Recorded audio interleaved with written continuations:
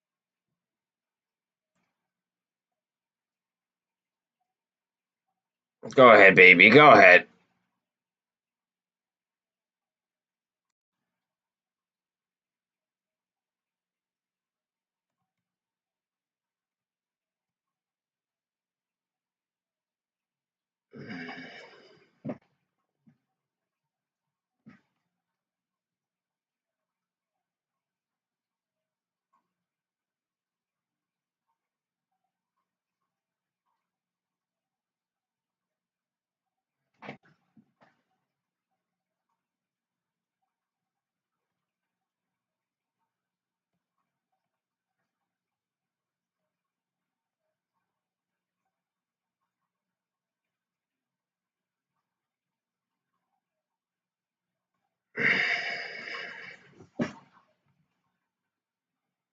Come on.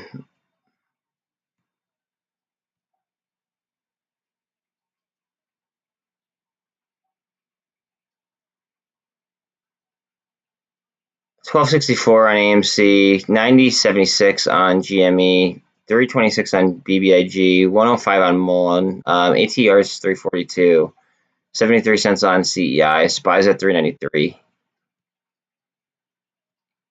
Must be climbing because it was just at $3.92. BBIG is getting a little bit of a bid here. We're up 15%.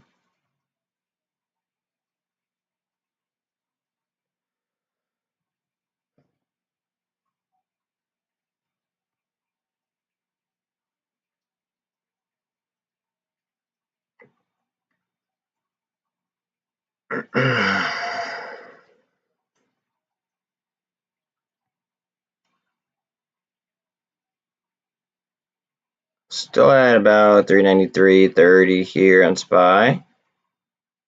Let's see what is going on up here. VIX is now a 30 handle there, 30 and a half actually. TLT is at 116.75. Qs are at 292.30. IWM is still at 176.40ish.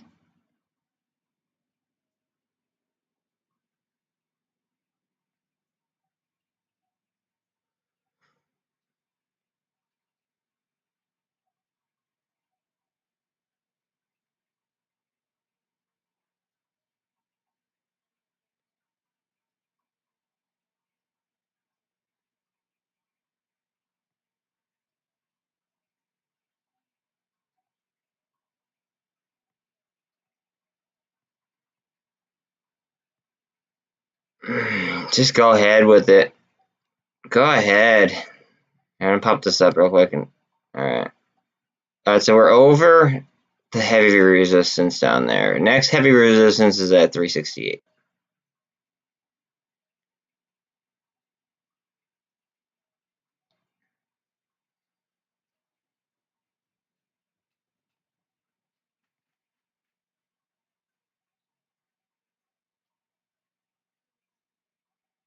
$330 on BBIG, 105 on MULN, 340 on ATER. SPY's at 393, 50. Getting some steam. 90.80 on GME, 12.69 on AMC.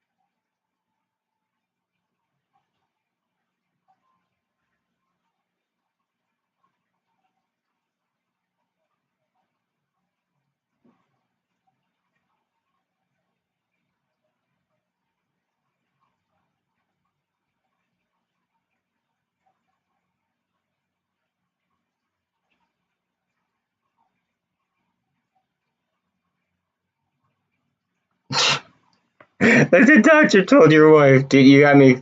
That's hilarious. You got me fucking rolling over here. Oh, boy. Or was it a girl? I'm playing. Um, let's see. 9104 here on GME. 1270 on AMC. So 105 on MULN. 341 on ATR. We're getting some movement here. We're over 29,000 on Bitcoin.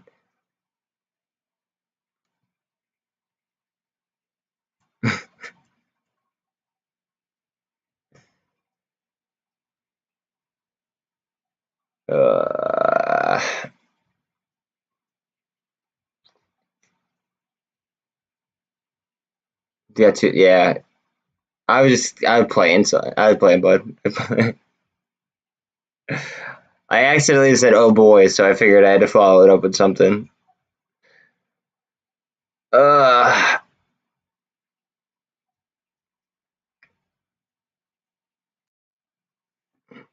we doing here on AMC?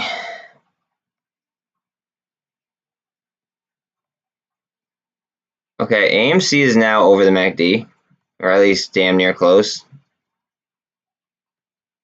And the EMAs need to cross over that 48. That's all. We are right there.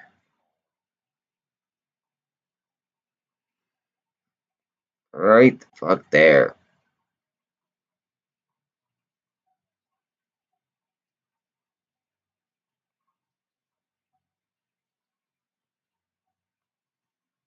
BBIG is at 327. This is gonna wait a minute. This is gonna probably hold on for a second while that MACD wraps.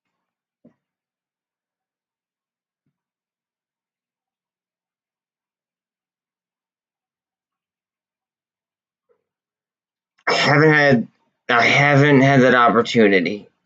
So I'm chilling for right now. Chilling like a villain. I am A-okay. Oh, wait a second. Hold up. Getting some grown-up candles here on AMC. Let's get another shot up. Come on. BBIG 331.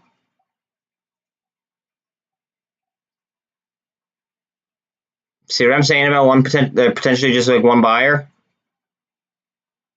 Like they could have literally just been waiting and then just, like 230, bang.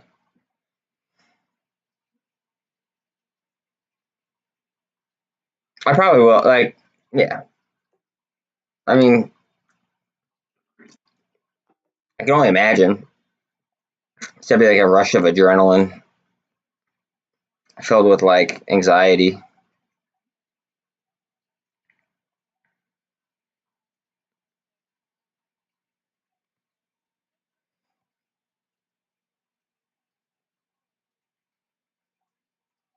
At least that's what I picture it being like.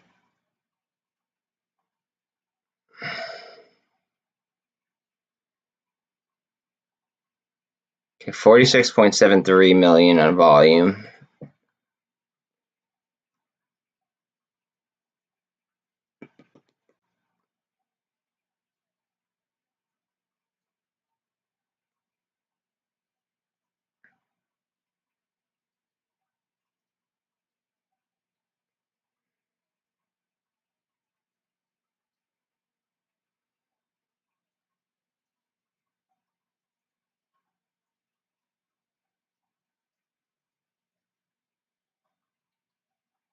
Qs are at 291 and change, and they're trying to fight for to keep 292, but we'll see.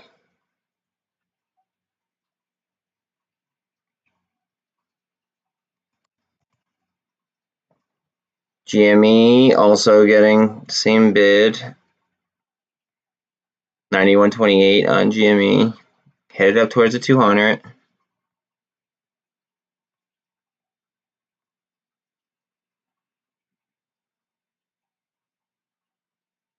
Mini gap. Okay, that just filled the gap. That was from right there to right there. Not a big deal. Up, up, up. See, that's cutting the downtrend. See, if I were to draw a flag from up top, I guarantee that'd break. I'd probably break it right here, honestly, and then kind of like a double bottom. Extended, pretty long double bottom, but double bottom nonetheless.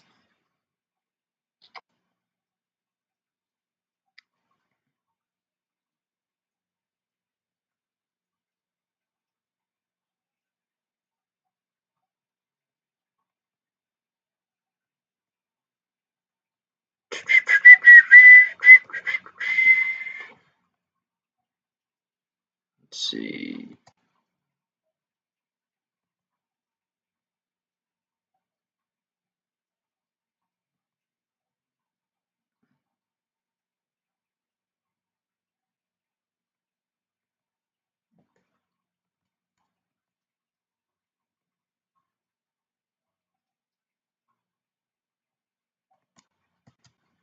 I don't know if it's gonna let me draw this because that name is right there, but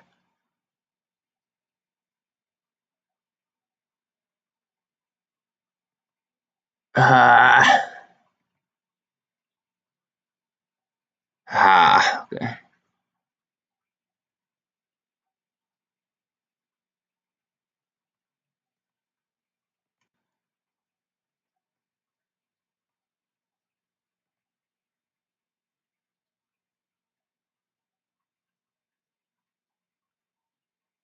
So that shows the line from up top, all the way up top, and then also that more recent one.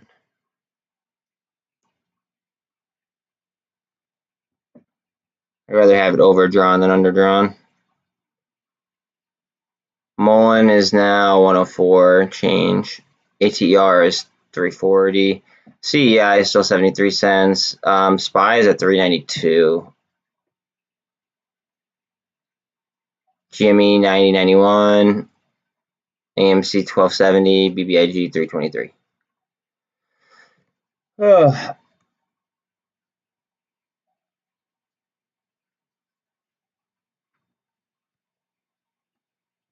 You wait, so you want 100? I mean, that's 10 grand. You're sitting on 10 racks right now. Well, 9 racks right now, like, because it costs about $9,720 if I'm not mistaken.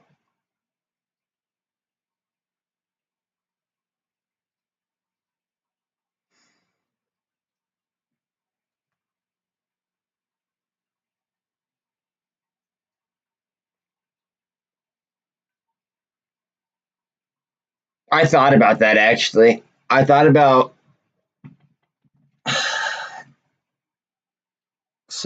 I thought about, and I want to confirm the tide info first. I thought about tomorrow in like pre-market, like as soon as 8 o'clock hits, selling my BBIG and buying GameStop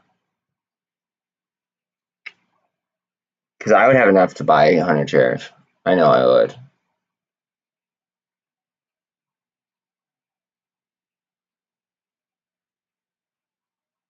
It's kind of I don't know.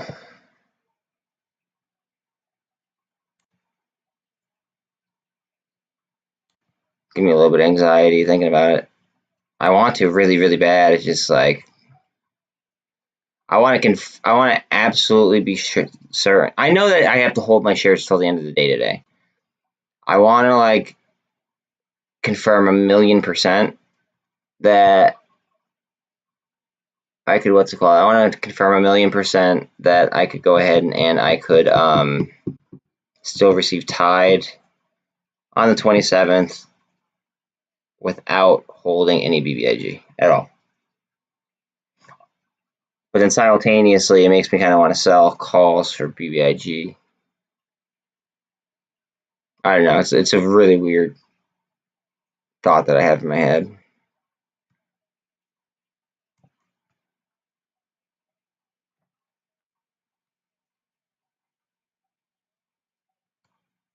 I could go either way with it. But I'd be happy. I think.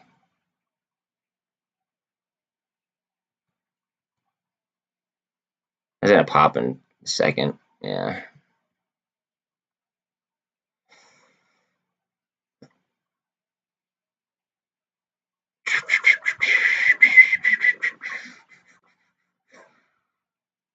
$12.66 on AMC, $12.67, 90.40 on GME, $3.25 on BBIG, 10, almost 105 on MULN, 104.5, 104 flat, 339 on ATER, 72 cents and change on CEI, 392 flat almost on SPY. VIX is still 30.5. Qs are at 291.20.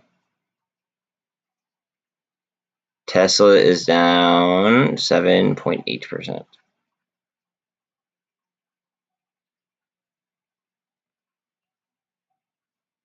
Let's go, Amy. Come on.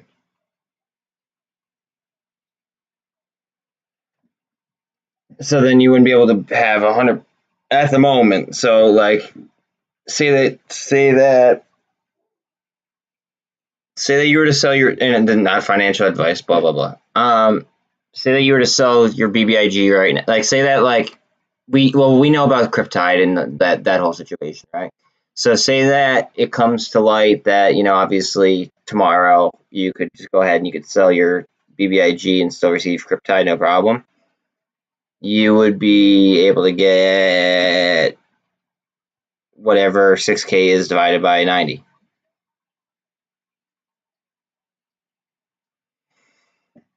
But you would need right now 100 shares would be about 9,064 bucks, I think.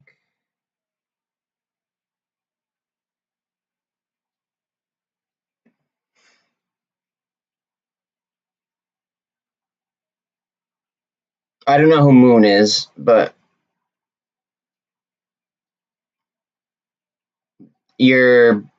I think that you want to talk to a different broker,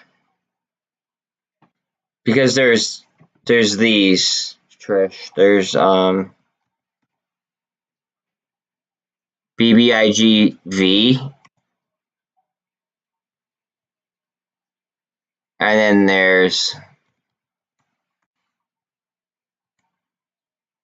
Tide V. I'm not trading either. I don't think that I'm not like sold on what your broker told you.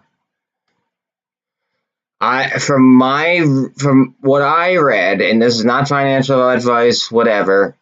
From what I read, you have to hold it by the settlement date through the 18th. That's what I am aware of. So that would mean that you'd have to have it by May 16th. T plus 2. T plus 2 brings you to the 18th, right? But now my question is I don't think I have to. I think I could sell it in pre-market tomorrow if I really wanted to. I don't think I'm going to, but depending on the price of GameStop, it's kind of open-ended, I guess. But anyways, I know that I have to hold it till the end of, I believe until 8 p.m. today.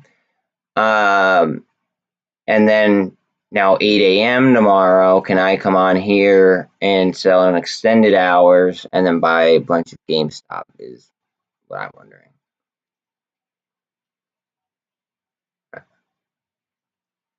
That's what makes me think that GameStop is going to run tomorrow and BBIG is going to sink, because I think a lot of people are probably thinking what I'm thinking.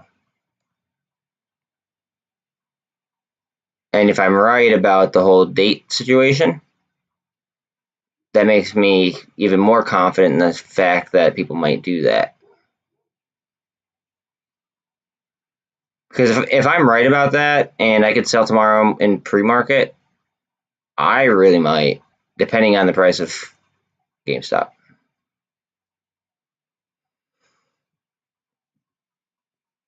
Like I have over 10K sitting in BBIG right now, so it's just like, do I really want that much BBIG? Like I might limit my exposure a little bit, like, or I might keep it and I might sell calls. No, I believe what you heard, like, but what you heard doesn't mean that that's true. Just like what I'm saying doesn't mean that it's true either. Like we do, like I'm not 100% certain. That's why I want to even do do more research myself to confirm. Um,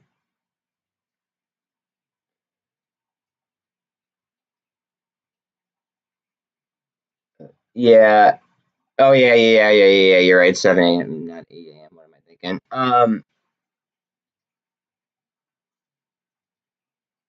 I think you might be right. I think you might absolutely be right. Give me 1 second though. Moon Market. I don't know what I don't know who Moon Market is. I don't follow him.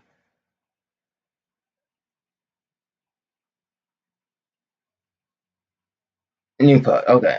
T+2 settlement.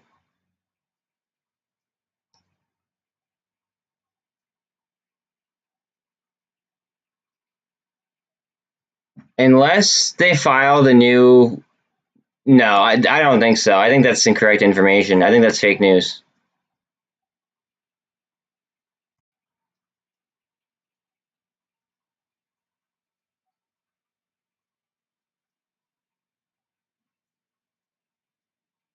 Distribution date. So that's the distribution date. It's not the you have it date.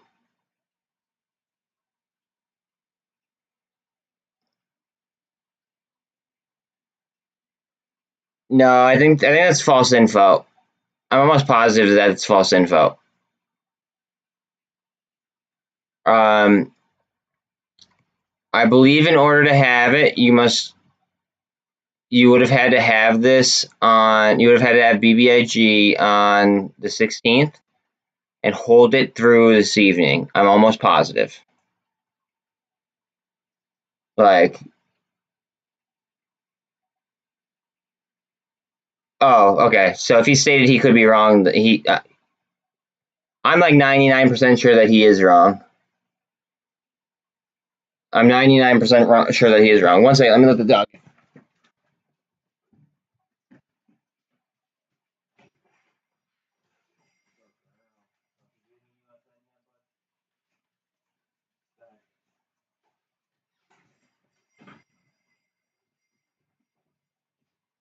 Sorry, I had to switch the dogs up. Yeah, but no, I think that you are, or I think he is wrong. And nothing against the guy, because like it is confusing. Like no hate. Like I'm trying to figure it. I'm trying to confirm myself, but from what I read, unless there's an amended date, because with that news article it says the distribution date. It doesn't say like the dividend date, right? The date was the 18th, and then you have to account for T+2, so that'd be Monday, right?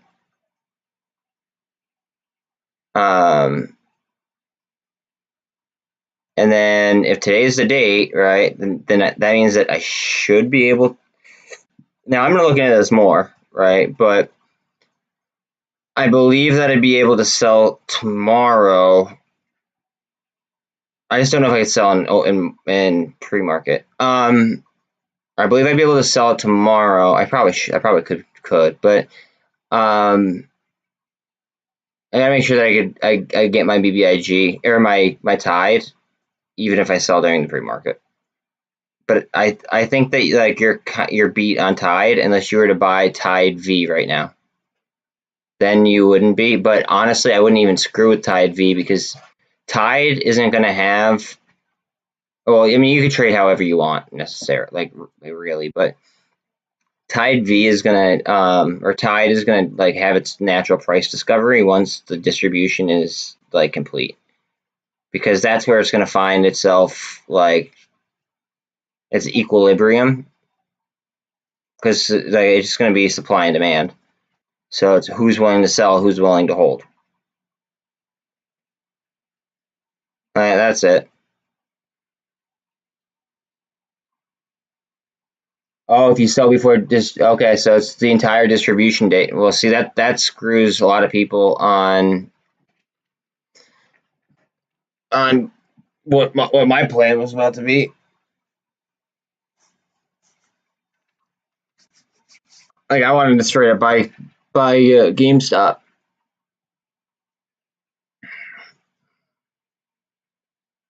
Sell all my BBIG and receive GameStop. But if I then miss out on my Cryptide, then it's not worth it to me. I don't think.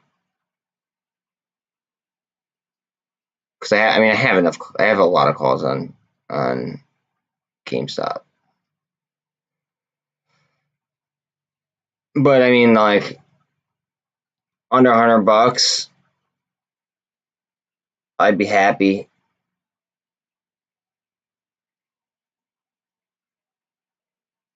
I'm gonna double check that distribution info.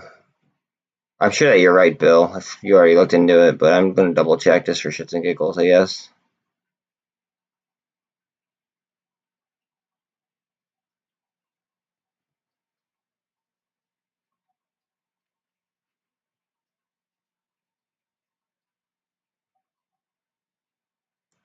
What are we doing here? Come on.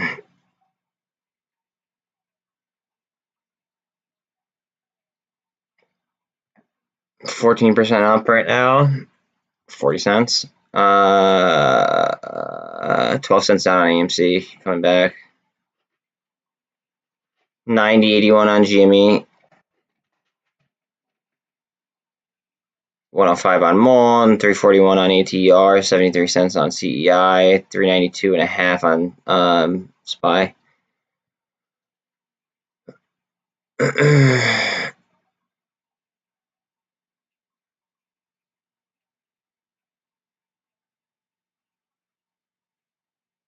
48's about to go through the VWAP on BBIG.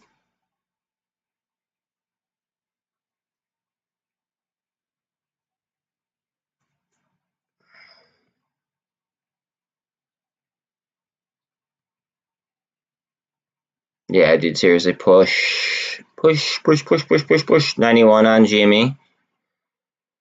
MULN's at 106.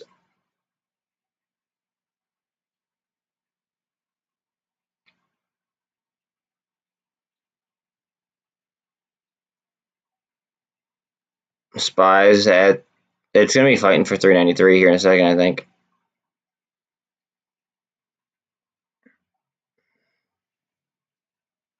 1280 on AMC, 91.25 on GME.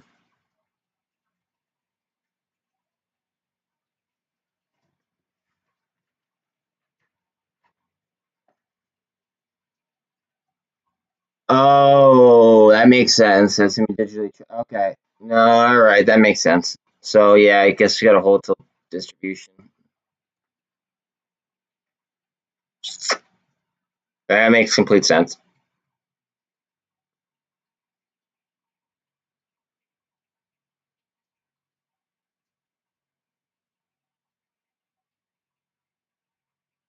Yeah, no, I feel you.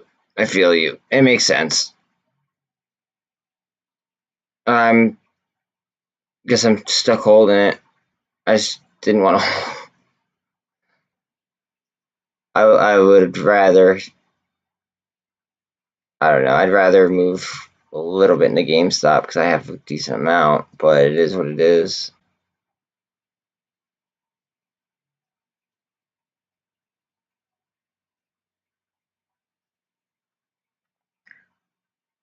$91 flat on GME, 1277 here on AMC.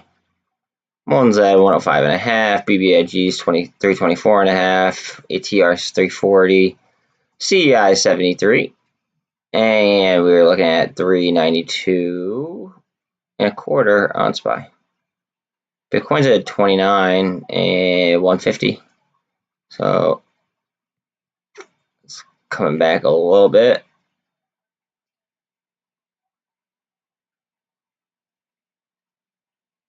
There's so much consolidation going on. ping pong back and forth.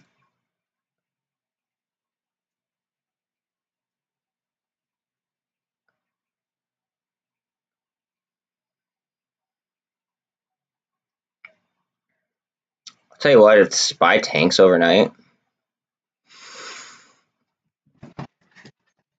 Well, chill out. If the SPY tanks overnight, my hedges are gonna be worth so fucking much money.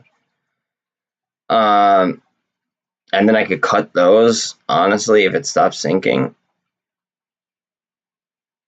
I could almost win both ways. But that involves a lot of timing.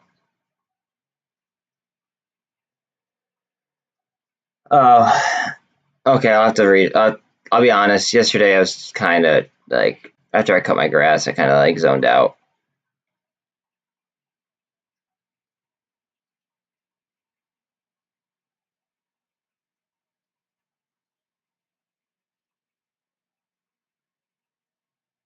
I agree.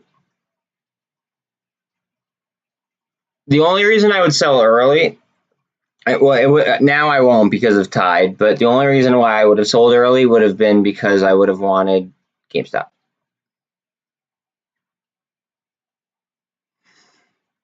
That's the only reason why.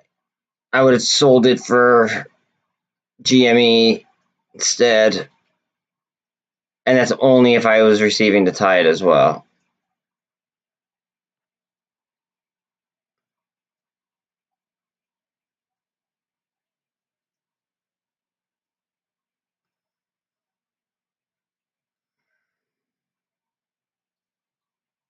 A 5.5 on MULN, 341 on ATR, CEI. We lost 392 on SPY.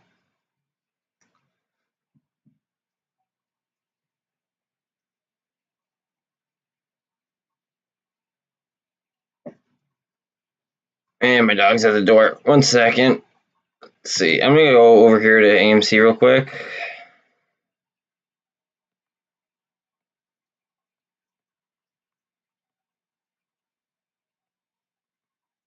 That looks like it wants to pop to me. That 200's coming down below the pivot.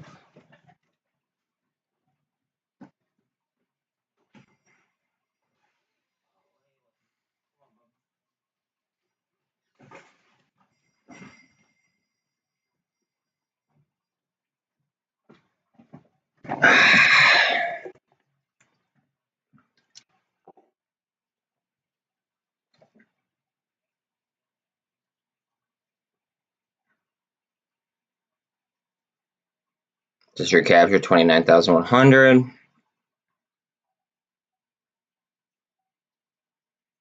UVXY might take 17.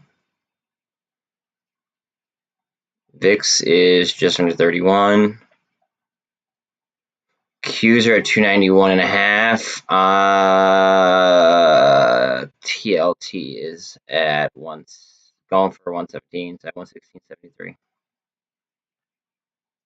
GameStop is 91.04. We're at 1281 here on 1280 on AMC.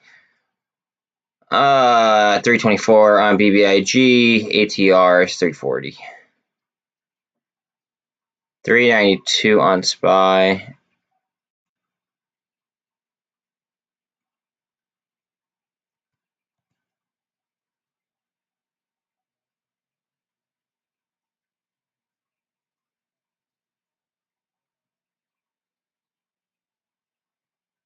Might club a handle here. Might go up to hit here, hit the 200, stall for a second, and then go. It's just a vibe I'm feeling.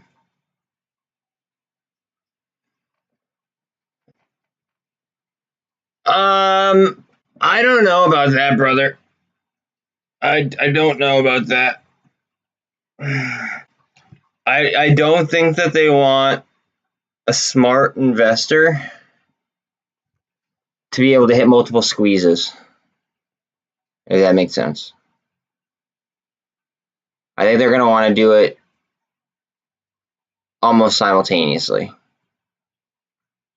So I'm watching out for I'm watching out for next Friday as well as the following Friday. But we might have like a slow build up until then as well. I think that's very possible, in my opinion.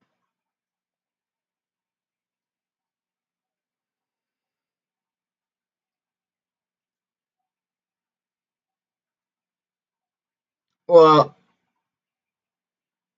it depends what tide ends up being worth after natural price discovery.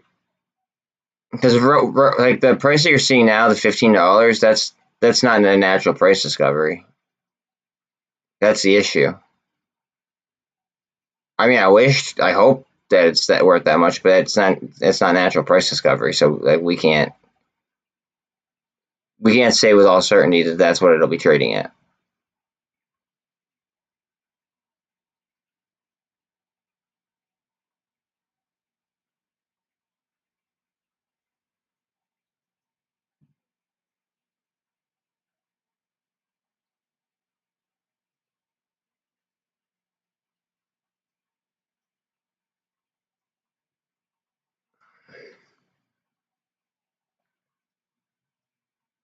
Oh, then yeah, then you.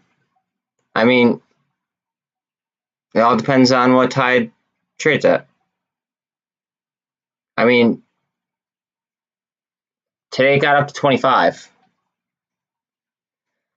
and then it got like it got low. It got I think.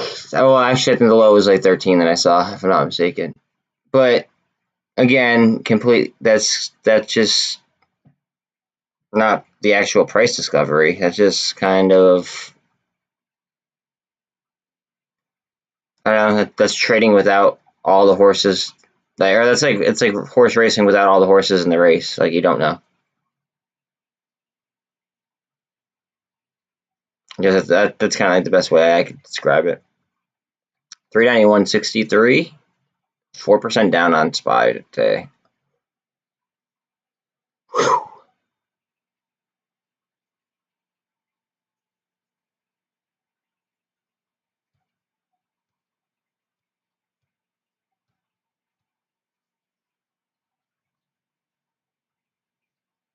No, I think that tide. Or I think BBIG is gonna be.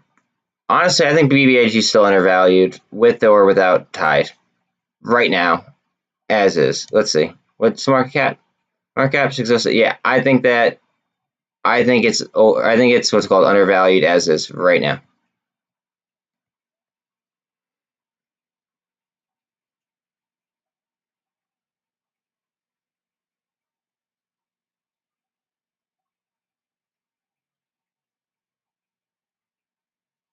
$91.11.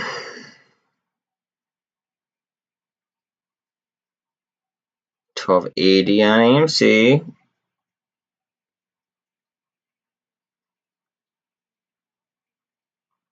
29.2 on Bitcoin right now.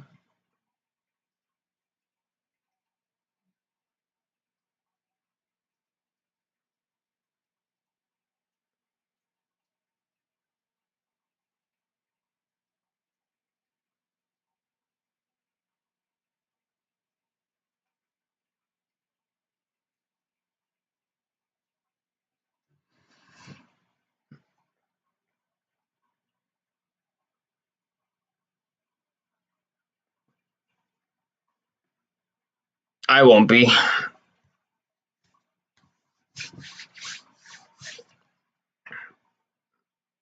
I won't be at all.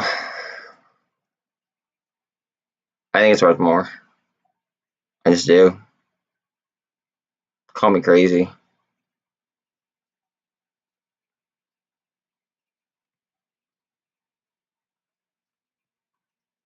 And I feel like with the whole digitally tracked thing, I feel like if there are any synthetics in it, they're going to be exposed.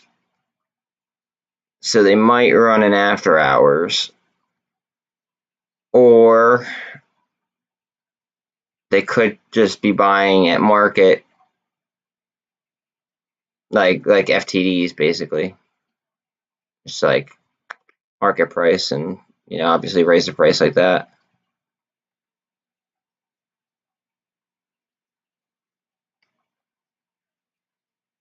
I mean, I get why you're doing it. Gotta keep the expectations low.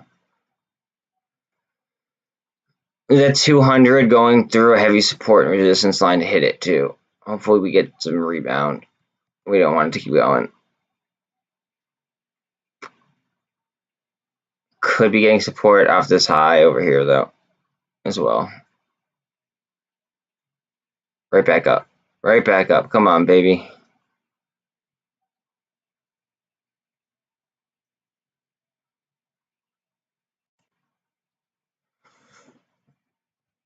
What is going on over here? Look how close we are getting to the 200. EMAs are in line, other than the 200, of course. One push could get us right through the 200 and the pivot. Then we just have the VWAP to deal with. 91.19 on GME.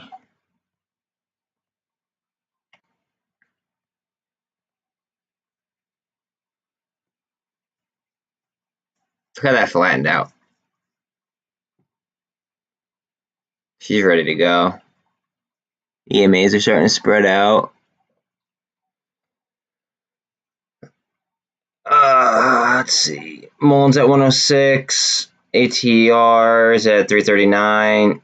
SPY just lost 392. Bitcoin has 29.3.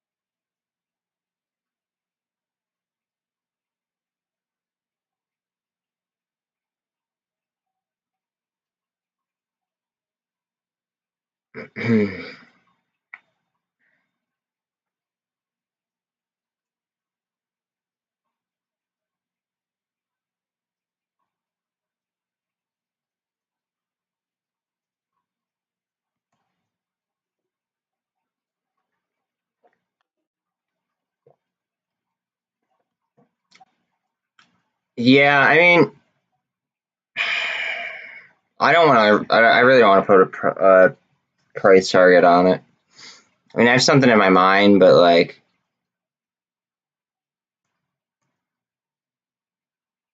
I don't want to put a price target on it. I gotta trade off price action, like how it's moving, how the structures look, how the candles are looking, how the option activity is like looking. Like that's how I'm gonna trade it. Um, until the distribution, I guess, if it's electronically tracked, really there's nothing I could do other than I mean I have calls on it. I could flip those. Uh, Other than that, I mean, it's just kind of chilling and waiting for the distribution date.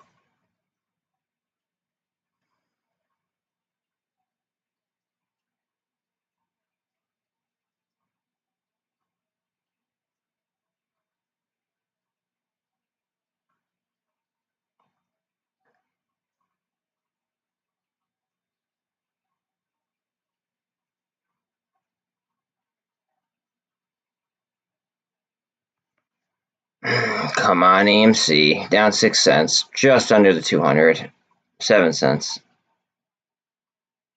GME is at 91.42, BBIG is at 315.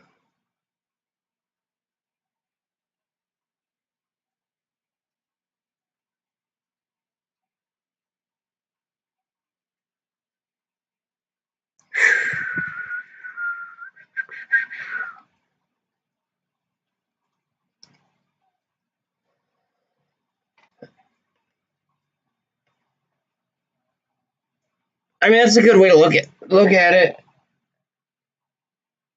Yeah, I mean,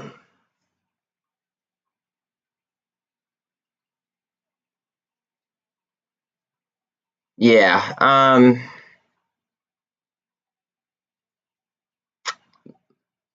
Basically, the market's been doing almost the exact opposite of what you'd expect as of late. So don't feel bad.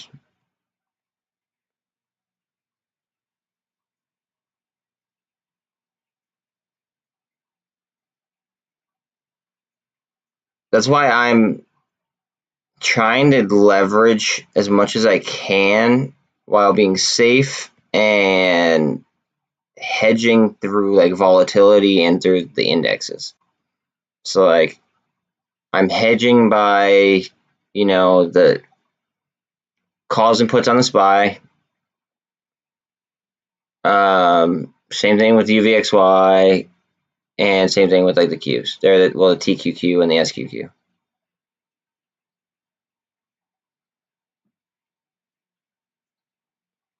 Like right now, like I have calls on the UVXY. I'm not even gonna take profit on them because I think that there might be a sell off overnight. But they're my hedge, so that's why I'm not. If they weren't my hedge, I'd take profit on them.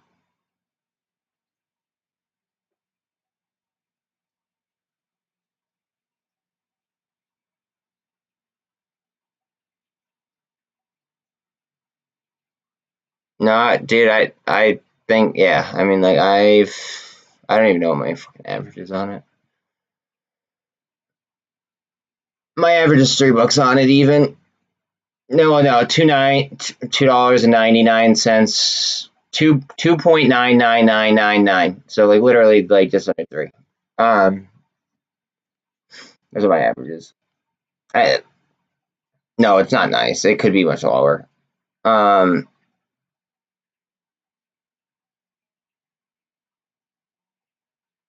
It is what it is.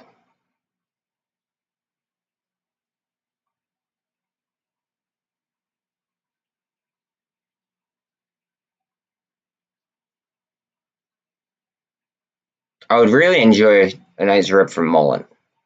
That's what I would really enjoy.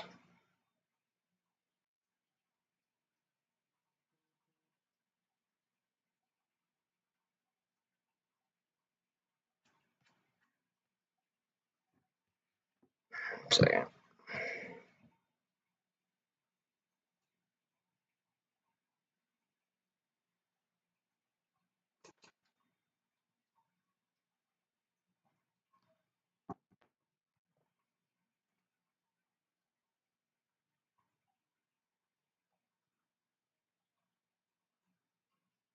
Go, baby, go. Come on, right through the 200. Fuck, come on. What's up, Bill?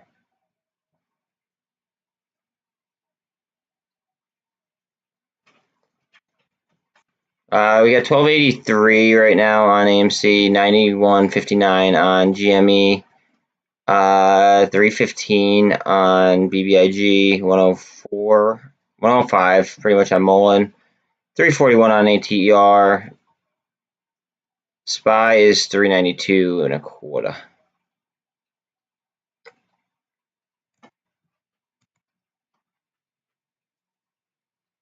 And it looks like GME is on the 200 right now. Yeah, GME is on the 200. Kind of want to see what it does right here.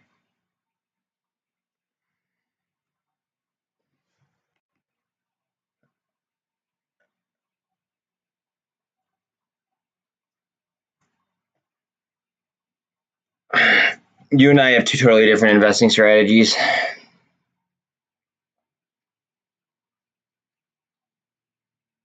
It just is what it is. It's okay. I personally would have a different strat. I would be if I had $500, I would wait for like a day, like I don't know, a day where I felt like the next day was going to go in the complete opposite direction.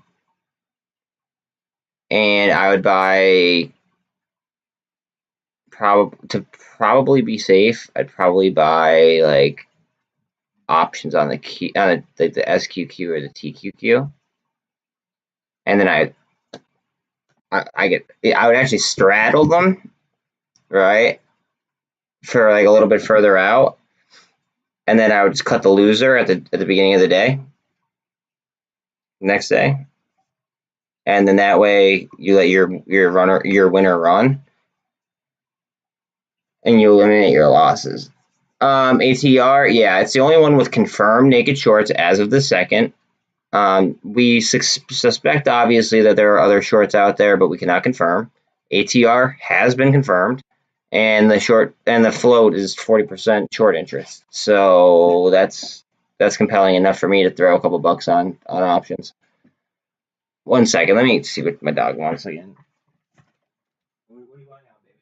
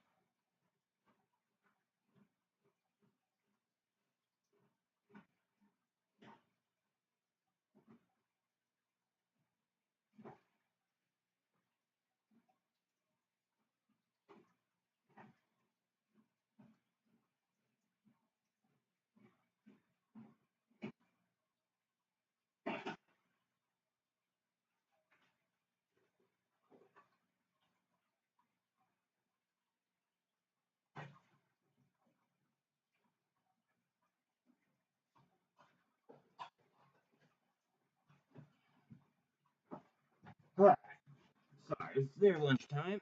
And I come back to a green can on GameStop. I'm with it. Okay.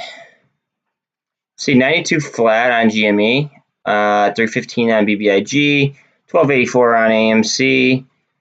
MULN is at 104.5, 341.5 on ATR, 73.73 on CEI, 92.40 on GME. Now, let's see, what are we doing? Well, I have two. I have two dogs. So then one's more of a puppy, so he'll imitate what my older one wants to do, and then like it's just like in out in out in out, and then I also feed them fresh food too, so like they get like fresh meat and stuff like that. So like is feeding them is a bit of a hassle because like I actually have to like I'm not just giving them dog food, you know what I mean? Like I'm either like making like steaks or I'm like like giving them tuna because it's good for their coat. I just like I don't know. My dogs eat better than some humans. My dogs might eat better than I do. I eat a bunch of junk food, but they eat straight fire food.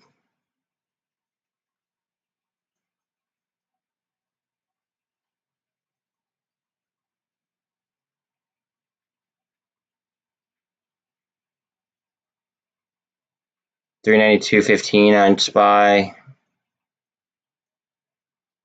$316 on BBIG, 1283, 1282 on AMC, 92.27 on GME.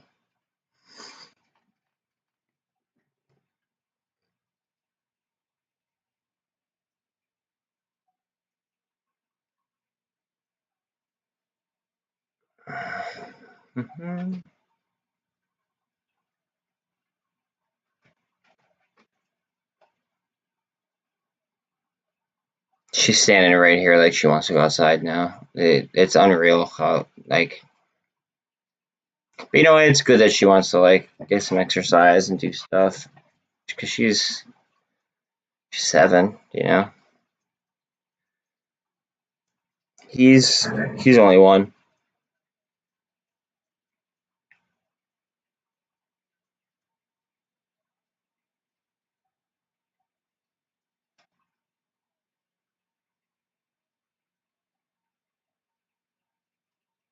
MULN's at 106, 315 on BBIG, 92.10 on GME, 1280 on AMC.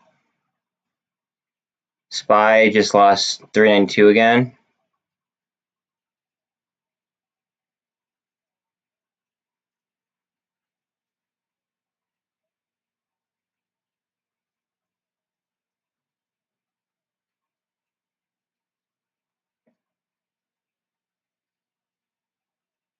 Well, I don't have a fence in yard, but I have this like long like run. It's like a long ass like thing that's drilled into like this old tree house, and my thing, and then they could go up the wall and walk like fit within.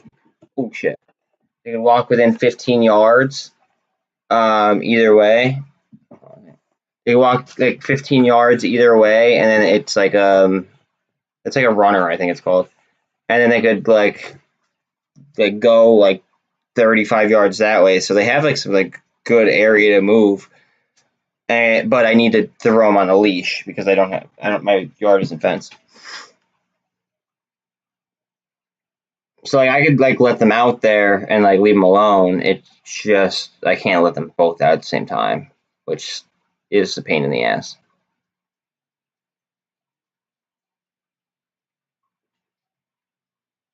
But honestly, I don't want to dump too much money in this house because like honestly, if this shit hits or if crypto hits, either or, because like I'm kind of set up for both.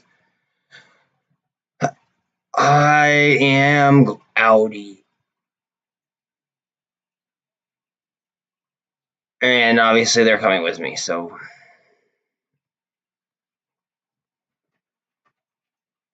yeah, I live by myself right now. My girl. Oh, my girl ended up going to visit her fucking family, and Biden is making the legal.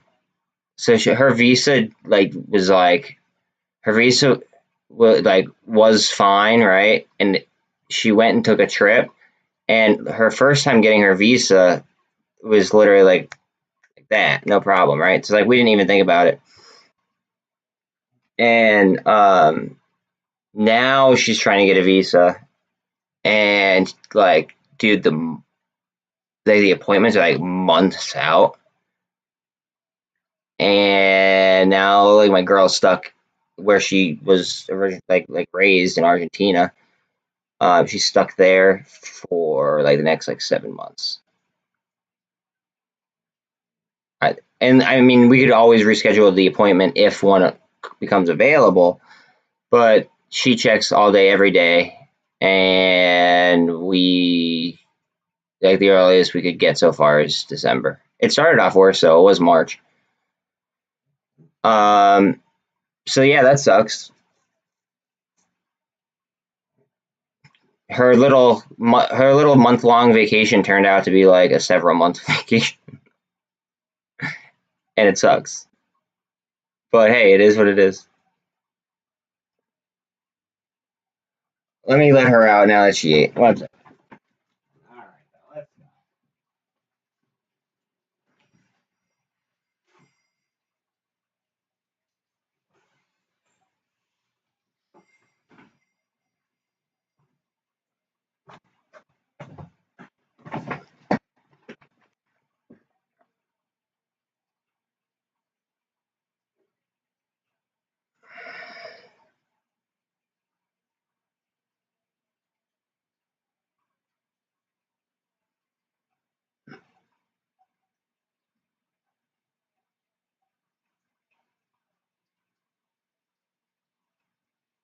Damn.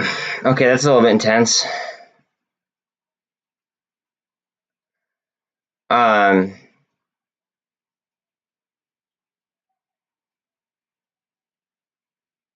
but the thing is like, what pisses me off the most, bro, is we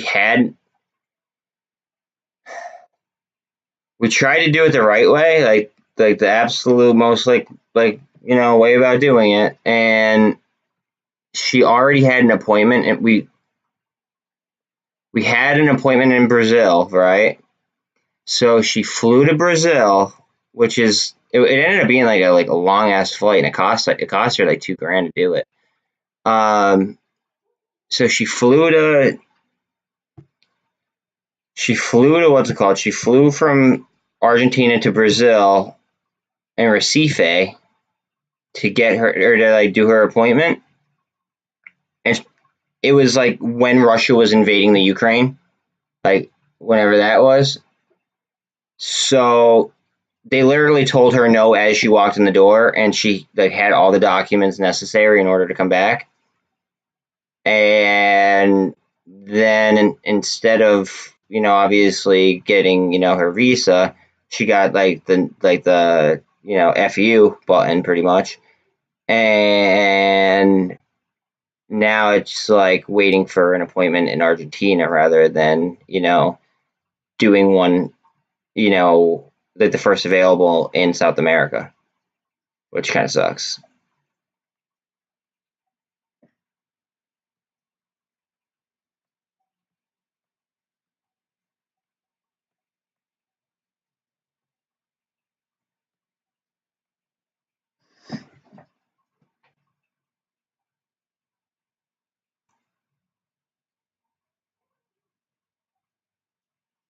This is sitting just underneath the 200. It's range bound between the 200 and the 50 and 48. Excuse me. I think it's going to turn up. I think that could turn up in a big way, actually.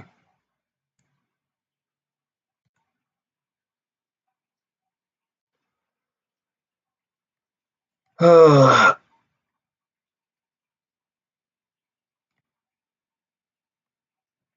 48's on the 200 there. I don't like that.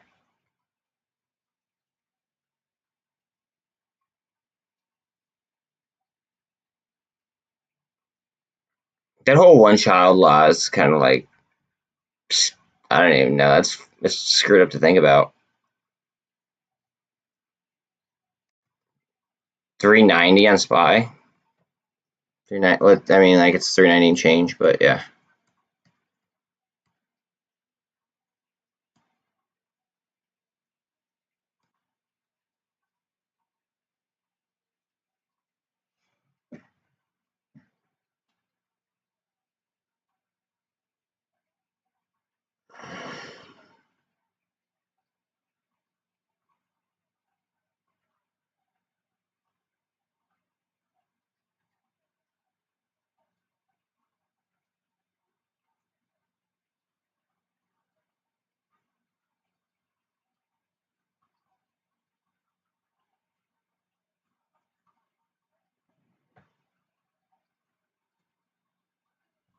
Okay, I might try to snipe a SPY call.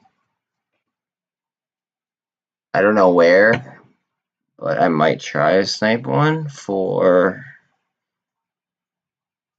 obviously Friday. I don't think we're done dropping yet. If we are, then I'm gonna beat, but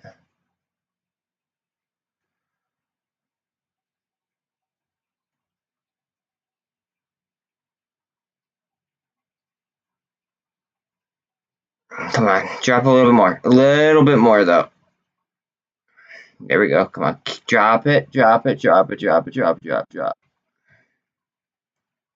I already have a bunch of SPY stuff for Friday, but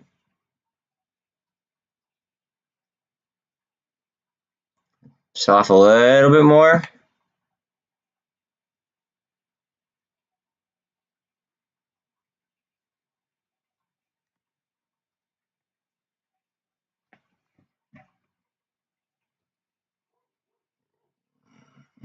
I think it's too early, and then I think it's too early.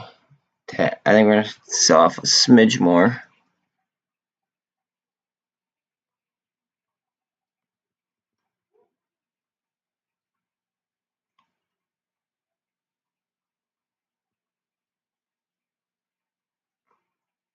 $12.66 on AMC, $91.25 on GME, $3.14 on BBIG, 103.5 on MULN, $3.41 on ATR. 1 second, I might have to go for a snipe.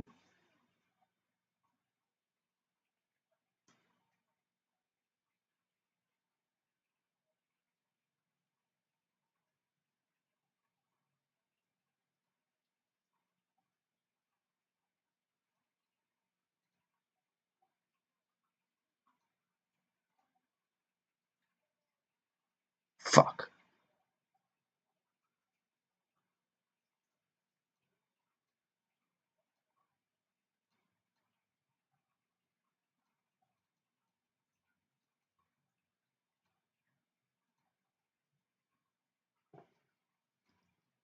Okay, I just bought another one for dirt cheap. Oh, fuck, I fucked it up. I saw the inverse hammer and then a hammer, and I was thinking it would show some strength right there. Son of a bitch.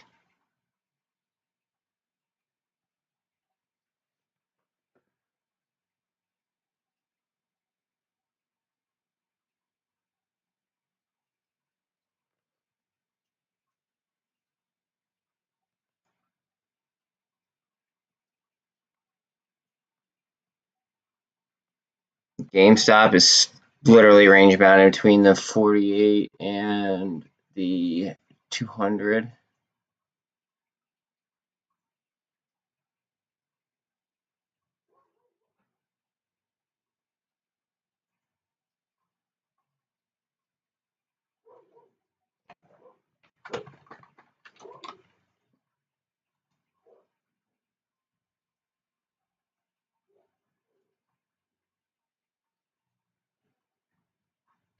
My dog's out there fucking something up, it sounds like. I gotta see what the hell she wants.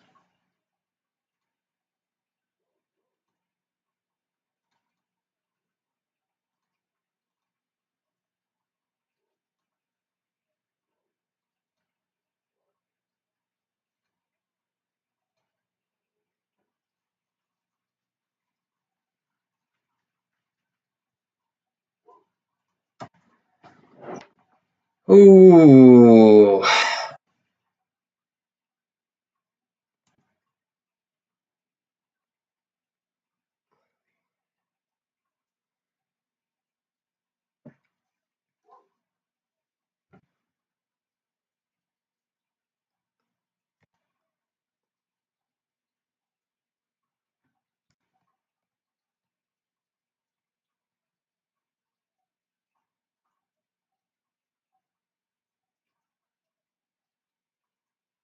Absolutely not. No. No, no, no, no.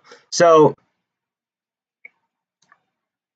apparently, in Argentina, you don't even have to ask the parents for, like, their, like, blessing or anything. Unless that's just what she tells me. So then I don't. I'm still going to, but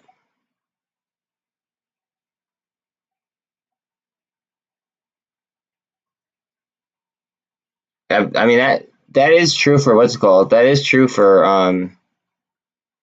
what the hell is it? That's true for like people in like like African like culture.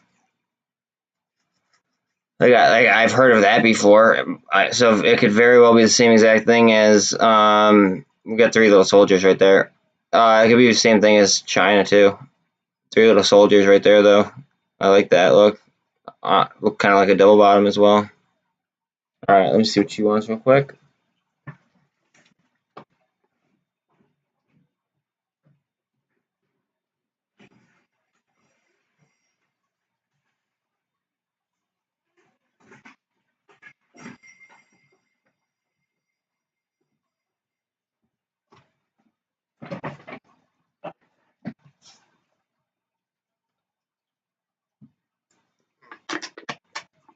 The best part is though is that I paid for her visa appointment, and she was paying for fucking her flights and shit.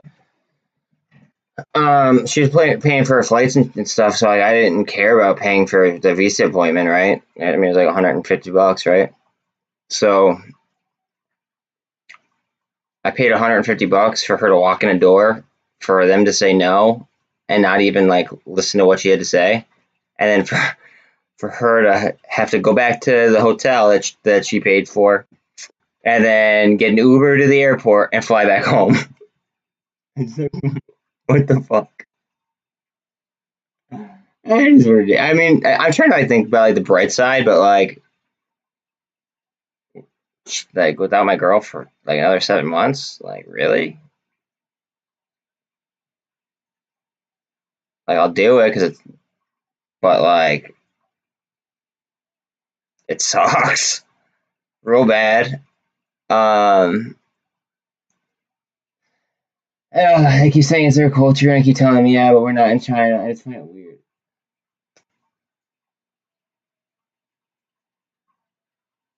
Well, I mean, just try to find like Google like their culture, right? And find an example where that doesn't happen, right? And to show them, be like, you're wrong about your own culture. Make them doubt their own culture. That'll really fuck them up. You might not be their favorite, in-law, but if you make them doubt their own culture, they they won't make you pay for their daughter.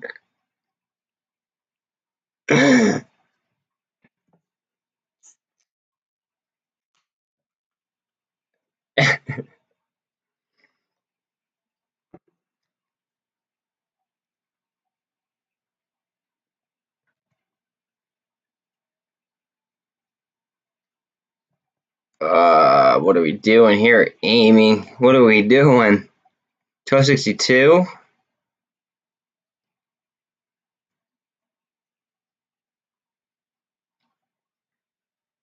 Kind of wedge that out. Just.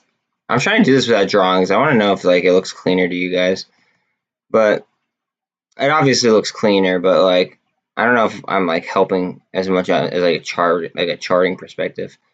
Um, Just picture kind of a horizontal there, and then kind of wedge it from there to where the horizontal would be.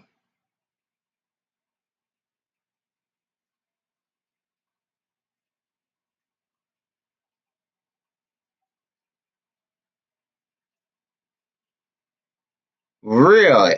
So then necessarily Tide or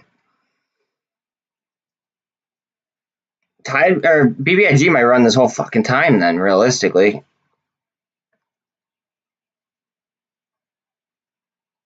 Well, shit, now I have regrets. I can't really regret it. It is what it is.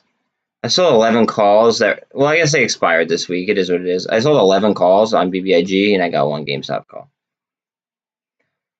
But the GameStop call is for after the dividend date, so I can't really be mad about that.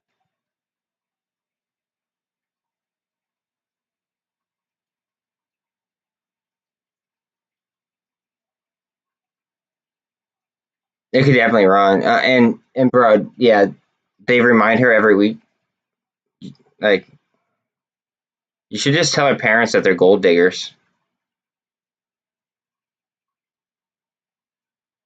So I do.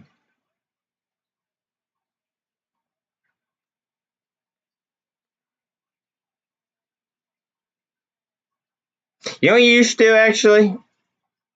Not financial advice. If all this shit hits, right? Like, if all this shit hits and you do really, really well, just buy her something worth 10 grand that won't depreciate in value. Like, I don't know. I don't want to suggest anything because I don't want to see. I don't know. Just something more of an appreciative asset, right? That is hers, and give it to her. Don't give it to the parents because fuck the parents, right? Fuck their tradition. Give it to your girl. instead.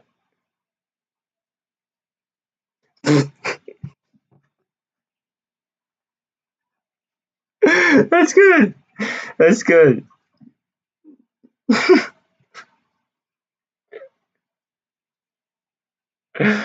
Oh my lord. A little bit of life insurance, and that sounds terrible. But I shouldn't laugh at that. Like,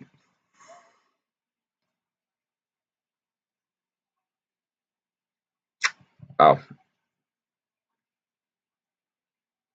that's fucked up though, Tim. That you called them and they said that. Like, from what I read in the filings and everything, like, it didn't really appear that way.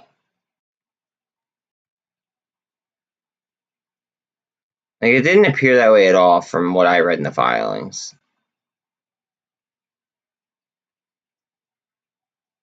We're 93.20-ish on GameStop. We're just below the view up. 320 on BBIG, 104 on MULN, 345 on ATR, 74 cents on CEI.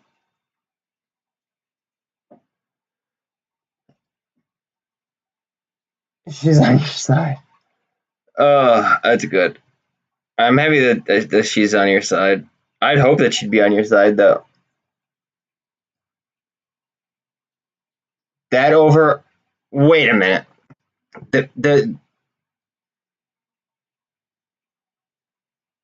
You should make sure that phone call is recorded, because the Vinco information is filed with the SEC, and the NASDAQ approved the tide shares. So how the hell can a single brokerage override that? So that might be brokerage specific, actually. Now that I think about it, it might seriously be brokerage specific, because that doesn't make sense. If they're saying that they override, that tells me that there might be synthetics on it, to be quite honest. But if they're saying that their brokerage overrides the Vinco info, then that's saying that their brokerage overrides the exchange. Because Vinco is going by the NASDAQ, and if they're saying to trust them and not trust the NASDAQ, then that's fucked up. Well, no, I'm happy you did. I feel like they're mistaken. I feel like they might be lying. I don't trust that information at all. I like if you they had exactly you it, I think they're wrong. Like, so this is stuff that, like, we study. Like, we've done the due diligence. They don't. They might study their own shit. Like they might study their own portfolios and stuff like that, right? But like we probably know more about this kind of stuff than they do, like than the average like employee over there. If you think about it, yeah, exactly. See, just like we're reading like full fucking documents.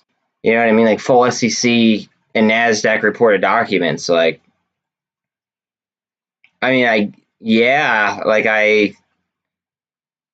it's kind of disconcerting to me, like, or concerning to me, I guess, that she said that, but think about the possibility that she might be wrong, because there's no way in hell that one brokerage is going to override the NASDAQ. Like, how would a brokerage override the entire fucking exchange? You know what I mean? Like, I appreciate you doing the DD.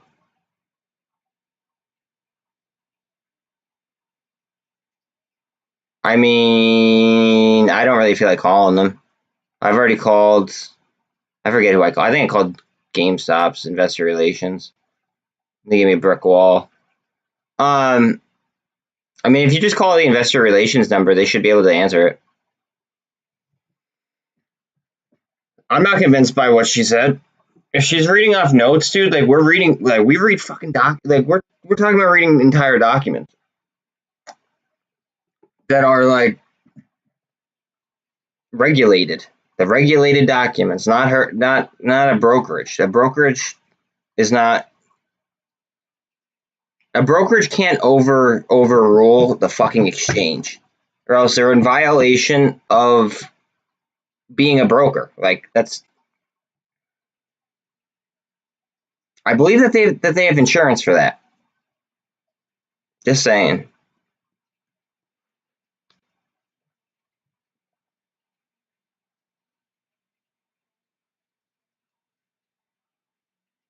Okay, they're talking. Whoa, they're talking on Word. Please let me know. I'll stay on in after hours too. They're saying on Bloomberg right now that the consumer is not as strong as they originally thought. I mean, we could have fucking told them that like 2 months ago. But anyways, Bloomberg is now finally reporting that. So we might get a little bit of some weirdness here in the market and after hours.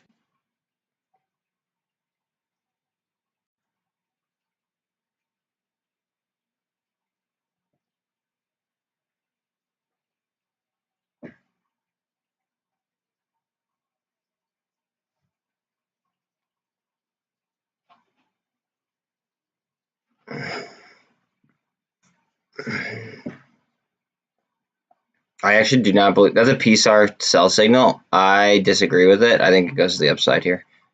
Might come down to here and then go up, but I believe that these EMAs are lining up and that 13 is pretty damn close to crossing.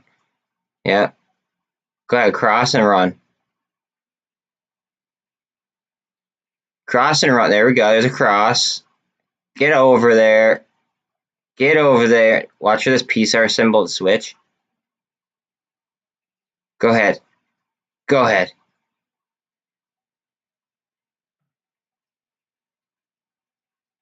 $92.09 on GameStop. $3.17 on BBIG. You got $12.74 on AMC. $105.3 on MULN. $3.44 on ATER. 74 cents on CEI.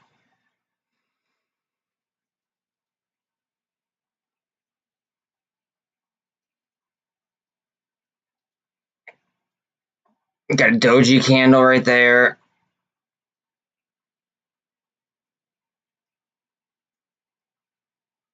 We need some demand here.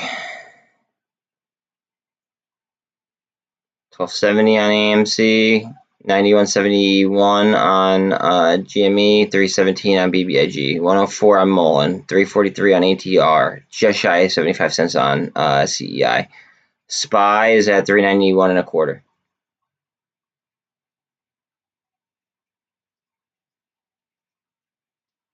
VIX is at 31.36. TLT is up to 116.82.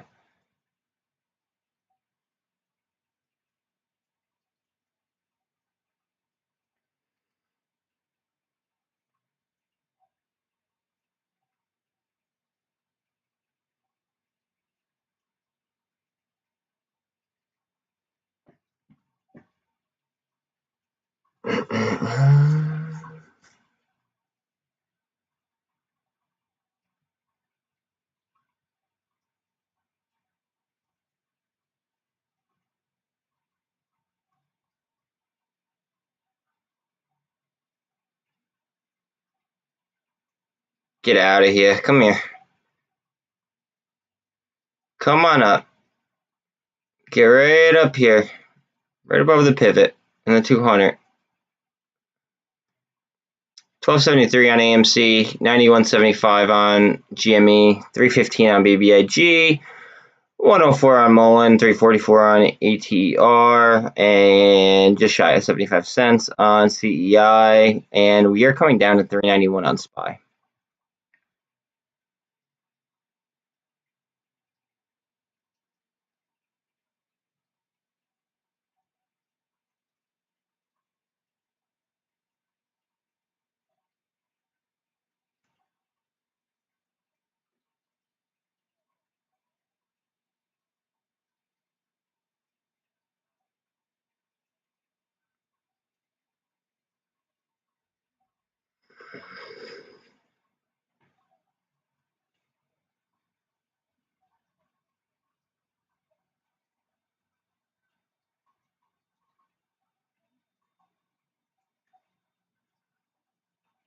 I'm about to lose 391 on SPY, it looks like.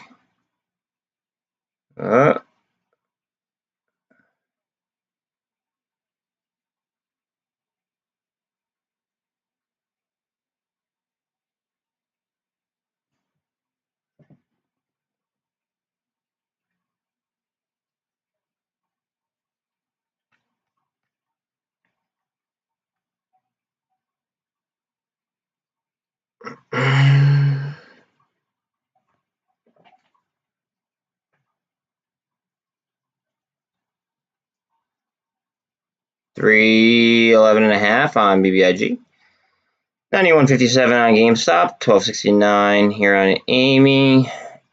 ATR 30 or 343. 104 on MULN. Again, just shy of 75 cents on CEI. We are fighting for 391 on SPY. We did lose it. And it looks like the MACD looks like it wants to spin down, to be quite honest.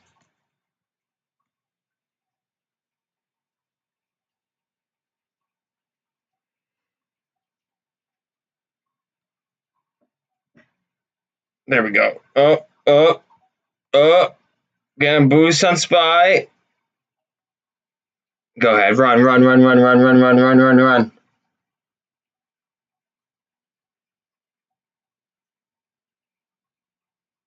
Come on, pop. Go, you son of a bitch. Go ahead.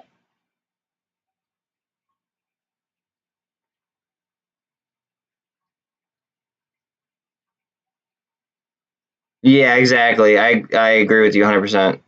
It's just a bunch of misinformation. From my the way that I comprehended it was that after today, after hours, we could sell, but I could be wrong. So I might just hold them anyway, and especially since he said that they were going to be digitally tracked. Since Bill said that, I trust that, and I want the tide. But at the same time, if GME is really, really low, it might be more beneficial to just go into GME after. I don't know. It's weird.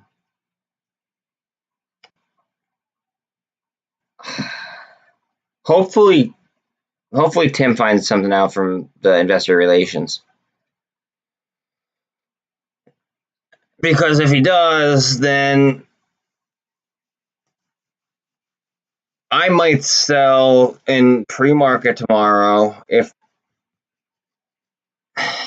I can and still receive the tide shares.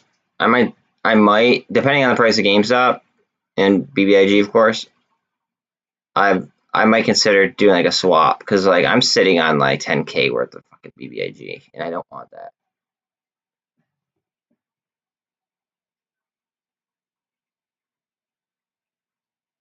Yeah, 10-2. I don't want that.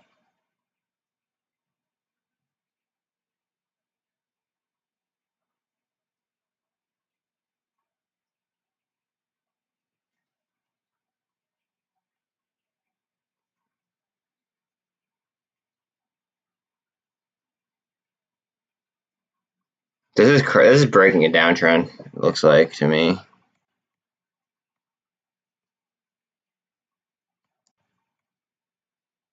I mean, either way, I'm good. I'm protected to the downside and the upside, so it is what it is. I don't care what it does, as long as it does something. I just don't want it to be flat.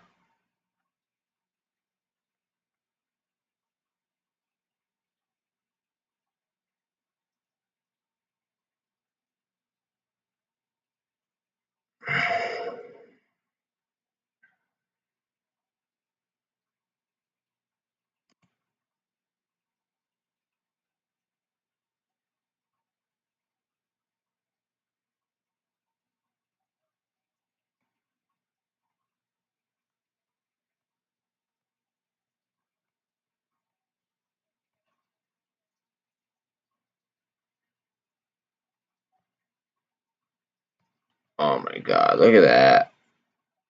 So yeah, that was like a good textbook double top, and then into like a trap, a trap. But is this the final trap, or are we gonna sink again?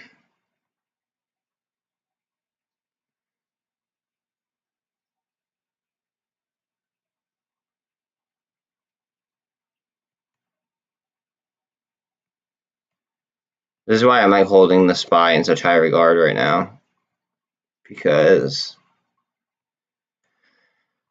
a lot is riding on it. But it looks like it's kind of trying to break a downtrend. Although could he, if fall on its face and eat shit?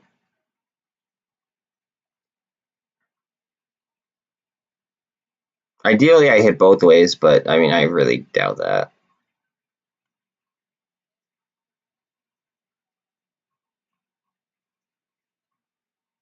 We have to see it move like it moved when Powell was speaking yesterday.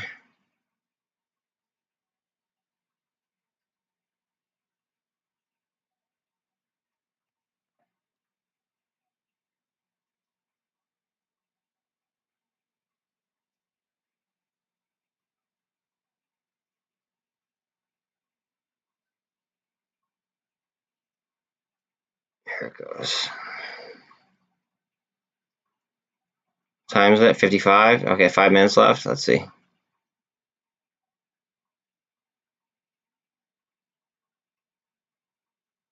might rip right here if you put on. It might rip, or I think it's gonna plummet. I don't think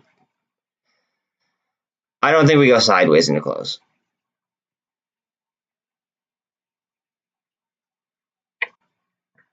My own personal opinion, not financial advice in the slightest.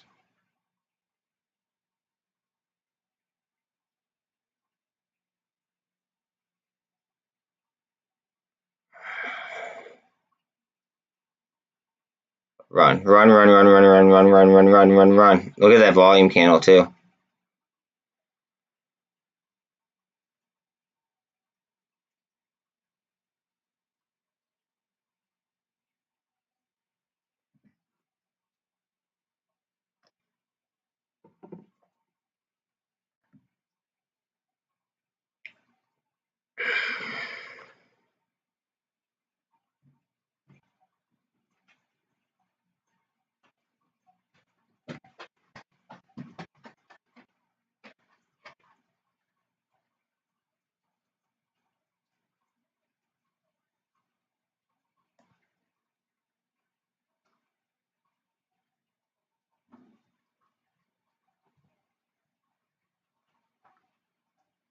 Pop, you motherfucker. Come on.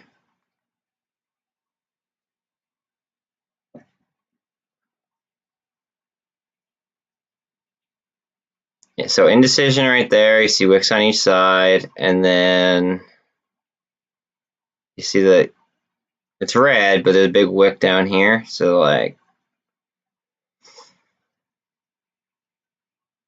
I'm seeing strength to the upside. PSAR signal, yep. So that's like a confirmation. Go ahead. Go ahead. Go ahead. Go ahead. Go ahead.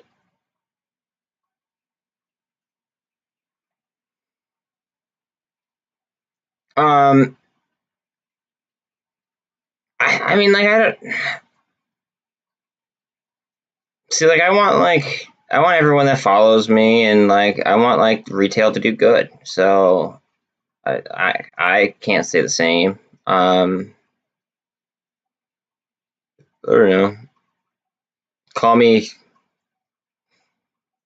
You know, I know that people definitely sold because they were scared or something, but like, I don't know. I just want retail to kick the shit out of the institutions. No, I agree.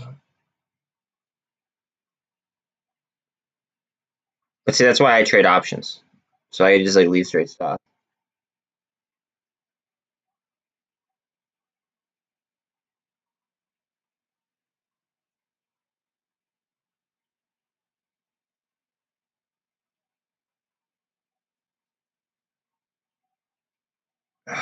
Come on. Run, run, run, run, run, run, run. 1 minute until it closes if you're dealing with pattern day trading.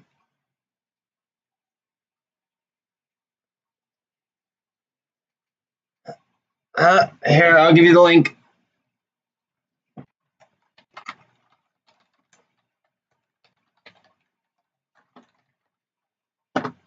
I use that website to teach myself. It'll give you every definition for everything that you're going to need to know. Just search option Greek, search option strategies, search basically everything. Like even if you have a question about like the wording that they use, you can do that. Yeah, I got you. No problem. The options are where the real money is, to be quite honest with you. In my personal opinion, not financial advice. I think that options are where the real money is. Like it's not like it's not even close, in my humble opinion. It's not even close.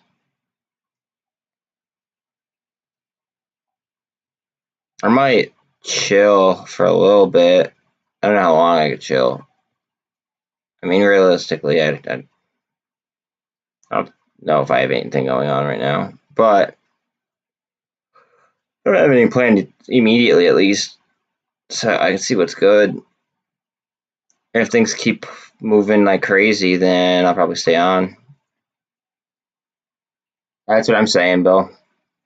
That's where it's just higher risk, higher reward, though. At the same time, just make sure that like, you know what you're doing. Don't just hop into a trade just because.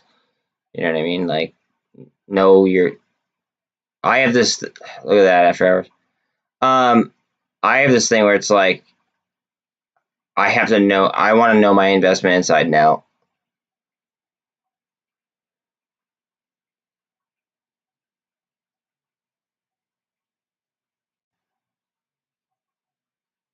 Bang.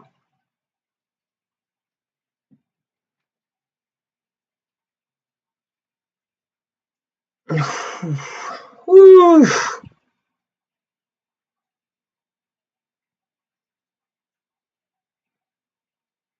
Yo, if the RSI is 9, it almost makes me want to fucking sell BlackRock and buy more. No, that's irresponsible. Jonathan, don't do that. Jonathan, okay.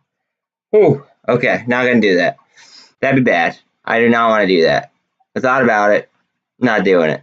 But honestly, it's so cheap. Fuck. I'd be averaging down a little bit. Man. Okay. BBIG. I wish that would just suck right back up. What's SPY doing after hours? SPY 0.2 down-ish. CEI.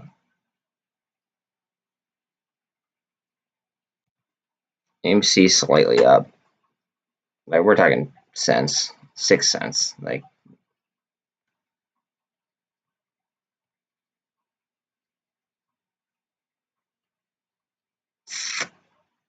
it wouldn't be hard for it to break the 200 right there. Wow, look at that sell-off. Holy shit. That could be a trap, though. Could very well be a trap.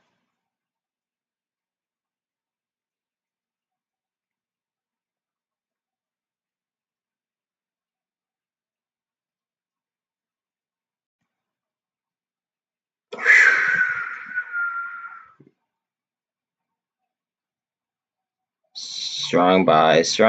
Come on.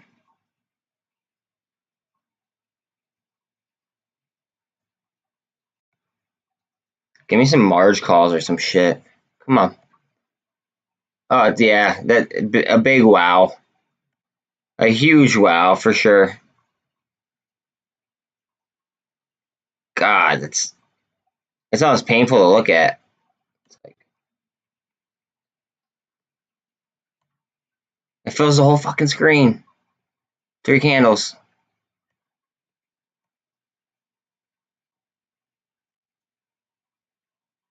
but the RSI it was literally in single digits. It was like 9 something.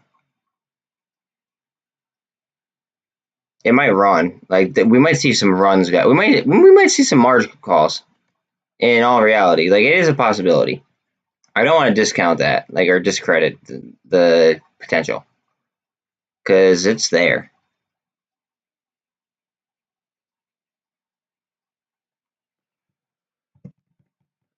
Yeah, but they're beat though. They're beat because you got to hold it till I think I'm almost positive it's 8 o'clock. Almost positive. So that's why like they could be beat.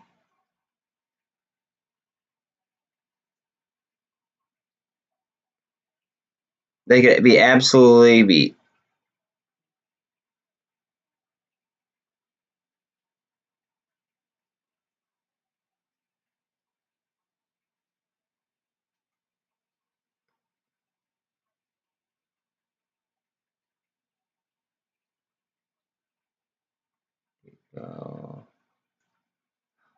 Oh, the warrants are up. Son of a bitch.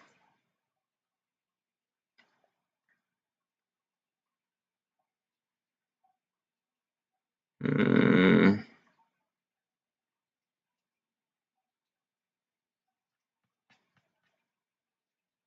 I see GME run real bad. That'd be pretty lit. AMC, what are we doing here? AMC's so close to breaking the 200.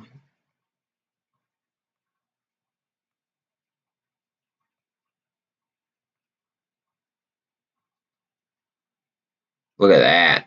Where the fuck is the 200? 200. Oh, wait, we're going for a gold cross here on ATER. We got the gold cross on ATER. Guys, this could get very interesting very quickly. This could get very, very interesting very quickly.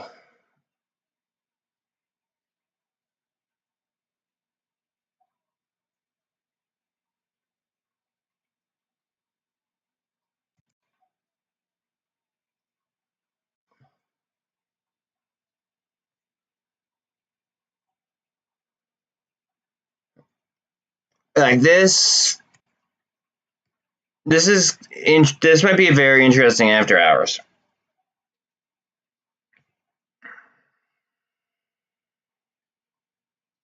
What's SPY doing? SPY is sinking a little bit. A little bit.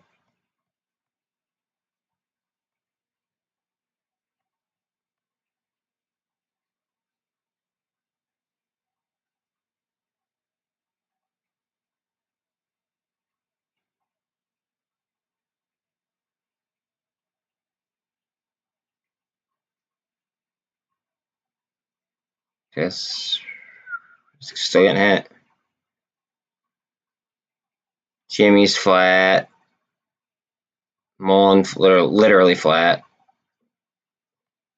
What is it? This is so close to the 200.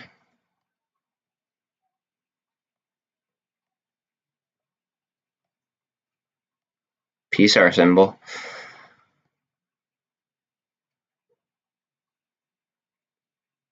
We need to see if that 13 can cross the 2 or the VWAP.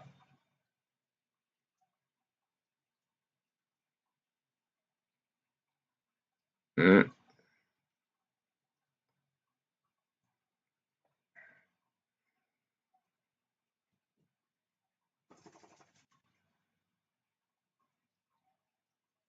This is tight. This is tight, guys. Real tight. I'm probably gonna stay for a little bit after hours here. If you are just getting in here, please like and sub. It would help me out a shit ton, and I would appreciate it. Let's see.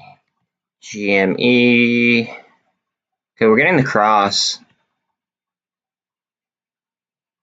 Getting the cross in after hours. We need to break VWAP, but we're getting the cross on GME. I just want to see. Man. So on FINRA, You're the man. On FINRA, it says that margin calls go out at 4 o'clock. CNBC, which I don't believe, right, says that like a margin call will go out at 2 o'clock. Okay. But FINRA, who is a regulatory body, says that margin calls would go out at 4 o'clock, or aka close. So if one were to happen based on today's action, it would happen like nowish. So I just want to see just like an explosion in something, basically. Let me see what my dog wants again. 1 second.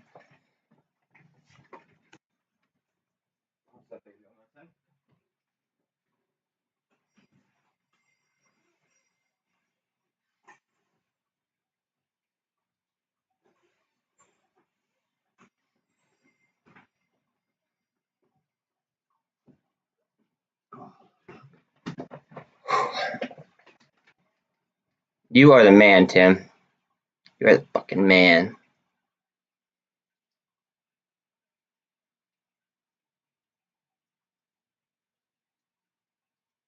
Whoa, whale activity. Wait, what are we talking about? Whale activity.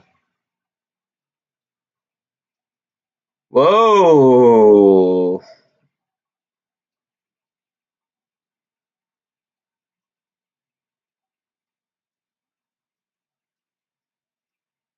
Are you guys seeing this?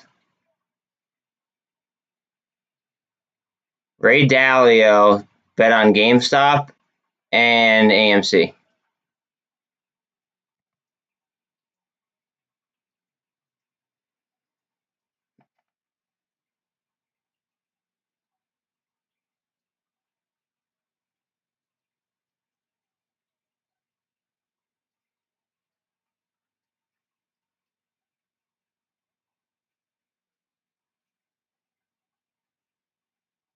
Oh, never mind. That's gonna be bullshit.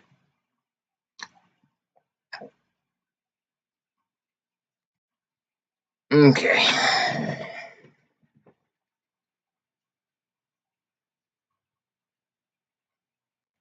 What are you doing, Spy? Are we sinking or are we ripping?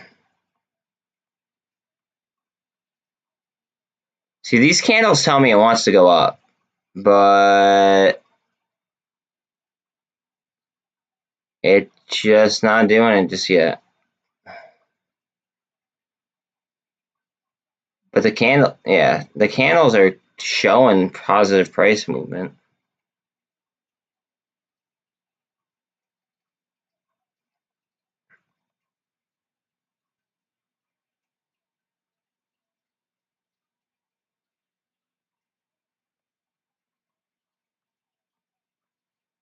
Volume 53, so it's slightly above today, but slightly.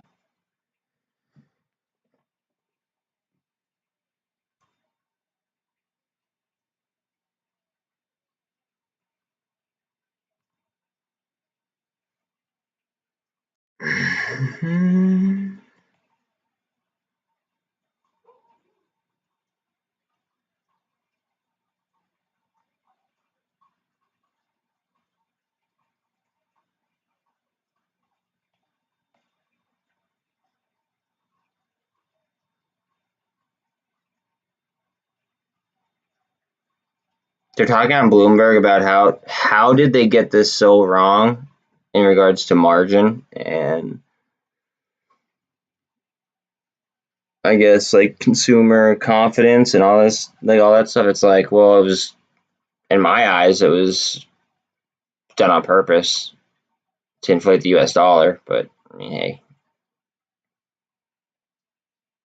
I'm not the one being interviewed on TV, so it is what it is. But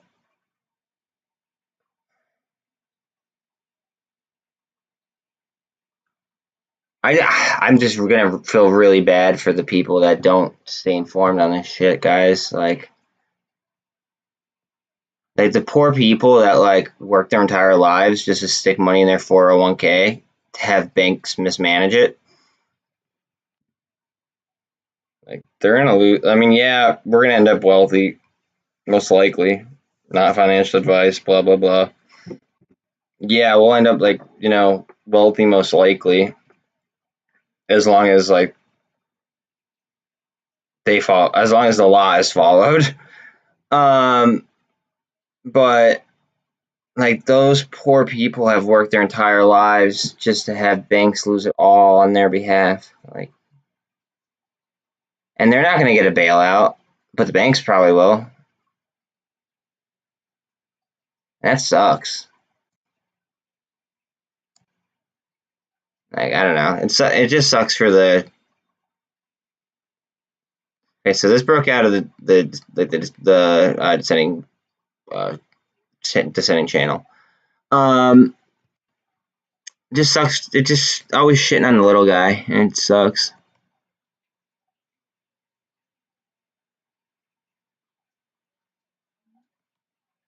Like America was built to, like, it wasn't built, but it was like created on the basis of like the American dream and like hard work and this, that, and the third. And it's like but it doesn't actually work that way. And it's like kind of shitty to like even think about, but like it is what it is. Right there.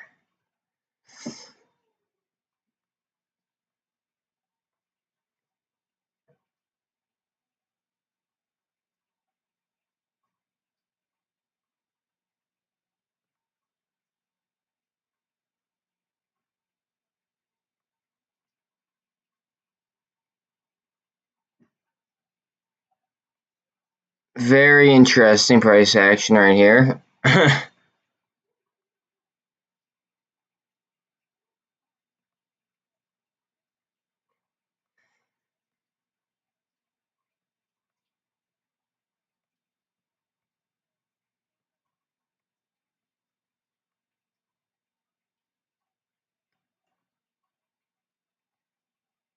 That was a chill watching these.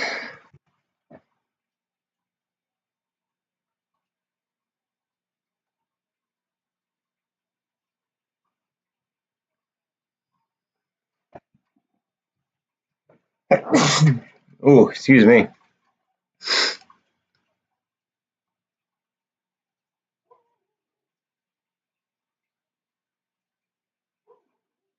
Q's getting slapped around. Q's lost 290. Look at that range. Look at the range on that candle. Jesus Christ.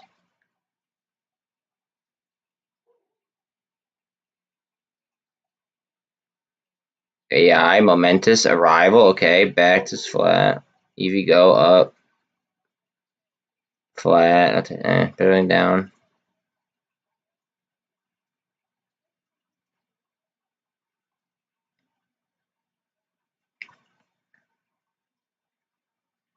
Alright, so we're getting PSAR symbols to buy right here. Oh, just reversed. I don't really believe it though. Still thinking SPY. You gotta get that rat. Barely down. What are we down? We're down like 7 cents. Down 14 cents on AMC.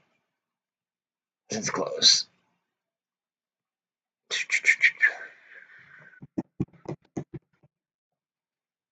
Hope you guys hedge, like the right way. Or hedged in an accurate way, like a safe way, I should say. Like,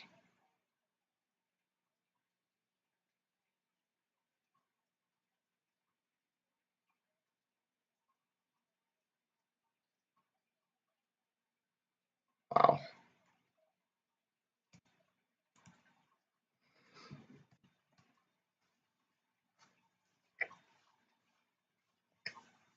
My hedges might actually make me like a lot of money.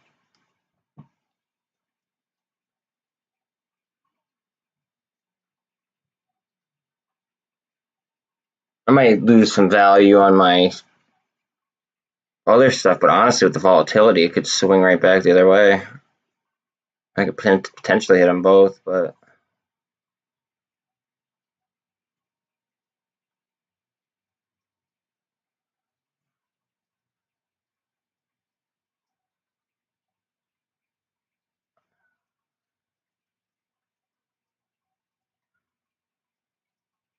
come on. Chilling right there, really? Now we want a full send.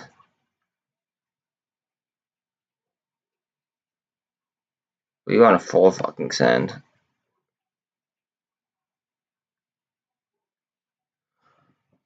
Whew. You guys like amped about any plays that like I'm not covering that I should be? Like, please speak up.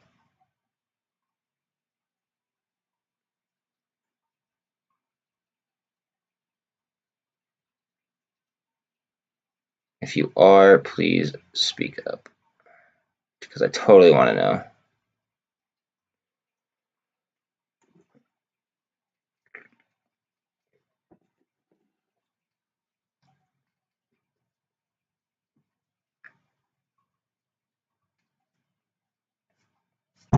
Oh.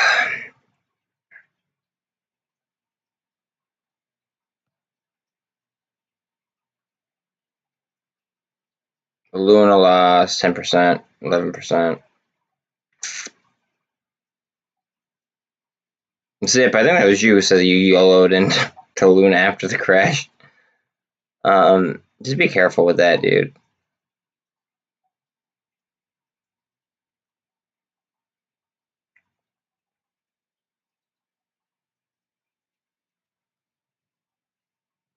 Come on, what are we gonna do here, guys?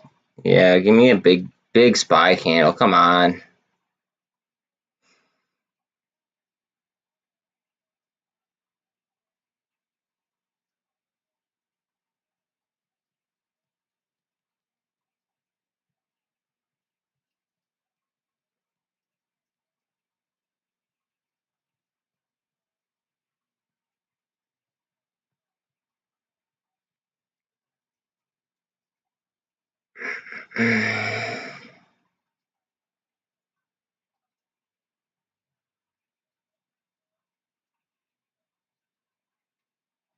Like these wicks, it's just telling.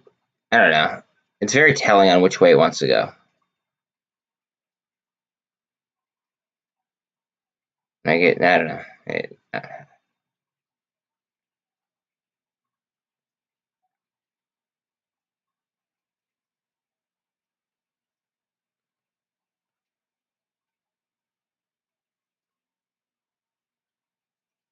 Like I'm amped for tomorrow. Like I just want tomorrow to start already. Oh, tomorrow's my birthday. Woo! Hopefully tomorrow I have a fucking lit birthday. I didn't even realize today was 18th.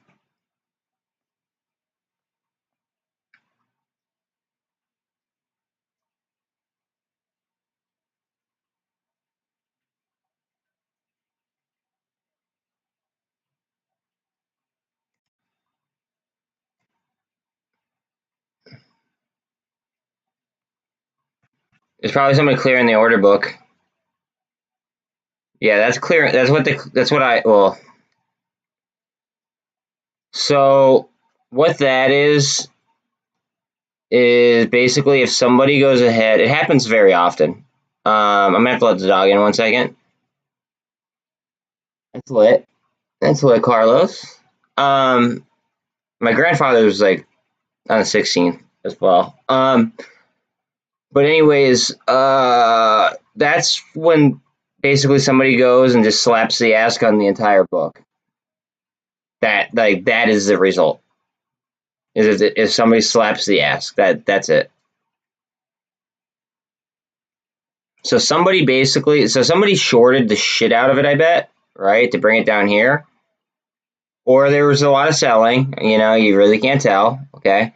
But then right here, an institution Because I mean, unless it was a very, very, very, very, very wealthy individual, that came in and slapped the ass, then so be it.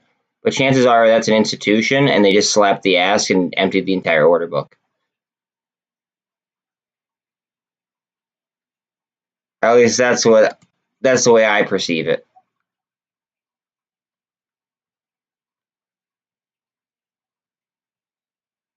One second, let me let the dog in real quick.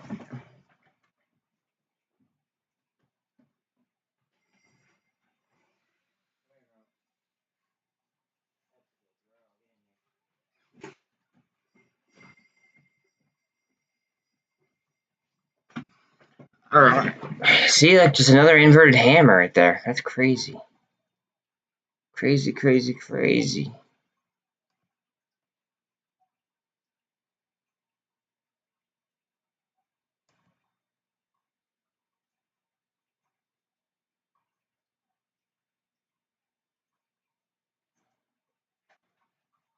I mean, like, they could run something. They could start to run them, right? And if they do that, then they avoid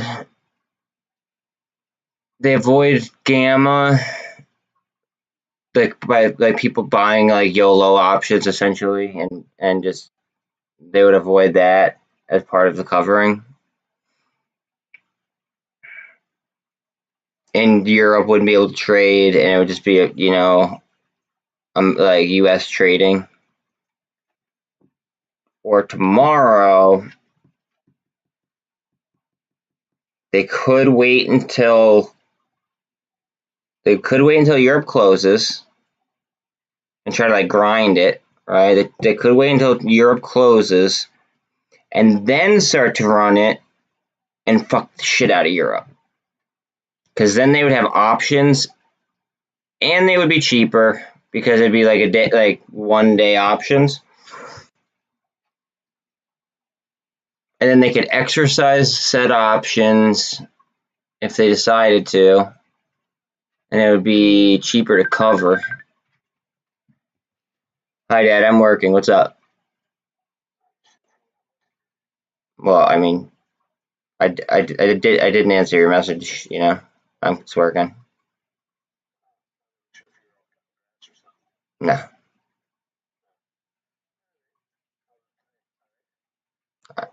it's literally a flat day. It was just. I mean, it was up and down. I mean, I hedged myself well, so I'm fine.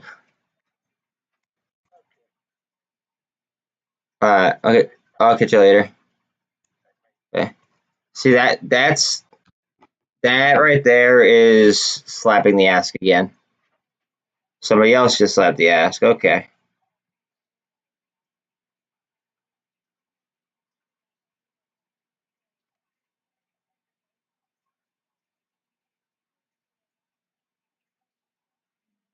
All right. What the hell is going on here?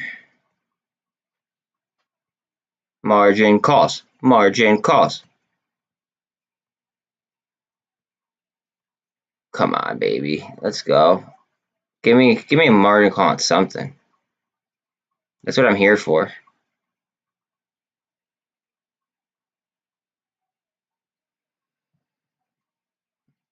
Nice.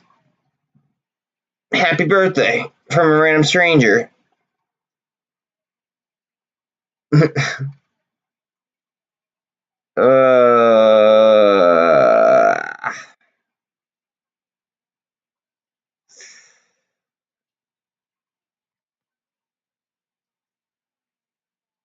That's some really weird activity right there. That is a lot of slapping the ass and clearing the order book.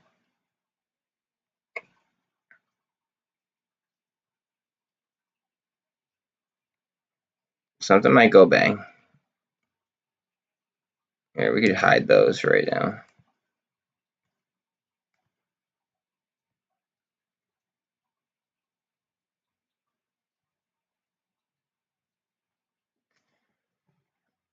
Yeah, that's Tauruses. We're the shit.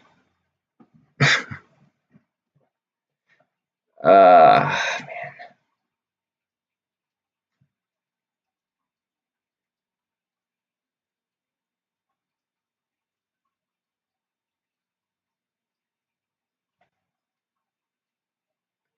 That is like, whew.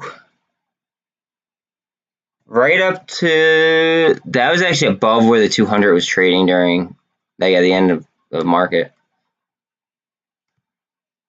Interesting.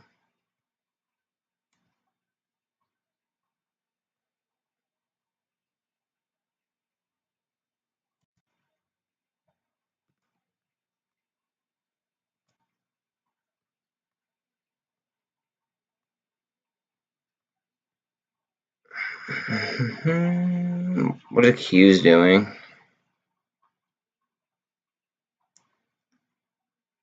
Lost 290.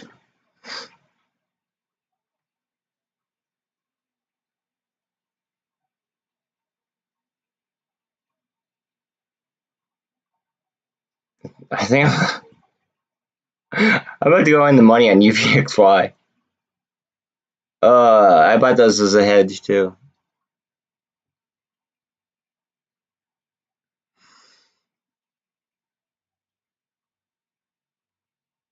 All right, here we go.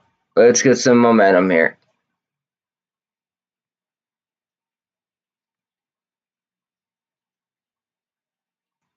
No, come on, keep going. Let's get that push.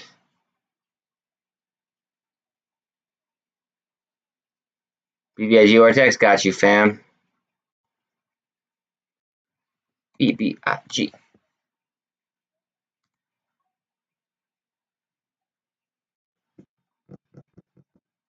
Whoo! Look at that max. Average is 350%. And then you had a net borrow on the day of over 1.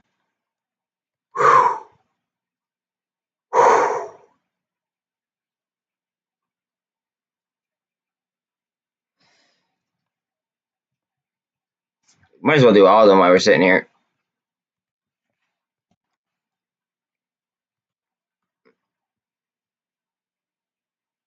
Look at the buy side. Just saying. Just under 22% net borrow on the day.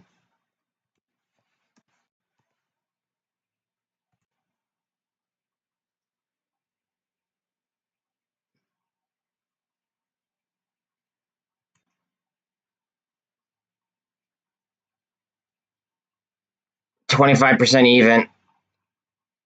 Net borrow on GameStop of 5%.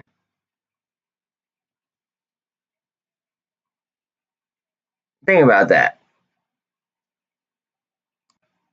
25% of their float is now short interest, not including any kind of other other things. Let's do MULN. MULN.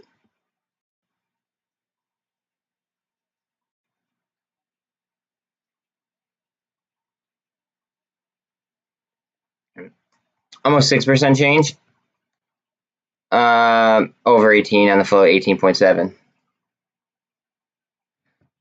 Okay.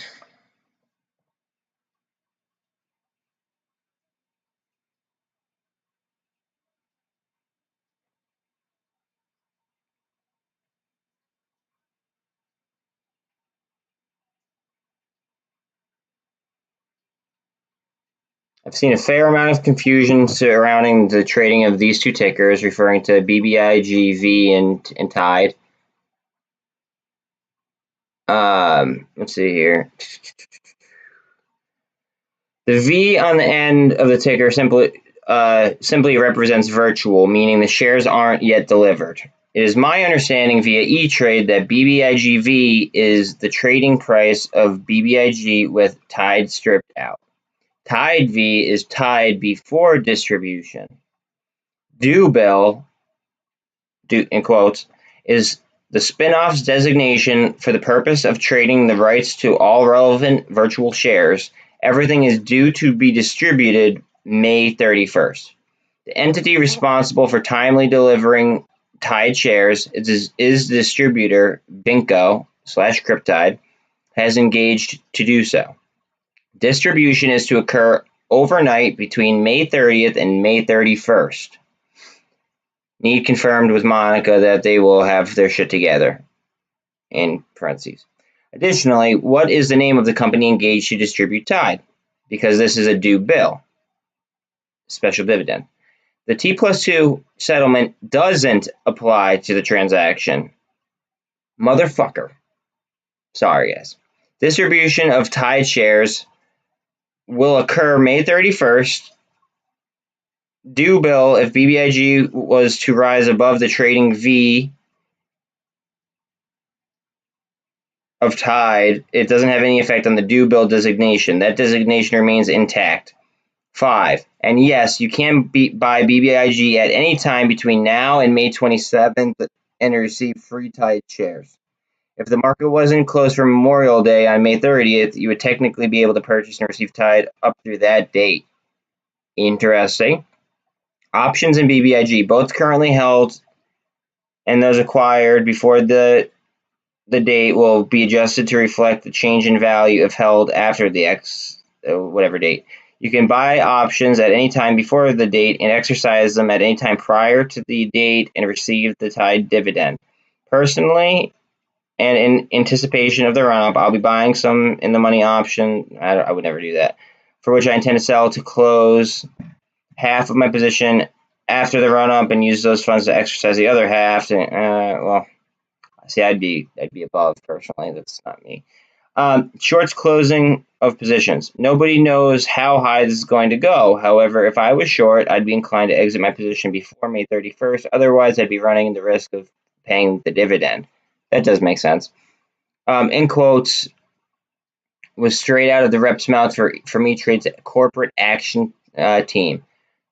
Don't be a Will Meade, of whom solidified yesterday, 22 hours ago, as of time of this writing, via Twitter, that he doesn't know shit about a due bill, designated spin-off special dividend. Take 5 minutes and call your broker.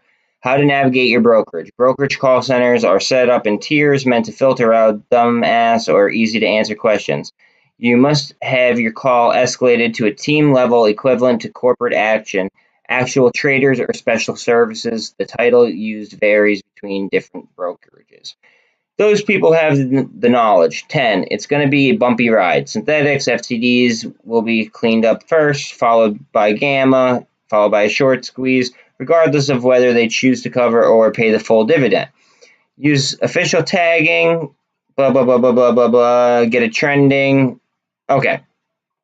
Call, again, not financial advice, call your broker for your own confirmation.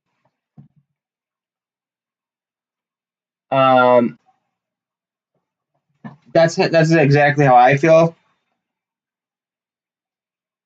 And I would have done it too. I might just hold it through the whole freaking thing and say screw it because I think it's worth more than what it's trading at currently. Notice how we're not getting any big wicks now either.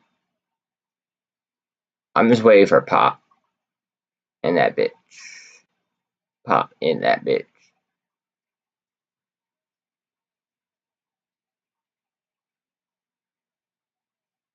TLT is starting to go down. Interesting. Okay. If you are in here for the first time, if you could like and sub, that would be fucking awesome. Just because I'm trying to break these algos, and it sucks as a new YouTuber. Just saying. So I would appreciate it if you could help a brother out. But these EMAs are getting very, very tight. These candles make it look like it wants to jump. And if I were a betting man, which I am, I'd say that I think that it's going to go up. I don't think it's going to go back down. Might go down a little because that MACD looks like it wants to spin down. But RSI is pretty cool. Honestly, we could power right up to the MACD.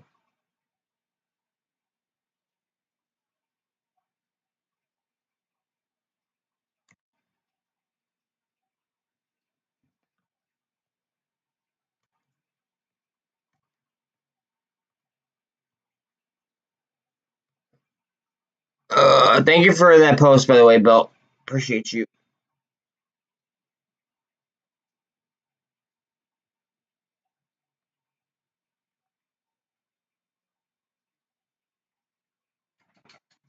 We need to spin up on that MACD.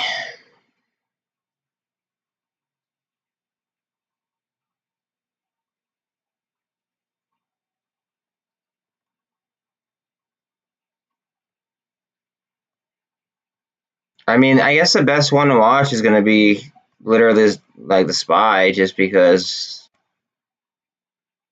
if we see pop in the SPY, chances are we're going to see pop everywhere else. Better than NASDAQ. Yeah, let's look at the NASDAQ. Let's see.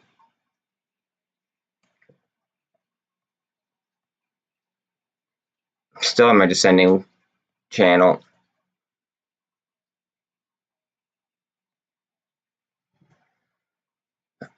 Ugh.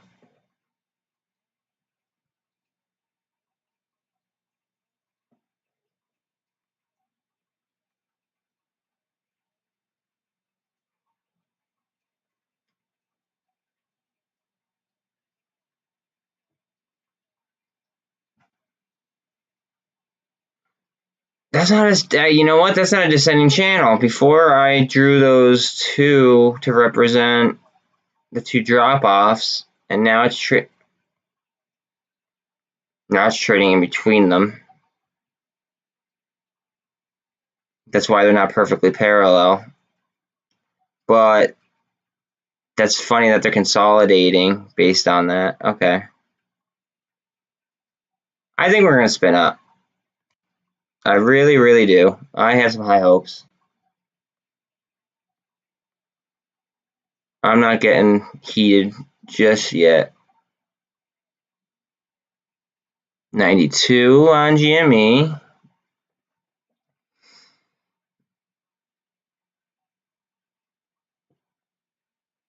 Remember, ATR had that gold cross going into after hours as well.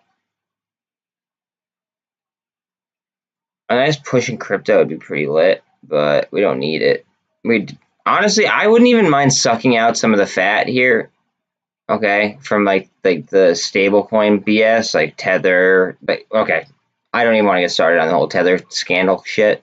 But like from like let's just say all the USD pegged coins, I wouldn't even mind seeing some of that get like sucked out and pushed right into the SPY. I think that would actually be like a healthy thing, like a healthy market event.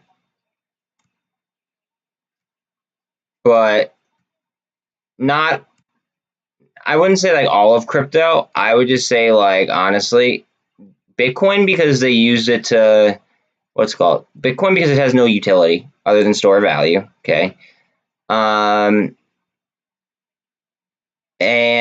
honestly, just the US like the pegs to the US dollar. Like those are the coins, in my opinion, that should be brought out.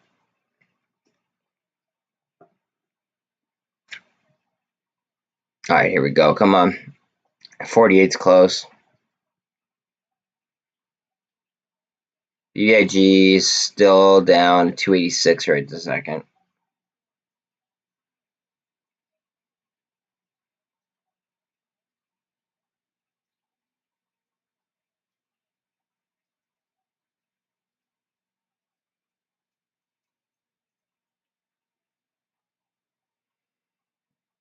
Oh, come on. I'm anxious. I want to see what my SPY contracts open up at tomorrow because I have so many of them. It's both the upside and the downside. Like, first I want to know what SPY is going to open up at, and then I want to know if I could hit it both on both ends. Because like, if I could, then that's going to be like some crazy shit.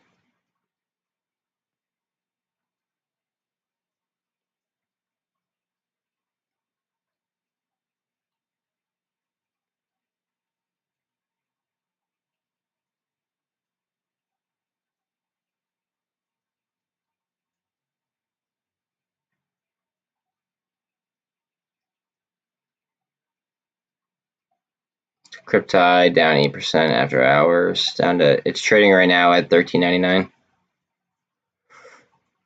Whew.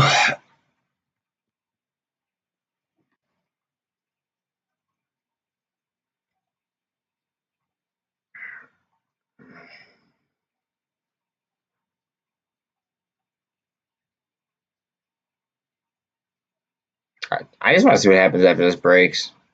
Honestly, if it doesn't break that and it kind of fails, I might just call it a wrap. But if that pops to 48 and gets some momentum, we could see something special happen. So, kind of want to be on for that.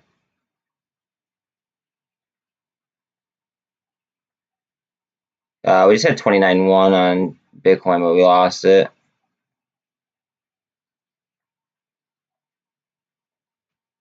Again, I'm more concerned about SPY, just because of all the stablecoin bullshit.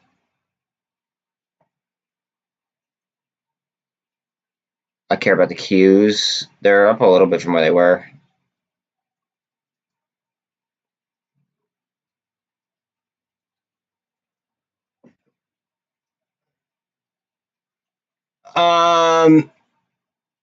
I have a feeling that those people invested in are going to either invest in ATER, AMC, or GameStop.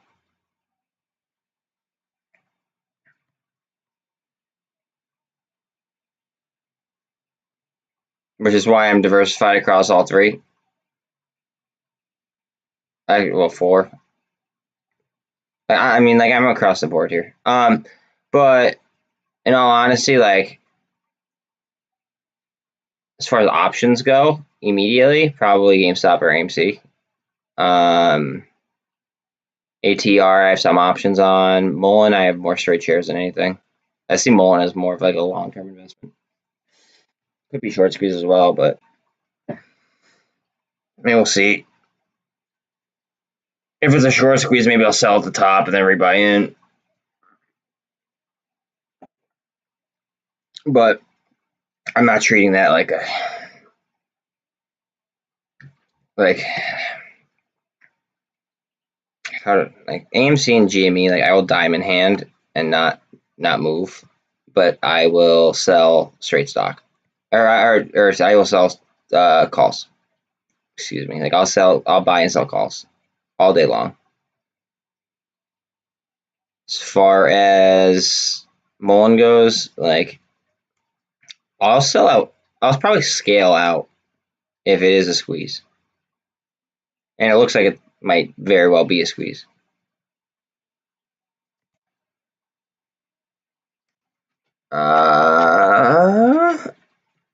Okay, so we had a gold cross going into close on CEI as well. I didn't even notice that it was a gold cross. And we are above the VWAP. 48 is going up on the VWAP right now.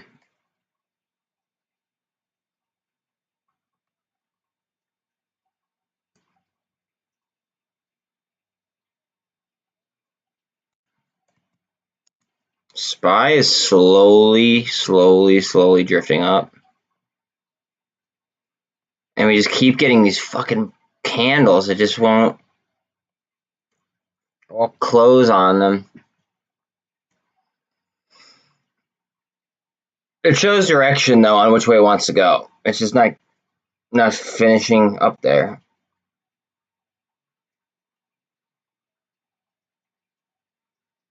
GME, barely negative. Well, barely down in after hours, I should say. Same thing with AMC. What's up, Ellie? What can I do for you? 1 second, guys. 1 second. What's up, baby? Another one? More snacks?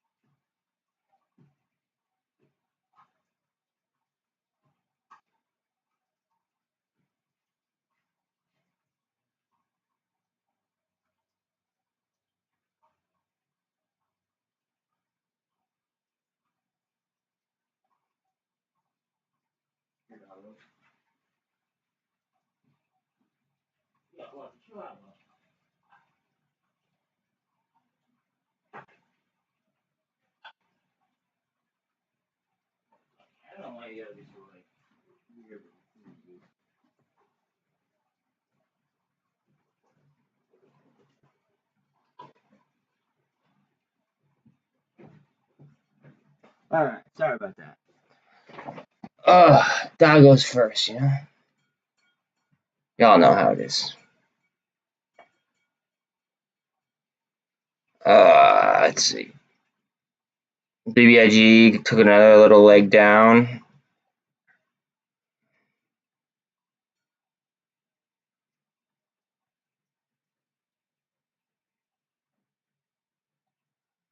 $282 right this second. AMC is trading at $12.68. Not a big deal.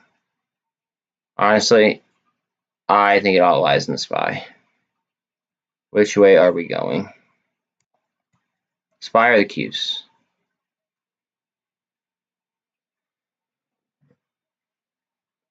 Qs want to make their way back up to 290.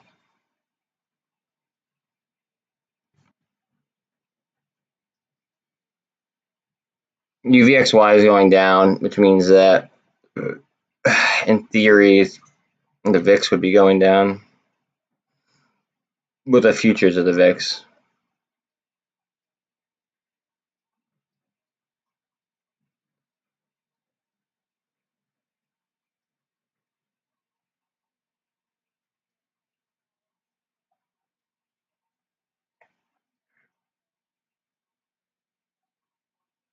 $0.01 down on MULN. 1 cent up on ATR.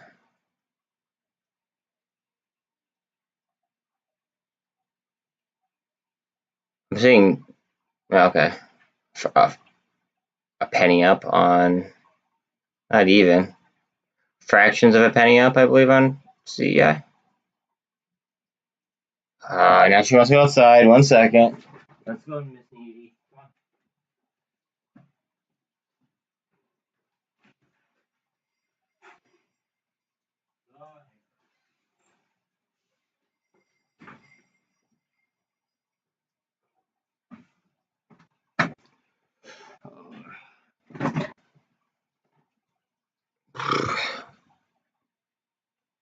Down another leg. Another leg. Whew.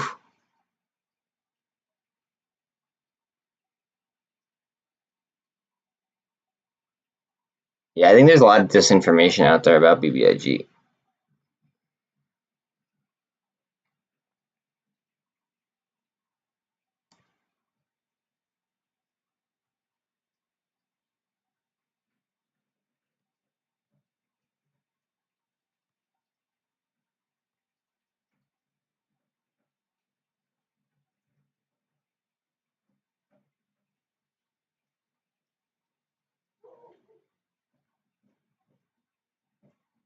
Take it. Come on. Let's go. 80 cents down. 74 cents down. Come on. Break this shit and run. Crossing the MACD.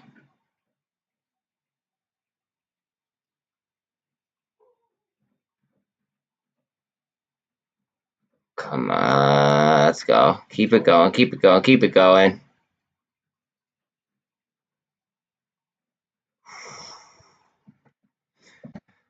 She's close. GME is slightly down, as is AMC. Come on. We need some boom. Where the boom booms at?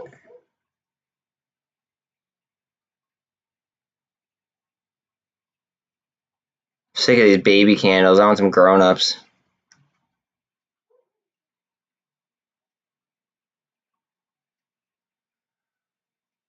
$29.1. Going for $29.2 on Bitcoin.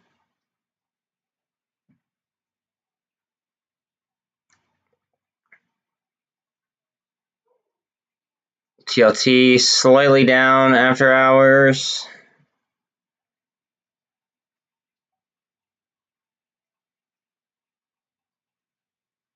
Q's just got 290 back. Good.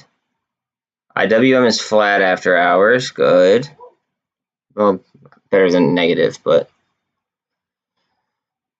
all right.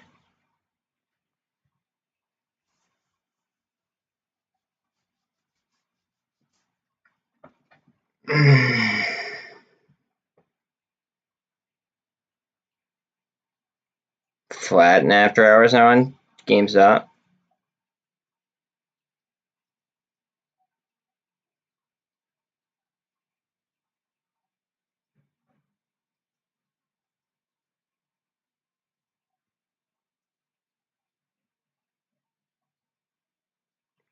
Let's go. Come on.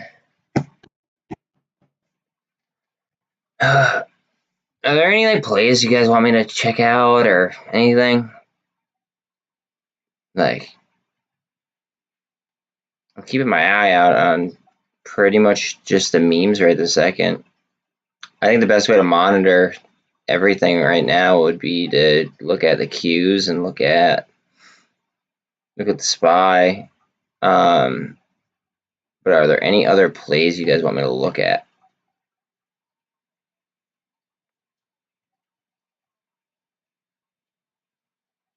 I think we are going to get a boom though here soon.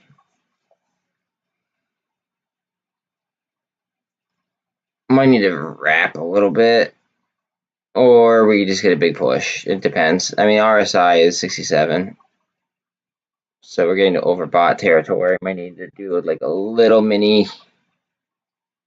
downtrend here. I mean, I hope not, but I'm just speculating, I suppose. MULN's down a penny. BBIG is down 22 cents in after hours.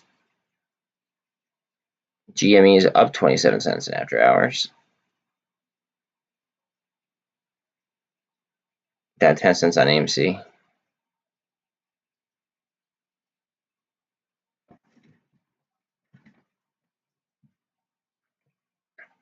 CEI is up a penny.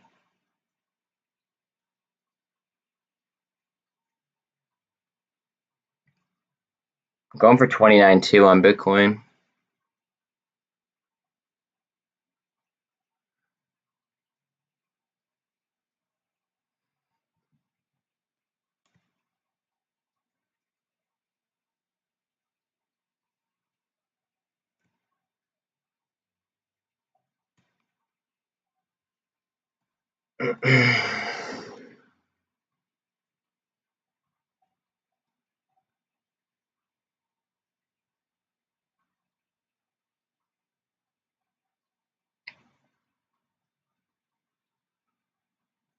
We have 29.2. We get 2,000 on ETH, excuse me. Getting that spin that I was talking about here on SPY.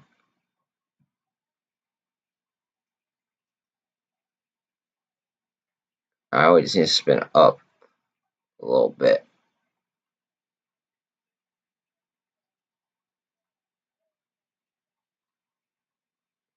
Looks like a cup and handle, actually. A little bit. Alright, let's get it.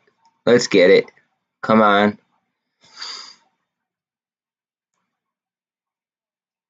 Alright, GameStop slightly up after hours. So it's probably like a couple cents. 26 cents. Nothing. 61 on the RSI here on SPY.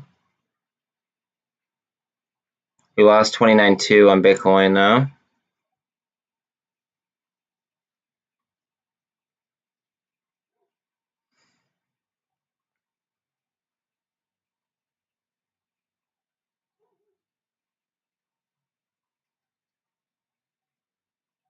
The Blackstone up 4% after hours. Nice. I have a Blackstone call. for June.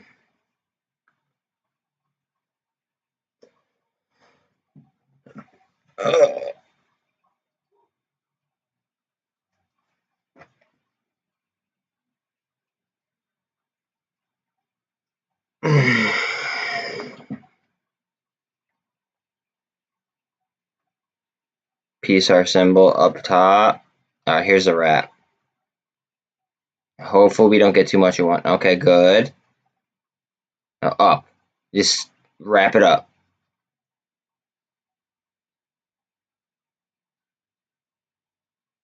Might come down. Oh, no. Let's go. Come on, dig it. I'm going to say it might come down and touch 48.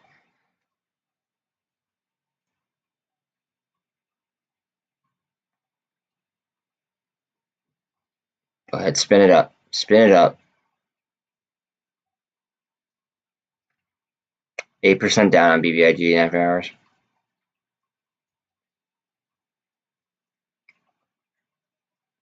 $29.2 on Bitcoin.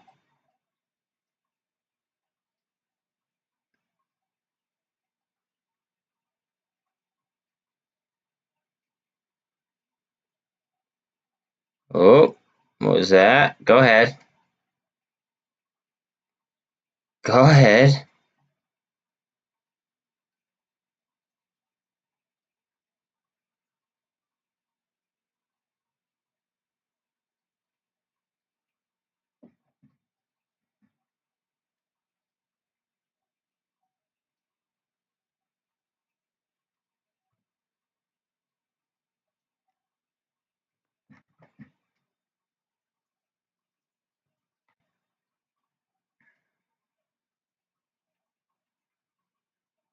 Come on, baby. Let's do this. A little bit of fluctuation here in AMC. Nothing crazy.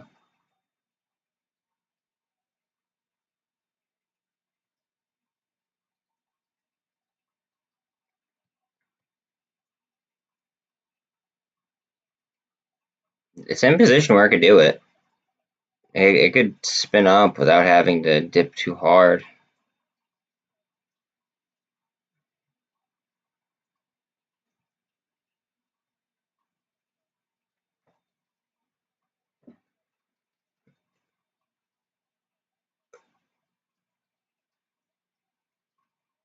And it could be turning sideways to cool the RSI. It would make sense.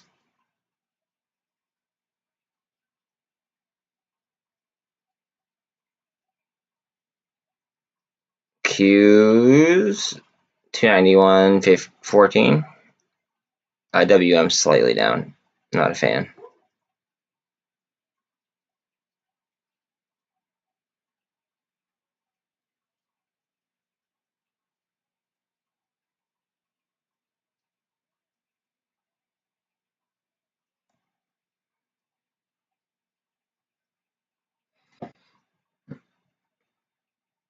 All right, so we're through the signal. Now we just need to spin back up. Come on.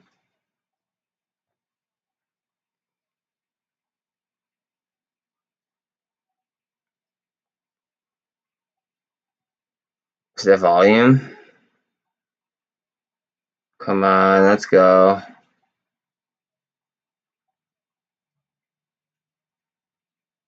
Inverted hammer, hammer, inverted hammer.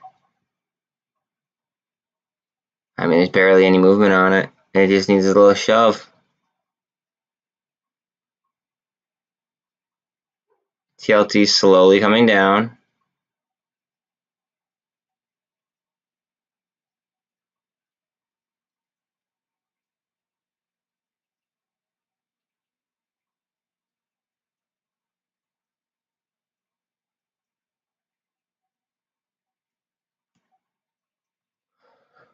How are the options looking on BBIG today? They were up. I believe the IV. Hold on a second. I mean, they're up a little bit. They're nothing crazy just yet. I mean, I'll be honest, I'm a little bit higher in the chain than what I'd like to be, than where I usually am. But that was kind of so I could kind of set it and forget it.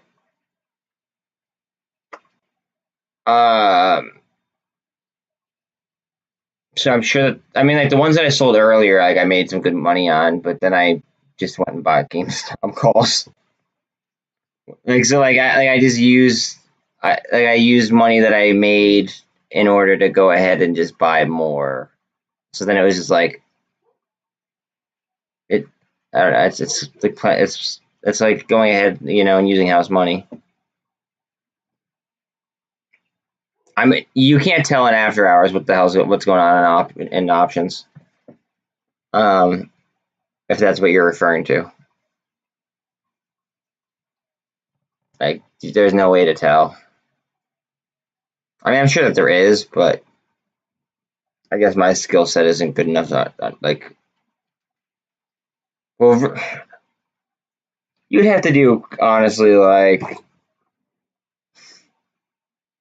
Greek math, and then there'd be like a little bit of assumption, I believe.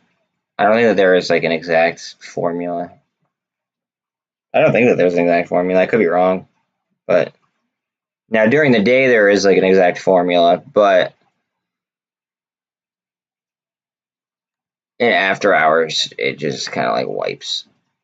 That's why like I'm excited to see what my SPY contracts open up at, because I have them high and I have them low, and I sniped them for Friday. So honestly, like I might be able to hit them both ways, which because I'm running a strangle on them, I might be able to hit them both ways, but honestly, it's really hard to do that. Um, and I don't like. I'd like to say I'm a good trader, but like I think to hit like that on like both ways, it'd be very very impressive, and it might be above my skill level. Because I mean, at that point, it's literally timing. It's like attempting to time the market like perfectly, which I'm not gonna time it perfectly. There's no fucking way. As long as I get close to timing it perfectly, right? As long as I'm somewhere in the fucking ballpark, I should be cool. Um, like I should do very well actually, as long as I'm somewhere in the ballpark. But if we have a day that's just dry with no volatility, that will suck. If we have like no vol, if we have like no vol, no demand, that would suck.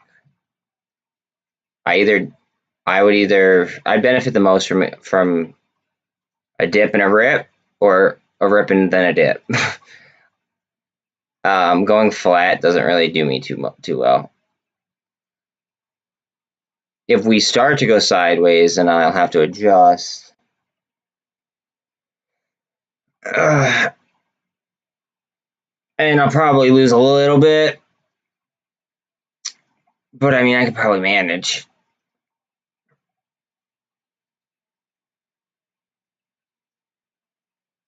I don't like trading sideways. Trading sideways is boring as shit.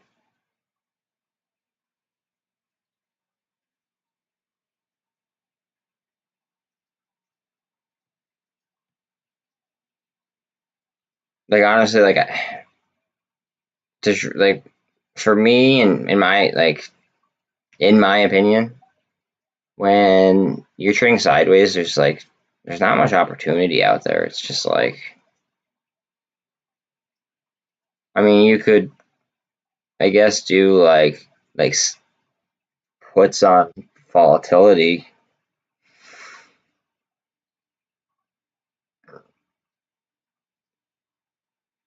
That's really it, though. Like there's really not much going.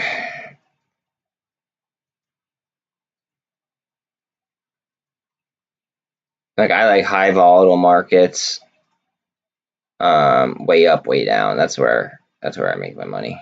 Way up, way down.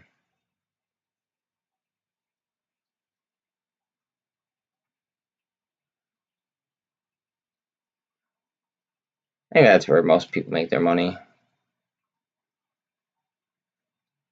In all fairness. Okay, what are we doing here, Spy? We're getting some strength now. The MAs look like they're trying to spread out a little bit.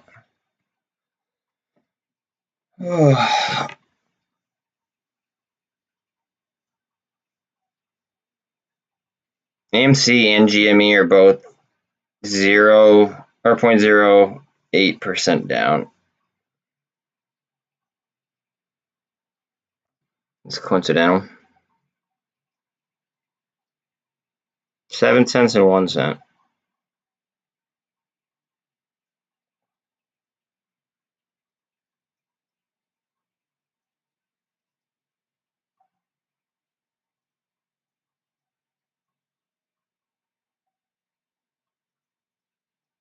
$57 on the RSI.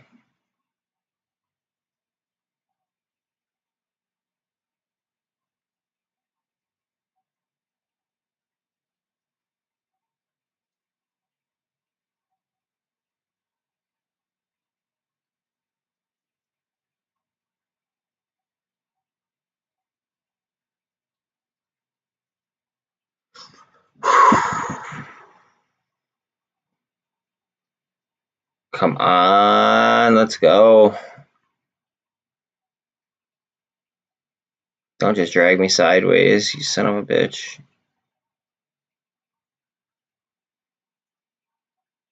I feel like a hedge fund is like trying to pick their they're all trying to outmaneuver each other.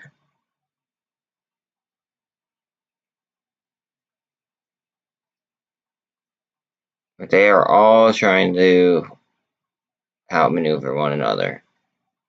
Who is going to go ahead and drop the hammer, though? One of them is going to drop the hammer and send something like through the roof. I feel like they tried here on BBIG and then it just got shoved right down.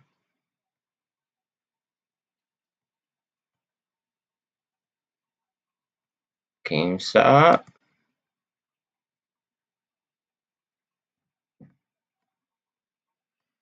GameStop's now above the MACD though. Just throwing that out there. 200s are right there.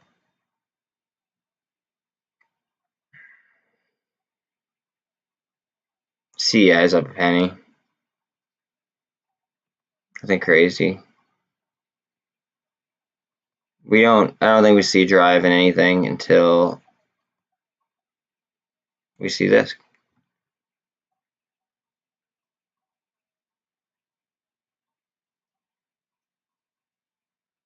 $91.60 in after hours on GME. MULN's down a penny. BBIG is down to 282. ATR is at 345. It's not like nothing like worth mentioning.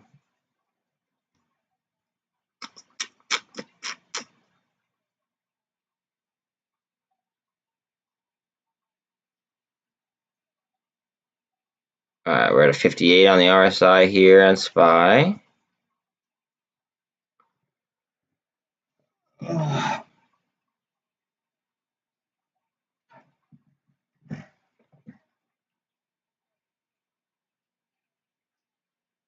Come on, you son of a bitch. A little bit of separation between the signal and the MACD. Hopefully we could get the MACD to spin up.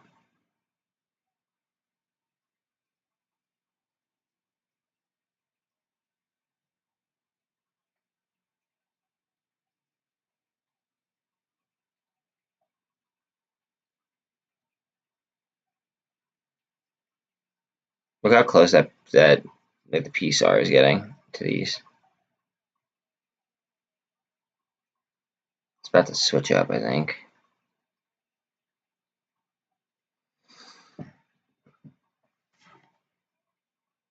And then if when that switches, that'd be confirmation on obviously swing.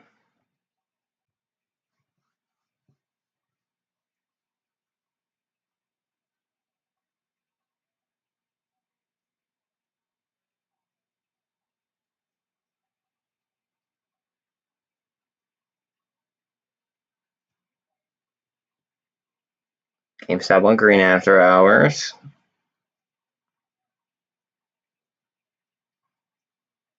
Still waiting on the swing here on MACD. It's in good shape for it though. 59 on the RSI. That was just a little bit lower.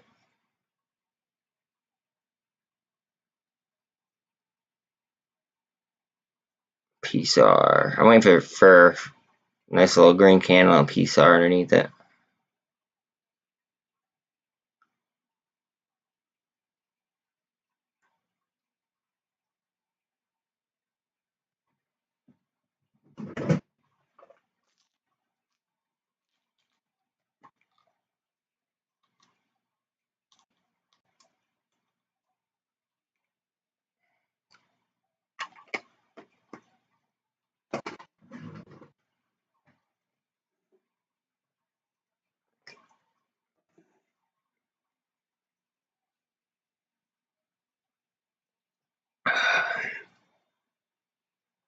Okay, we have 29.2 right now, pretty comfortably, a little comfortably, for 2,000 on ETH. Okay, finally a red candle here. Oh, I lied.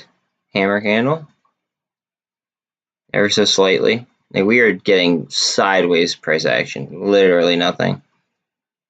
AMC is down another cent, no big deal. Still 282 down, or 23 cents down on BBIG. MULN is 2 cents down. ATR is what, a penny down, no big deal. Penny up on CEI. What's going on with the Qs? Qs lost 290 again. 6 cents under, no big deal.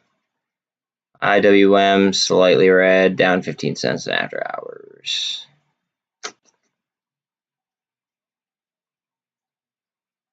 I just want to see what happens here. Nothing happens here.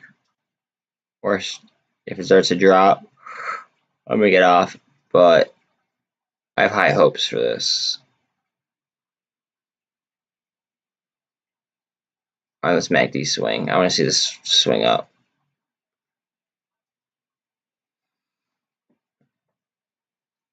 If MACD drops below, then I'm done. But I think we could really drive if we do get some pressure upwards. Just because of the way, I mean, that was a gold cross. I know GameStop was looking like it wanted to cross. So was AMC. Like the EMAs must be on top of each other right now.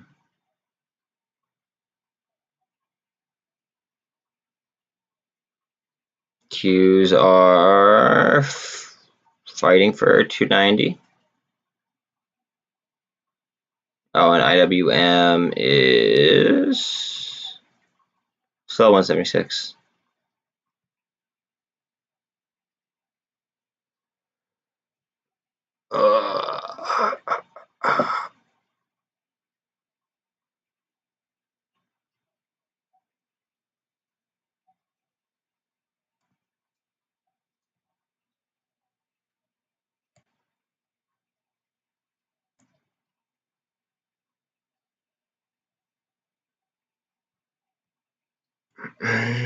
Here we go. Come on, give me something.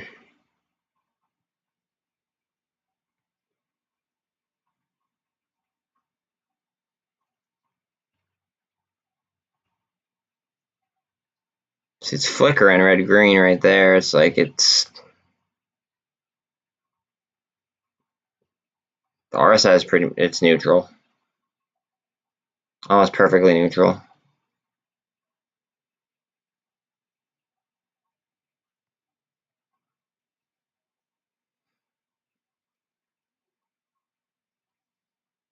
So SPY growth is up 2.4%. That is going to be the fastest growing companies in the S&P 500.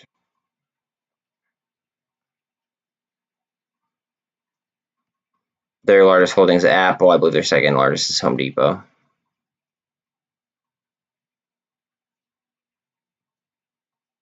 And they only do like monthly options. They don't even they don't even do weekly options.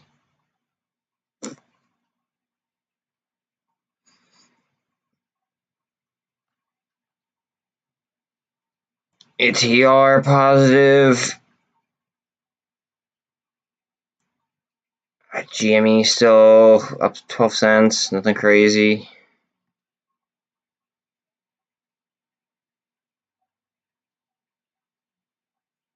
And now we're down on the. Oh, now we're back up. Hit 48 on the RSI for a second. Now we're up to 50, almost 52. Come on, let's get some power. Consolidated enough.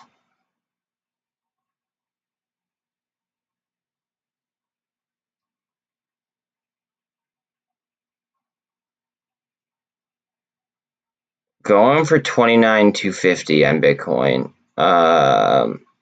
Just shy of 2,000 on ETH.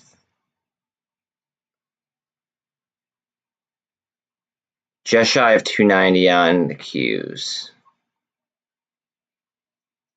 We have 176 on IWM.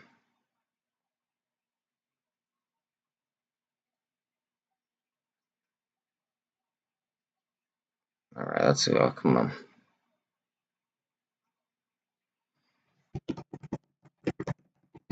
Let's get some fucking grown-up candles in here.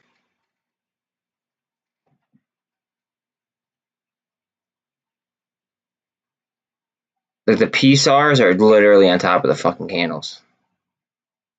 That's how consolidated this is.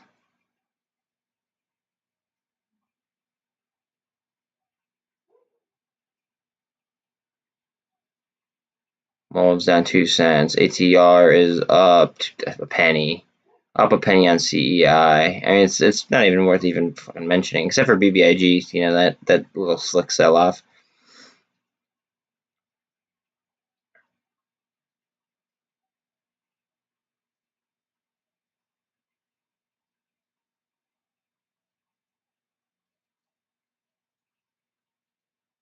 Okay, PSAR switch. Come on.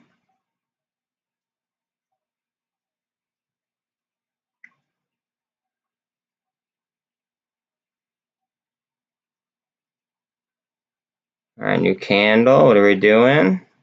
Let's push, push, push, push, push, push, push, push. Now's when we need it.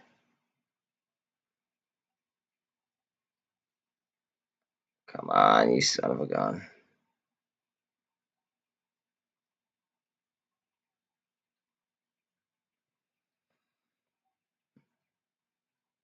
Going for 29.3 on Bitcoin.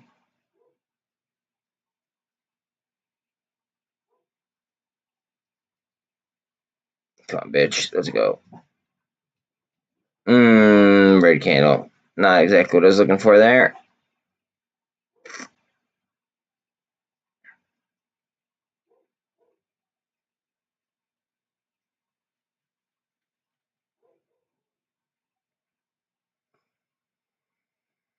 What are we gonna do? It's so entertaining that okay, so even ATR is like right there with them. ATR is up 29%, or excuse me, up 0.29%. GME is up 0.3%. AMC was just down, like equivalent to what GME was up. Let's see.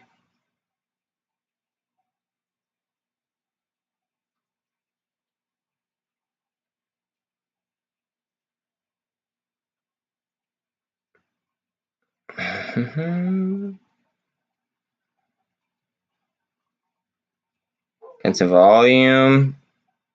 Notice that red candle barely had any volume.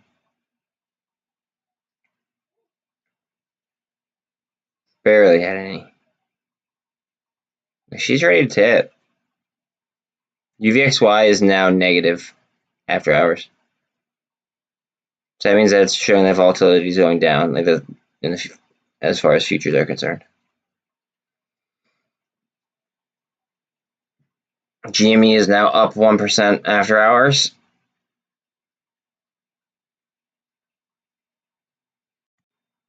Click on this real quick.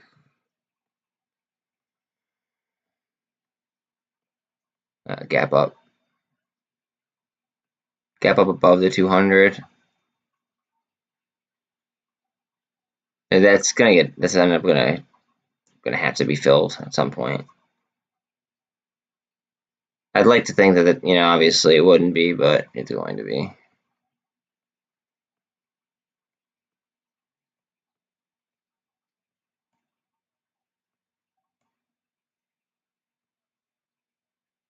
This is a very, very key level here. It's just flat, trading flat. It doesn't know what the hell it wants to do.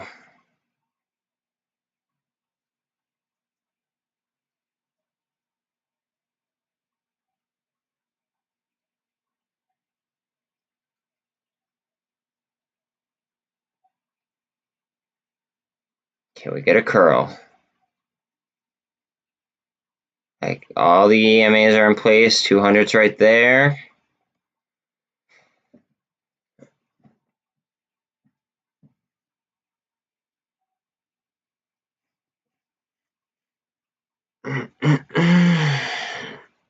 This is like very, very boring until it's not. I guess that's like the best way I could describe it. It's gonna be very, very boring until it's not. It's like, I don't know. Kind of just dealing with it. Sure, you guys are feeling kind of the same way.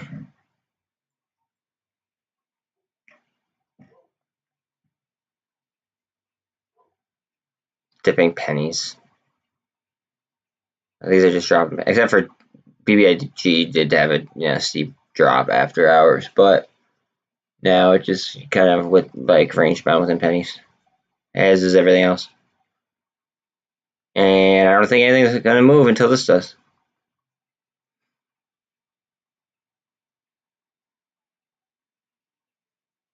TLT is flat.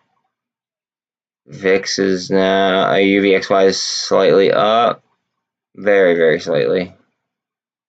Q's still have 291. IWM has 176.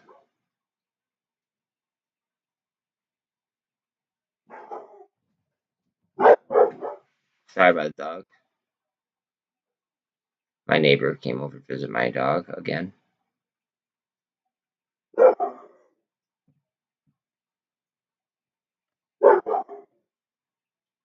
Lucky, come here, bub.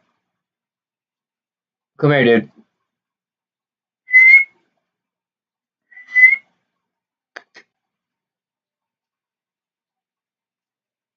He's listening for shit.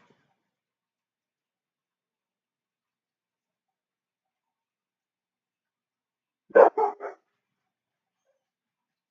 here, bud. I know. You want to go see Diane too. I know, bub. I know, dude. I know. Don't worry. Relax. You're a good boy. It's okay.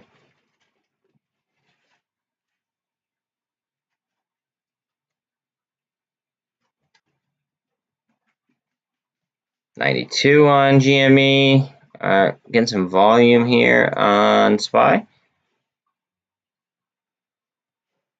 Oh, fuck.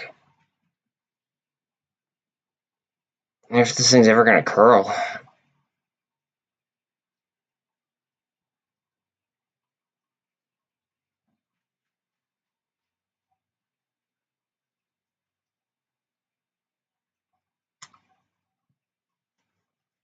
You know, honestly, bro, it might just be a sell-off right now in order to kind of like screw with overseas so then they don't run it up. Like that's that's the shit that goes on, and that's why I'm worried about what's it called. That's what I'm worried about, like 11:30 for every fucking day, because I feel like we're gonna try to screw Europe. Asia tries to screw us. We try to screw Europe. It's kind of just the way it works.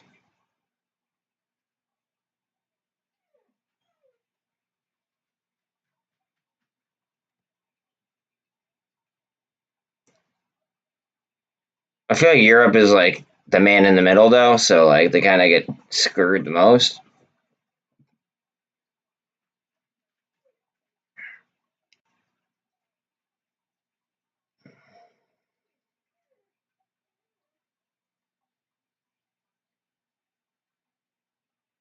MULN down 2 cents.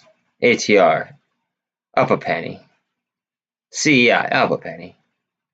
Up 52 cents on GME. Like, come on. Hey, look at this MACD. This MACD is just dragging its ass. Just dragging ass.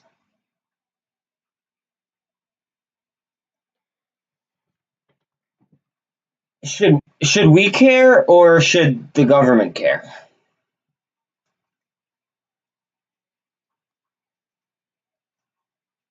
Um, it depends. It depends on who's in office, actually. In my personal opinion. Now, with the left in office, yes, we should care if we screw over Europe. With the right in office, I don't think that we should care. Just because we'll have more manufacturing in the U.S. if a Republican is in office, just because of tax structures and stuff like that, tax tariffs. Then,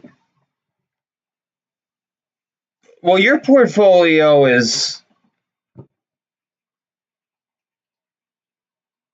let's just say, from what I'm aware of, your portfolio is condensed in one area. That scares the shit out of me. Not because of what it is, because I have the same equity, but I would be more diversified. And you, from my understanding, I don't believe that you have a hedge. Like you don't have any hedges, right? That I'm unaware of.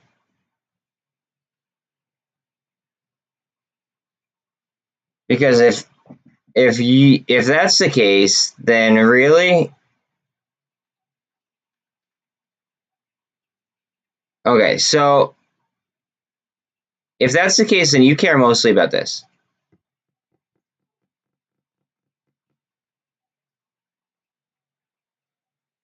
Yeah, if you're raw dogging it, no hedge, then you care mostly about the Qs. From what I understand, if you are all BBIG, you care only about the Qs.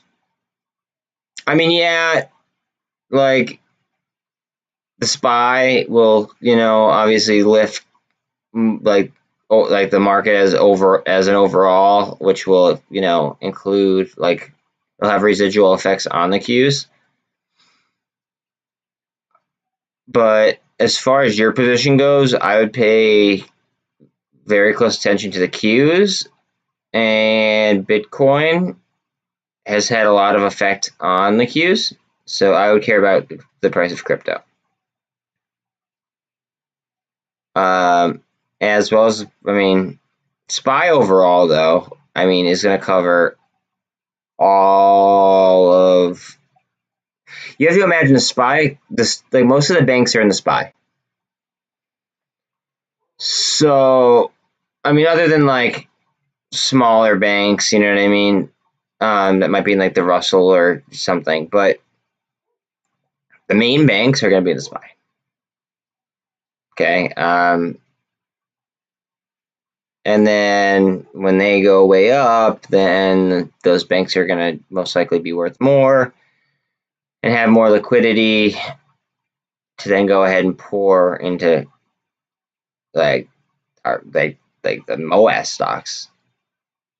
Now there is a situation, however, where SPY can just fall off a fucking cliff and just nosedive, and we could get margin called. There could be margins that get called, because at that point in time the bank would lose collateral because the value of their position, or well, the value of like that company would be worth less. So I mean there is that position, like that potential.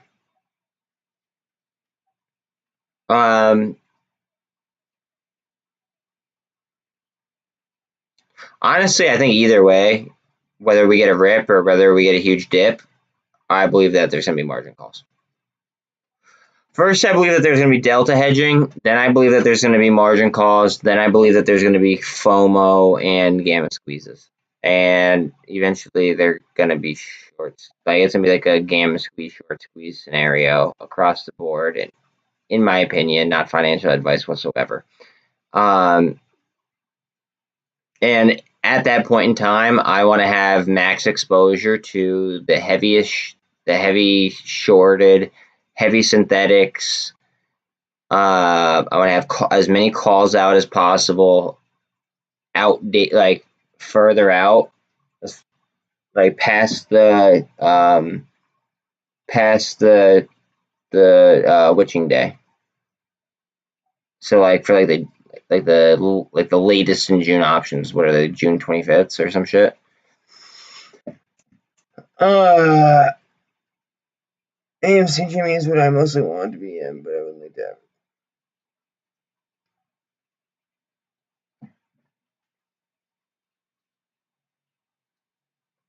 So CEI is solid because it's got the patent, but honestly, Viking Energy might get a better percentage, and it's going to be a 1-to-1 merger. So percentage wise, dollar for dollar, Viking Energy might be the better buy for if you're talking about like a long-term hold. Might be. You'd have to. I mean, it all depends on the current price action and what the hell's going on. What is ILUS? What is that? That's an OTC stock. Is that what you're talking about? Is this stock what you're talking about? Is it?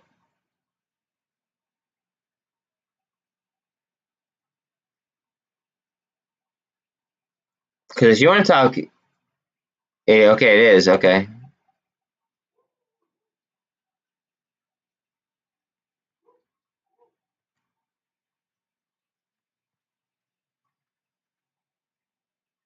I don't know enough about them.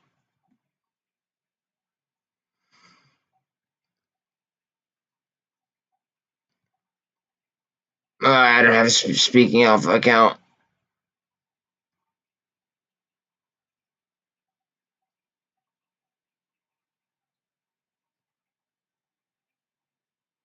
They did have a net profit. That's interesting. That's interesting. I'll tell you what. I'll throw that on my watch list. Check this one out. They have a contract out with NASA.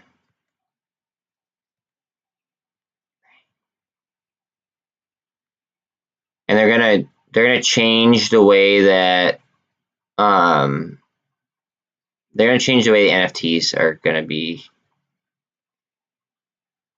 done. Like they're okay. So this company right here is literally going to have a vault on the International Space Station, and they are going to lock away pieces of art, which are then going to be NFTs. So it's going to kill the entire NFT market, which in my eyes is going to kill Solana. Just saying. It's NRPI. Also, where the hell is it?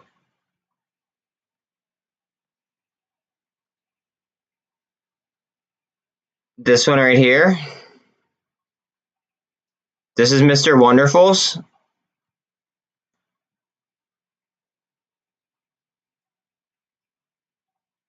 No, I hear you. I hear you. So this is Mr. Wonderful's from Shark Tank.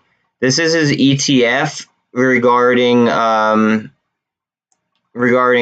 decentralized finance. WONDF.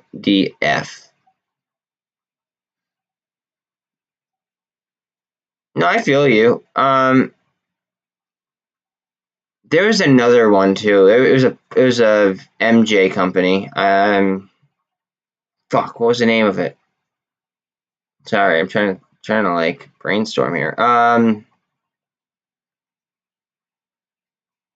Here, wait, maybe it's. Well, I'm gonna find it for you.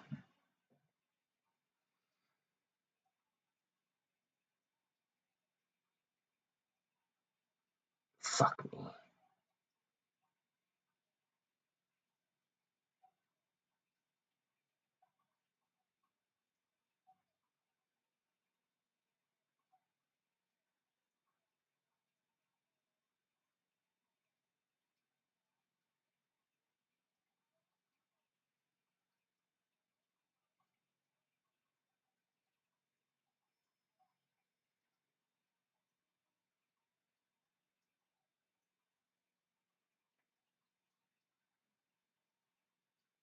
I do like these. I like these right here too. They're ETFs that deal with like psychedelics. So basically, like there's one. It's called KTTA. It deals with ketamine. There's another one. MindMed does what's it called? MindMed does. They have an FDA approval to use LSD for generalized anxiety. I like BRG as a long hold personally. Oh, NVIDIA is 169. Jesus Christ. Okay, that's dope. This is my channel, so I'm not going to comment on that kind of stuff.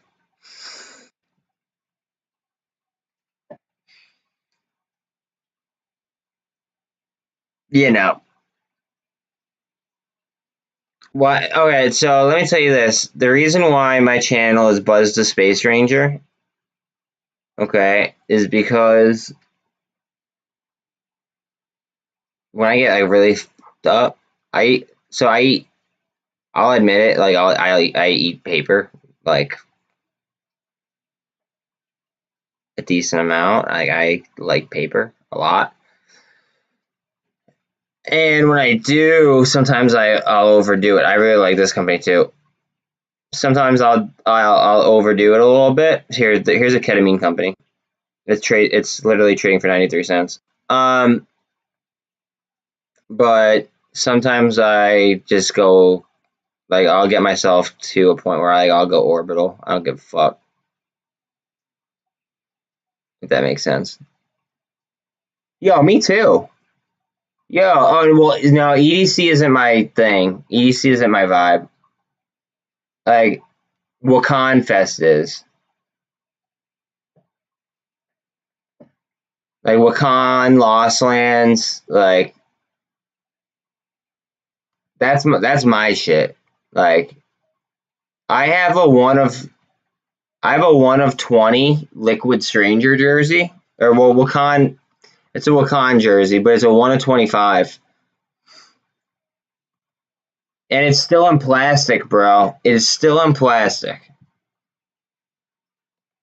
Mine might be the only one still in plastic. I'm not sure, but I did EDC, like the last EDC that they had.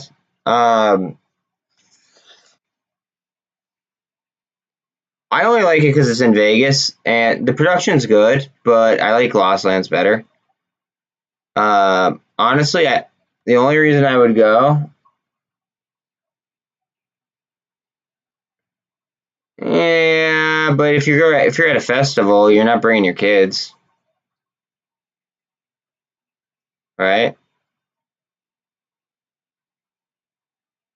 Um. Anyways, EDC for me is only like I play a lot of blackjack, so I'll go to play blackjack, and I'll also go to the festival, of course. BBIG. Yeah, yeah, but see, the thing is, I lost a lot of profits too, right? But honestly, people have all the way up until apparently because I just got new DD. People just got like people could buy it all the way up until apparently the 26th and then still receive the dividend. But there's so much like disinformation out there on BBIG right this second uh,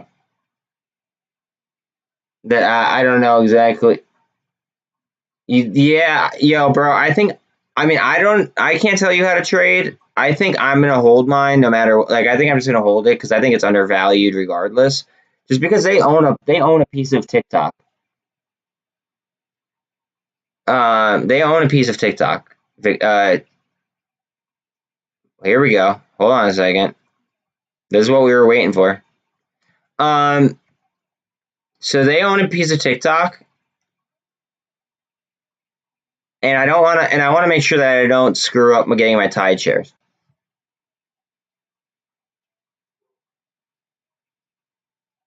I mean, I can't tell you how to trade, but that's my thought. And then eventually, after like the distribution, I'm just gonna sell calls because I have a shit ton.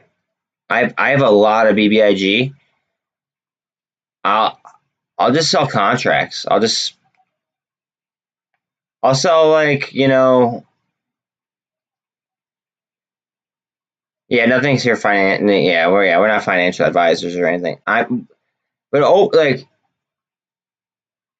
I'll make my money back not only through this because I think that this will come up, my personal opinion. I think it'll come up, but also on top of that, I'll just sell calls and collect that premium. Yeah, bro. Like I want that distribution, and then I'm gonna wait to see how it trades for like maybe like a week or so, and I'm gonna check the numbers on it and all that happy jazz, and then I might just sell calls on it. I'll collect the premium, and I'll have the shares. I won't put myself in jeopardy of losing Tide, and simultaneously, I'll just collect premium.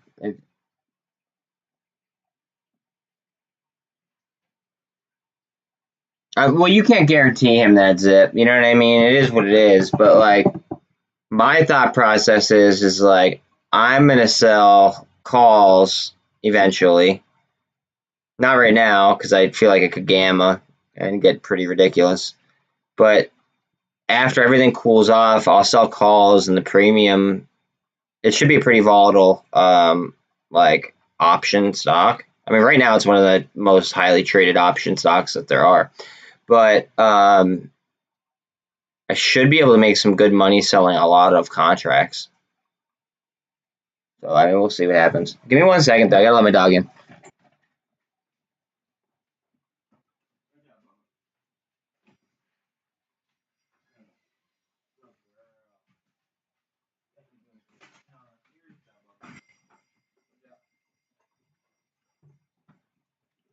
Sorry about that. You got me beat, dog. You got me. My entry. I'm literally at $2.99. It is what it is. I have a lot though, like a lot. I tried to average down, but I have a lot, and I have a lot of MULN, which sucks right this second. I do have a lot of options though. I wouldn't say a lot. I have a decent amount of options on BBIG still, and then I have I sold some options though today. In all honesty, because it was up and ripping.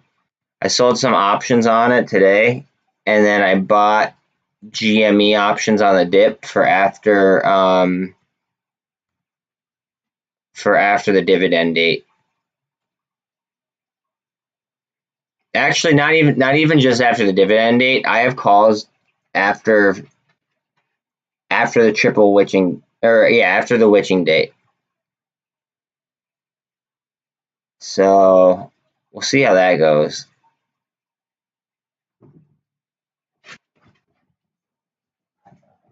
I like CEI more than I like IMPP. I think IMPP is going to be like a scalp. That's my own personal opinion. I mean, it might be a good play, but CEI has a patent for carbon capture. So if the left is really that hell bent on cleaning up the environment, then they're going to want to do carbon capture. And it would only make sense that if they have the patent, they're going to be the beneficiaries. Yeah, I hope so. I just hope I could. How do I say this? I have plenty of exposure to CEI, but I'm hoping that I could get a big hit on, say, ATER with options, and then buy back into more straight stock of CEI before the price runs like a mother. That's my issue. That is my issue. Let's check Ortex, guys, real quick.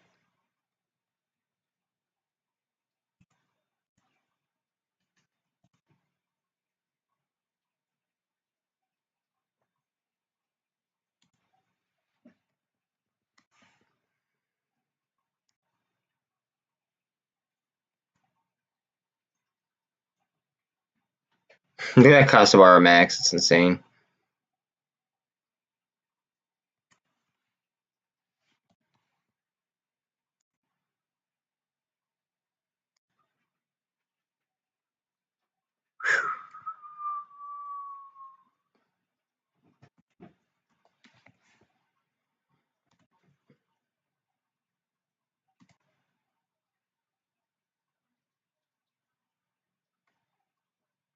Only 9.5%, but cost per hour average is 22.5.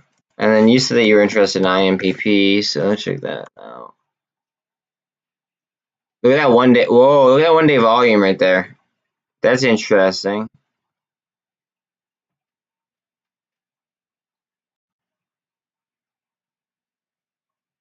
Oh, oh.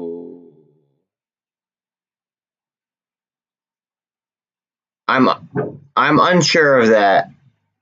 And I don't want to check just Stonko Tracker because Stonko Tracker is only one source. Oh wait, you know what? Let me check futures while we're there. NASDAQ 100. So top 100 companies in NASDAQ down 5.7%. Oil down 3.5. Bitcoin down 4. Europe down 2.4. The Dow another 3.82%.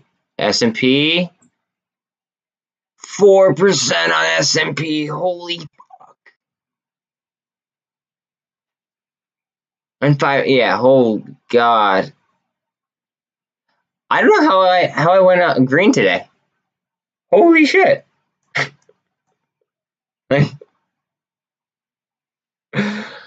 I'm so leveraged out. I guess I just hedged right. I don't know.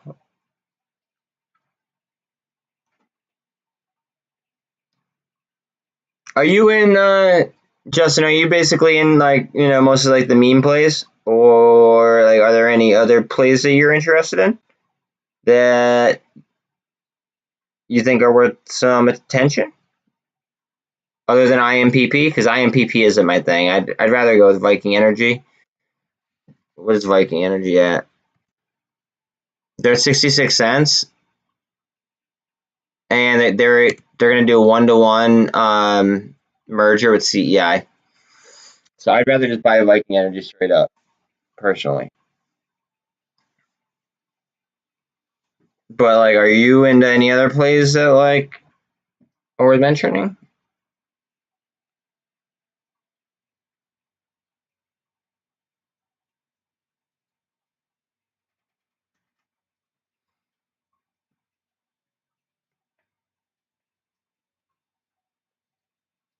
What are we doing here? This looks like it wants to go up.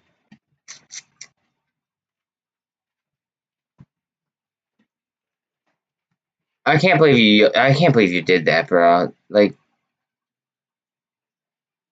I'll be honest, that takes balls. That takes balls to do that.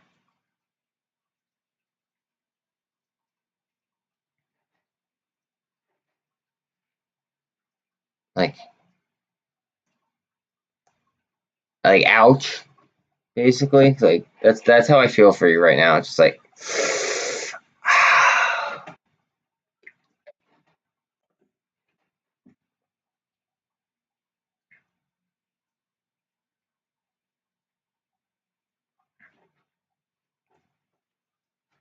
you went hard on BBIG. Yeah, I got like 10K set. Like, no, I have 10-2 sitting on BBIG right now.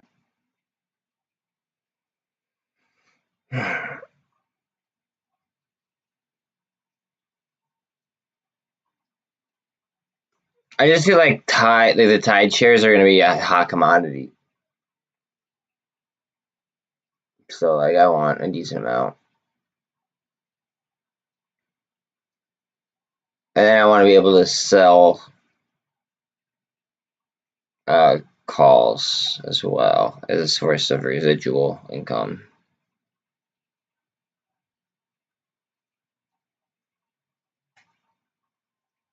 And I think that it's literally fundamentally undervalued. Personally, I think that BBIG is, just because of the fact, like, one reason. One reason tells me that I should look at them as fundamentally undervalued, and the fact is that Facebook lost billions of dollars during the one earnings report because they lost. I mean, I can't tell you. I don't have a crystal ball, but like, I think that I think that BBIG is fundamentally undervalued because of the ads. I mean, Facebook lost billions of dollars over ads, claiming it was TikTok's fault. BBIG owns a portion of TikTok, so they should. Here are my lines on MULN.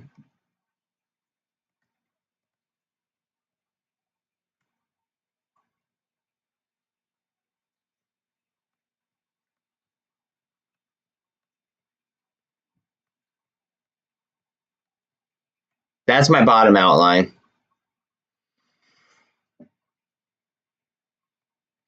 So, according to oops, shit. I gotta delete it. So according to my lines, I believe that they did, and I believe they're on the rebound, but I could be wrong. I don't know. Like, I wasn't expecting a 10% sell-off on BBIG at close. What are we doing here?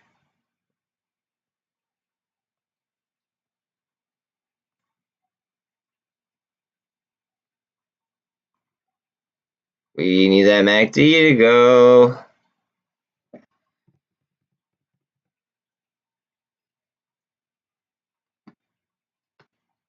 Like, Zip, you're crazy, dude. I can't believe like you didn't hedge. You just, I mean, invest as you will, like invest as you please, but like, bro, that's some ballsy shit. I couldn't do it. 100% of your portfolio into something.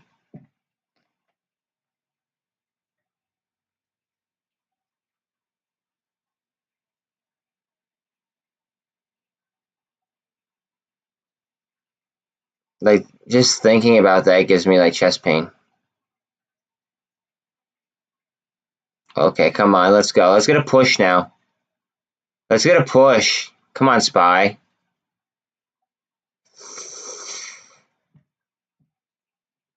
Come on, Spy. It's overbought.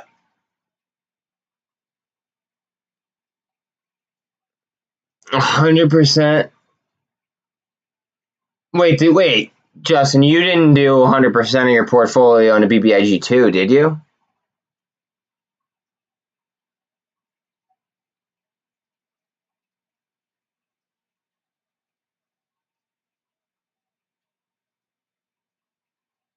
Yeah, like Justin, you didn't do 100% in your of your portfolio into it like he did you?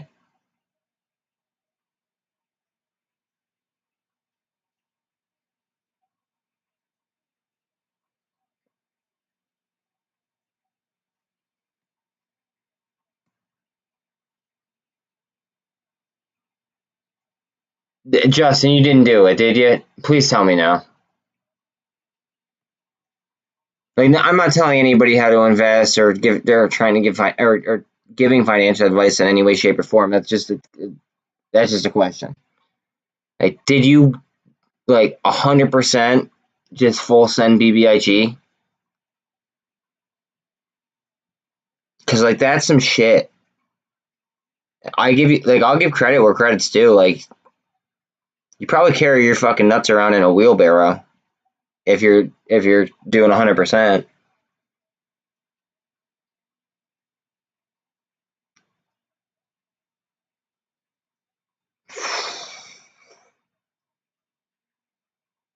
Look at BBIG. It's down 10% right now. Oh my god. Holy shit. Is it getting hammered? Go ahead. Go ahead. Come on. Keep going. Okay. All right. Whew. All right. Zip has 100% of his entire portfolio into what's it called? Into BBIG, bro.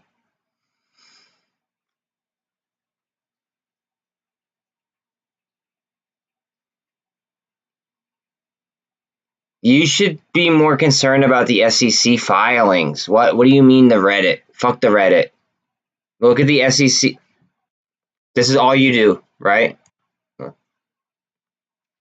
SEC, Edgar, BBIG.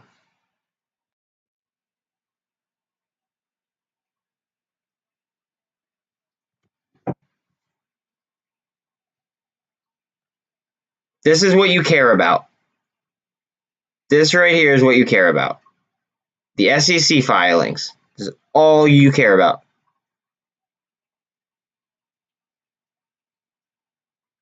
Like, fuck Reddit. Like, okay, Reddit has some good, like, it's like a good place to start due diligence. It's a good place to start, right? Or maybe if like some kind of wording in these filings fucks you up and you want a breakdown, you might be able to find a good breakdown on Reddit, okay? But you're not gonna without these like without this kind of stuff, like the actual filings, you could be reading a load of bullshit.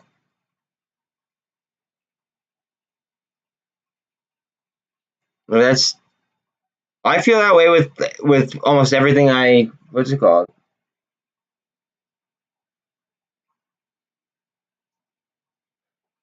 It's more like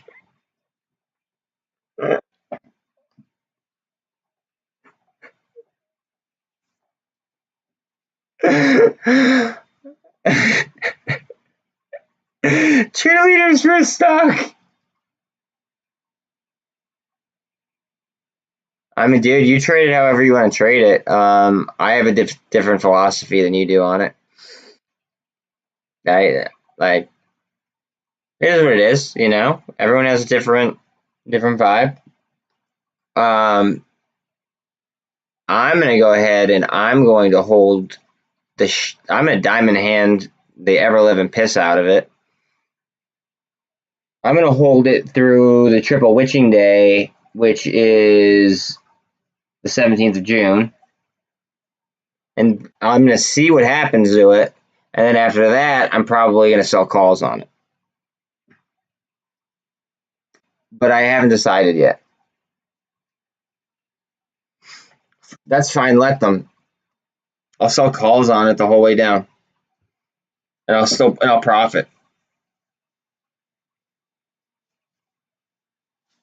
See, the issue in my eyes, bro, is that like these hedge funds, instead of covering, they gave people like me, like you, like, you know, intelligent wrinkle brains. They gave us way too much time to learn finance. That sucks. My E-Trade is like usually like a bang, but anyways, they just gave us way too much time in order to learn how to trade and like the ins and the outs of the stock market. And instead of working, why the fuck am I gonna work when I could just invest? Like, why would I work when I could invest and, you know, make more money doing nothing besides sitting here and using my brain? It just doesn't make sense, you know? I mean, like,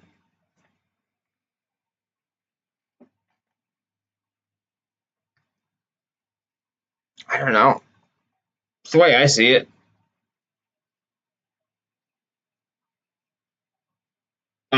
Here we go. This is big.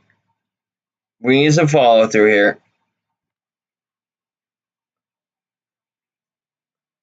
Follow through. We need that MACD to come up and over. Come on. Hammer candle right before it, too. Okay. New candle. Up. Up, up, up, up, up. You silly son of a bitch. Up. Yo, homie, if you could throw me a like and a sub, I would be greatly appreciative of that, by the way. The YouTube algos hate me. They hate all new YouTubers, to be quite honest with you. I mean, I've been doing this for like I want to say like 2 months-ish. Keyword. And I'm starting to see like a little bit more of like a pickup in what's it called? In activity.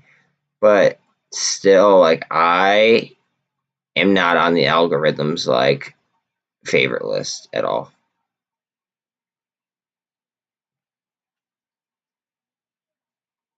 I can't believe they're down 10%. That's fucking insane.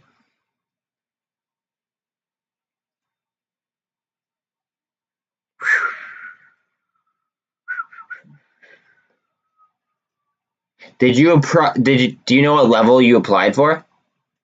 Did you apply for like level 1, 2, 3, 4, 5? Because like it could get it depends. Or did you just do basic option trading?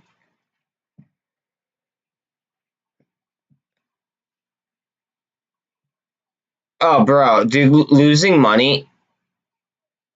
Losing money. So you might have to, if you want to ever sell calls, you might have to upgrade. Just saying. But what was I gonna say? Wait, shit. What was I gonna say?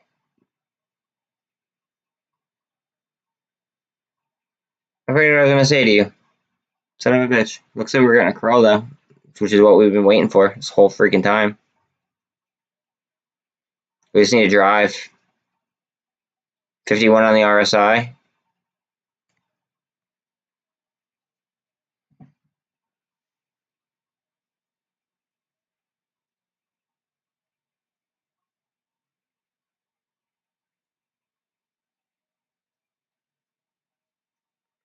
Come on, baby, let's go. Okay, PSAR underneath. We all know it's a lagging indicator. Let's see if we get the follow through we need.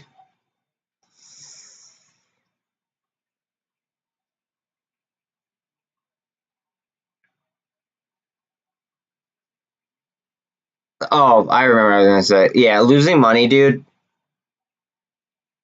I the money that like is made and the money that is lost in my P&L. As long as like at the end of the week my P&L is green, I'm chilling.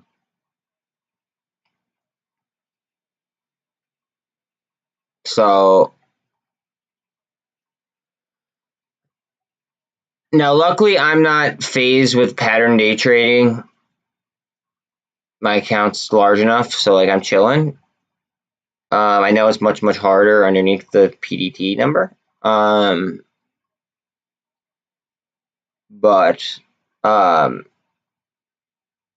seeing how much I win or well I make or I lose in a day, it doesn't even phase me. Like I could be down 5K and it's just another day. It sounds really fucked up. But then like the next day I'll be up 10K. So it's like whatever, you know what I mean? It just doesn't phase me. And I think a lot of it is because I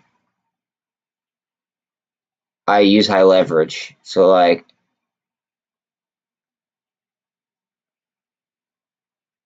it just doesn't bother me as much. I don't know. I guess that's all there really is to it. All right, so this is this is on top of all the EMAs right now, and it's a 48 on the RSI.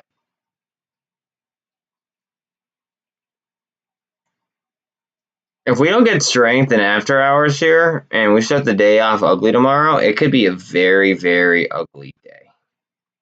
I mean, I'm hedged for it, but I'm just saying like it could be a very bloody day. At which point I'd probably be sniping options.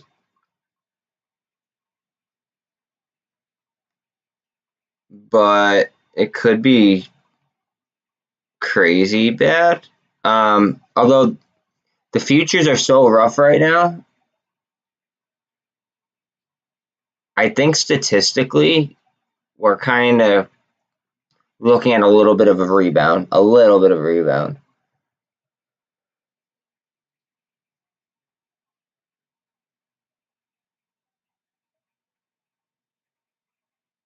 See, I think it's worth more than that with or without Tide.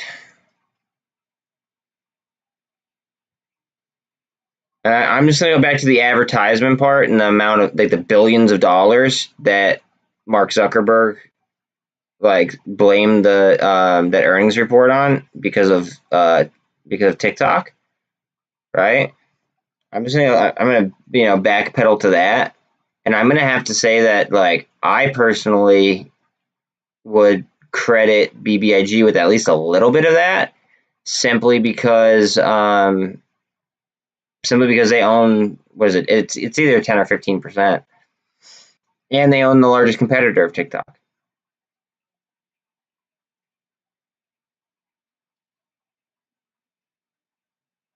Again, just my opinion of the valuation, but it's that. Bro, how are you trading on an? Not even gonna say it.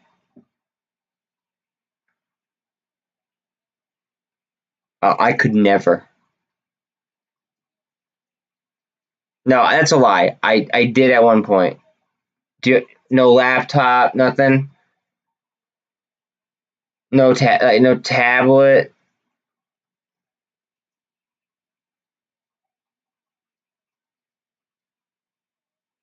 You might have to screw with the app or something, or make sure you have the latest version.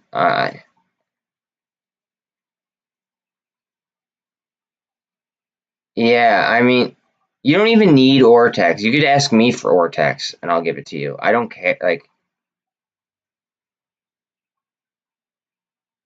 but like trading on a laptop or a PC is I can't I couldn't even imagine trading on a cell phone anymore.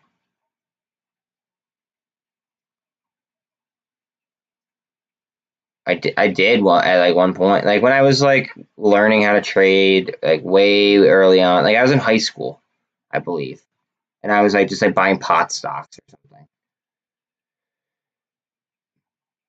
I pissed away a lot of money doing that, just buying pot stocks and learning this and learning that, and then like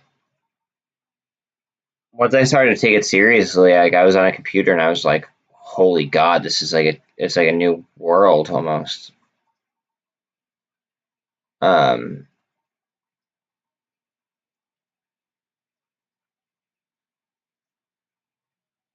at least that's the way I saw it.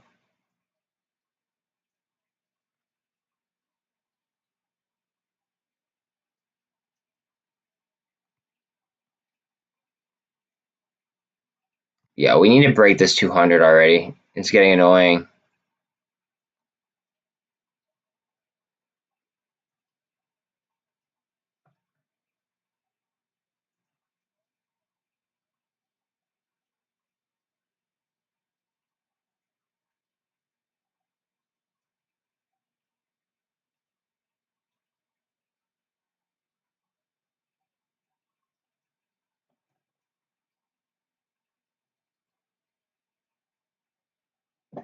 Ow.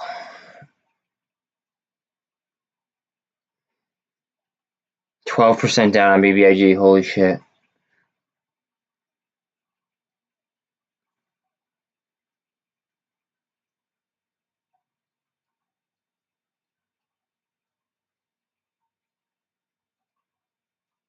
AMC's down probably, yeah, 2 cents. Up 66 cents here on GME. What are we gonna do? We need to go up. Up, up, up, up, up, up, up, up. Doji candle, really?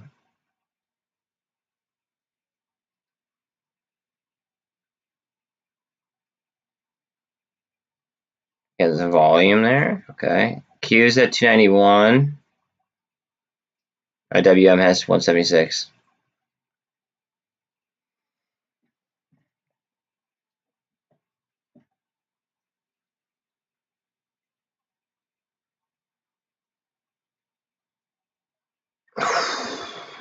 Come on, SPY.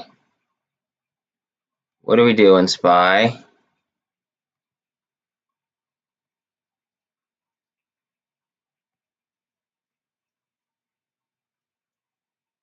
just want to pop that 200. That's it.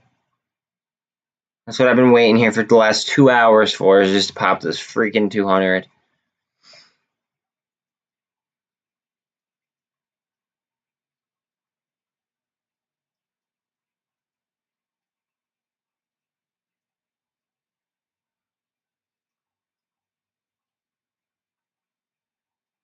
What are we gonna do?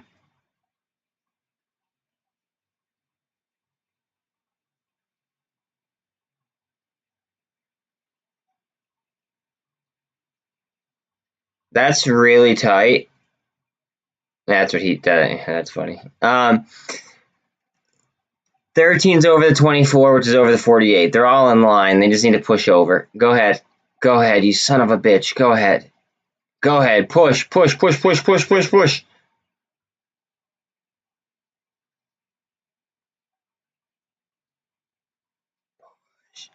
Push.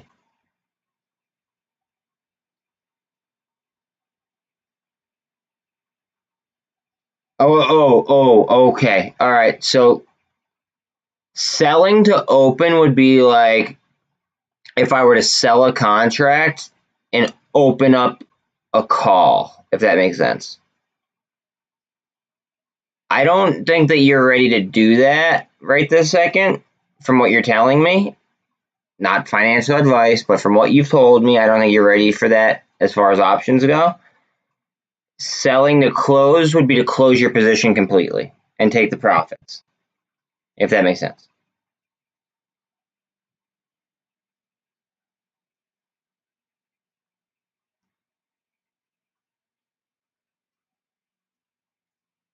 Okay.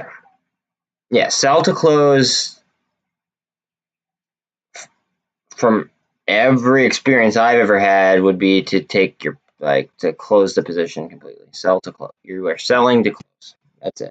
You're selling an open position and you are closing it for the profits. Now, selling to open is the inverse of that.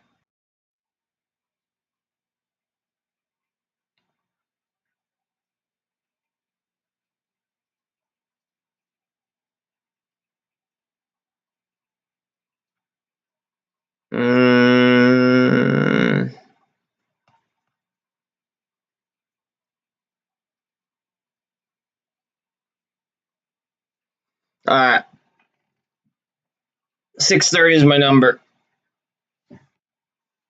If we don't get a candle over the 200 and a hole like if we don't get a candle over the 200 by 6:30, I'm getting off. And if we can't hold it, I'm also getting off.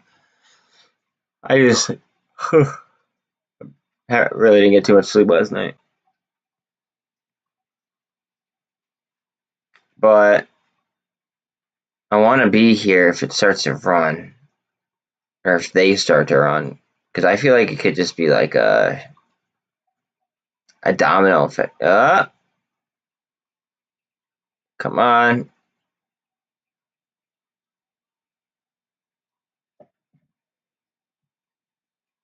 Come on, you silly son of a bitch.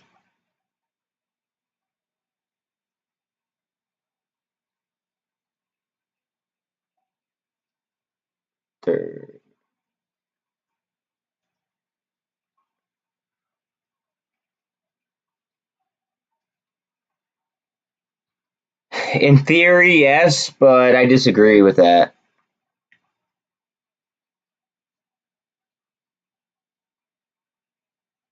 But you'd have to go to sell. Your strike price would be 3, and you'd be in a call, and you'd click sell, and it'd be 1 to however many you have. You have 2,000 shares, so it'd be 20 if you wanted to do all 20. If you wanted to do all 2,000. I don't like that idea personally, and I'm not going to do that idea. But if you do, I mean, I can't tell you how to invest, so you invest how you please. You know what I'm saying? I think that's balls. That's really, really, really pushing your luck, and it's really ballsy.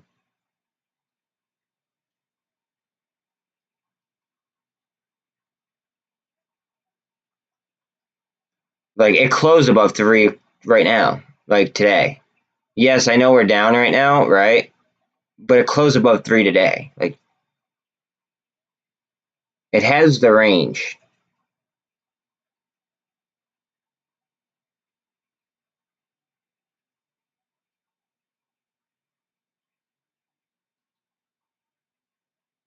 Oh, going for the 200. I'm gonna end up staying on, aren't I? Come on, go ahead, push it, push it, push, push, push, push.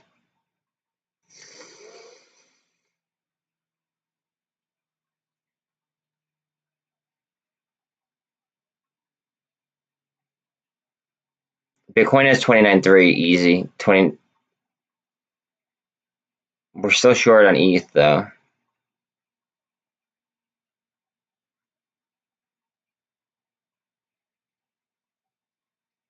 Look how tight these EMAs are. Holy. If it doesn't go to 3, yeah.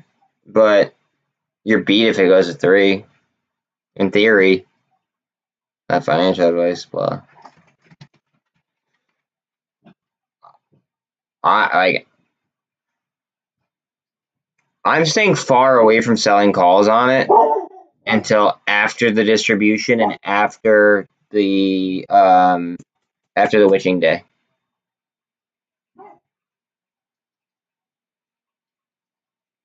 Like the week after the witching day, then I might consider it. But I wouldn't be at $3. I'd be higher, personally. Like I might do like fours.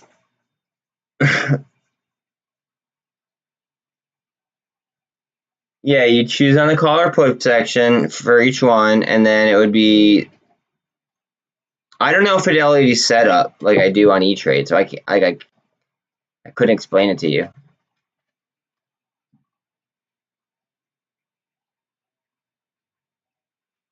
But so for me, I click on the call/put, and then you could click on sell covered call if that's what you're trying to do, and then you'd click the strike price and the expiration date, and then there'd be a premium, and you'd be risking your shares. You'd be risking your shares at a chance to get the premium if it doesn't hit that price. But if it hits that price, you could lose all your shares. Well, you could lose at least 100 per contract. So just know your risks, because that's risky, bro.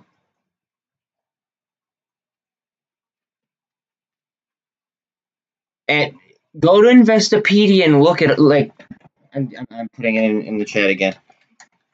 Investopedia.com.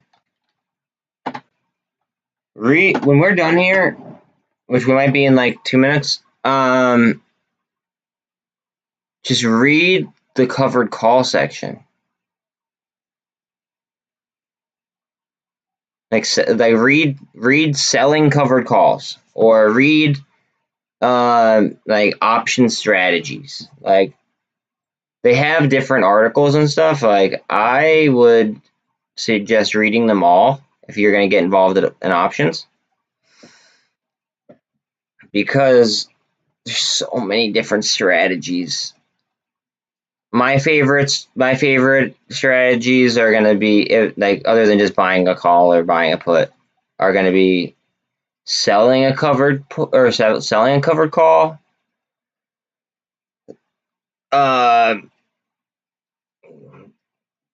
straddles and strangles, mostly.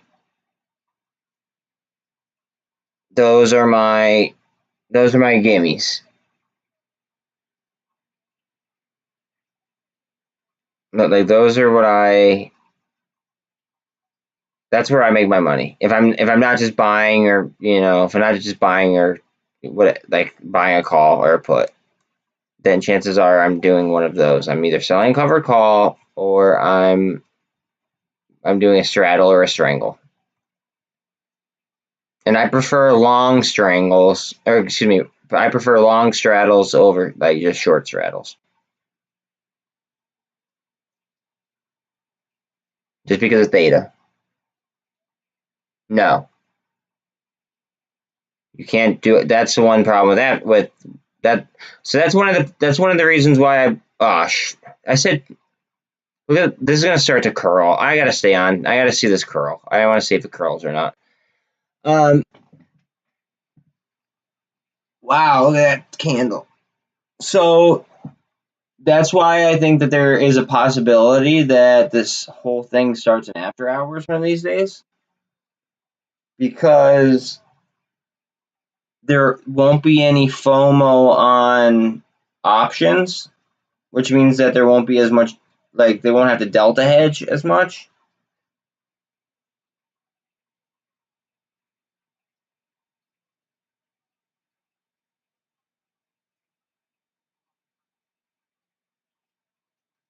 That's my thought, at least. They won't be delta hedging.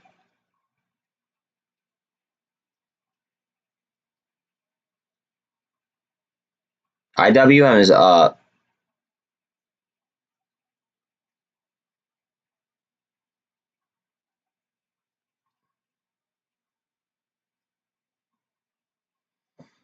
Well, yeah, look at the shot the SPY just took.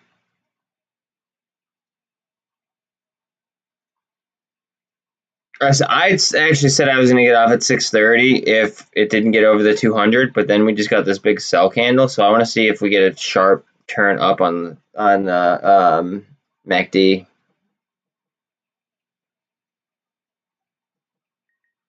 If you think that it's going to, oh, you don't think it'll hit Friday? You don't think it'll hit $30 on Friday?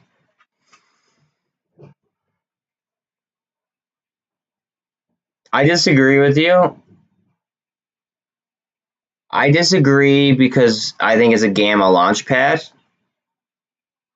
And I think I wouldn't want to put my shares at jeopardy when Tide is on the line right this second.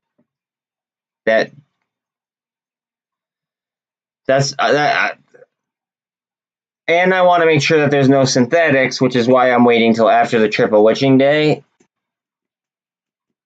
I'm waiting till after the witching day. And I'm what's it called? And then that's when I'm gonna start doing it. Now, when you start doing it, it's a total different. Like, I don't care when you do it. I mean, I'd feel bad if you lost your shares over it, but like, I can't give financial advice, so like, but I could tell you what I plan to do. I plan to wait until after the witching day, and then I'll sell calls, and I'll just hold it the whole fucking time. I don't care. And if it goes down in price tag, that's fine. I'll make it back on calls. It is what it is.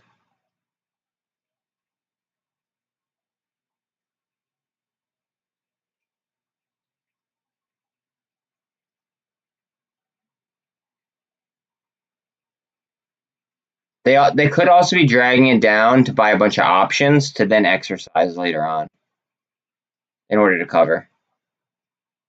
Because it doesn't matter how you deliver them. So they could go ahead and they could short it. Now, this is all in theory, of course, okay? They could short the ever-living piss out of it, okay? Like short it. Then the next day they could buy a shit ton of options for much cheaper, and then they could exercise them if they decide to. And then if they exercise them, I mean, that's some serious shit. Yeah, exactly, dude. Like, that's why, like, down 14%, are you, like, that's wild. And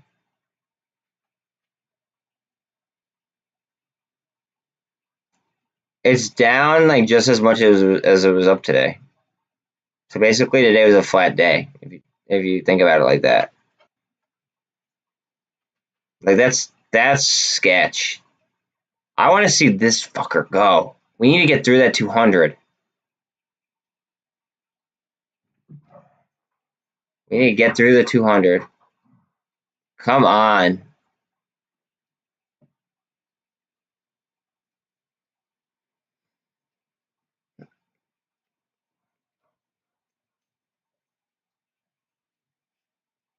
Either or.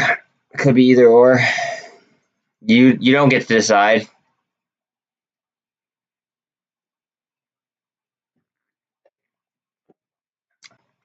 It's actually, I believe it would actually be up to the market maker to decide whether they want to take the end of that trade or whether they want to assign it to somebody who is willing to take it. I'm pretty sure that's how that works. Oh, you son of a gun.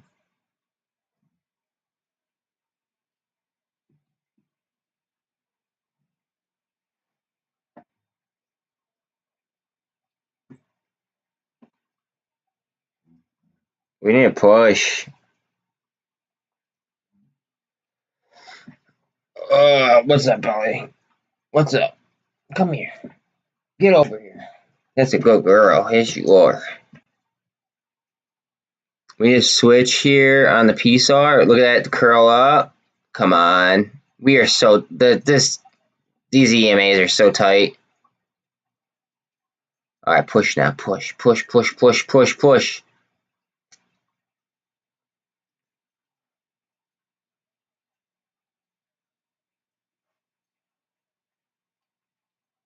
Cute. TLT is dropping a little bit of volume. Let's go.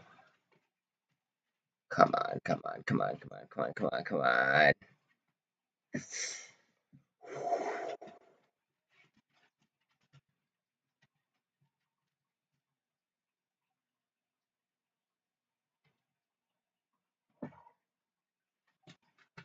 No,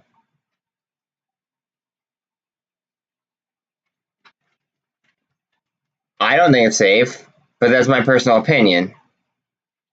I would not touch MOASS stocks until after MOASS.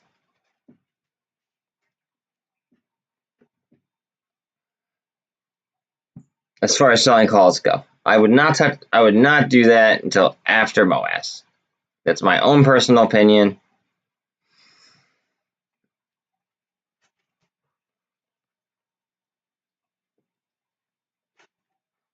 But there we go. Hold on. Hold on. Go ahead. Go, go, go, go, go, go, go, go, go. Come on, you son of a bitch. This is what I waited for this entire freaking time. I hope it doesn't end. Oh, sweet, it did. Wait, where's the new candle at? Here we go. Come on.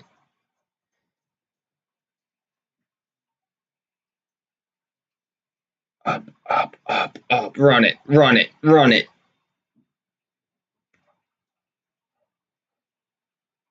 Come on, run it, run it, run it, run it, you sloppy whore. Come on.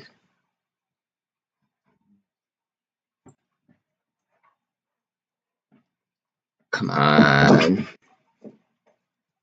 Guys, we need a push. Big push.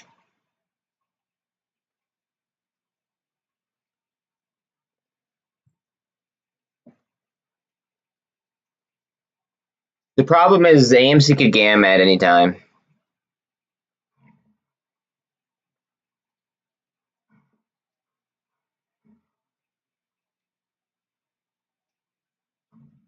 Inverted hammer.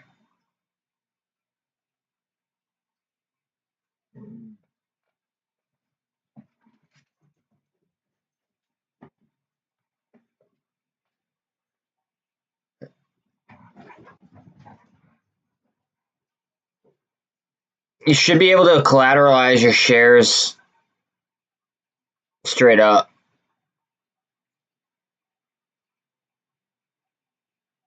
In theory. If that's what you decide that you want to do. But again, I'm just telling you to use caution when doing it because it sounds like you don't have much options experience and you're talking about doing very, very dangerous things.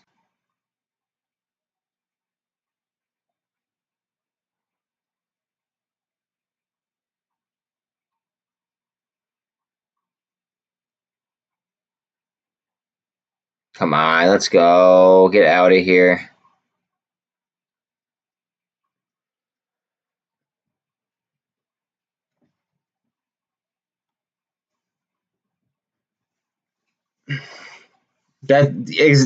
Justin makes a very, very valid point. Thank you for seconding what I had to say on that, for sure, because you either make a lot of money really quickly or you lose a lot of money very quickly. Now, I myself, they solely trade options for the most part. So I'm used to it. Like I told you, I don't one day I could have $5,000 down in my account. One day I could have $10,000 up on my account. And I'm emotionless. I don't like it. I don't feel anything. It's almost like, unless I have like a big hit, then it's like sweet. But other than that, like I'm pretty emotionless. So like just be very, very careful.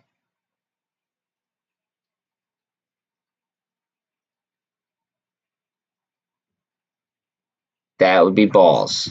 That would be ballsy as hell.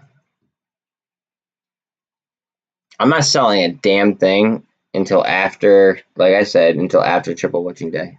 That's when I'll go to selling options. If it calls for it. If it doesn't call for it, then I won't do it. Like if it's trading all over the place with a lot of range, there's no way in hell that I'm gonna call options. I'll buy options.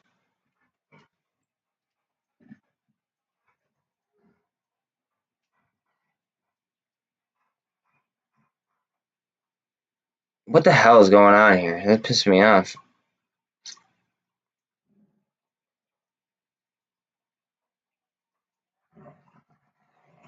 What's up, though? What's up? What are you gonna do?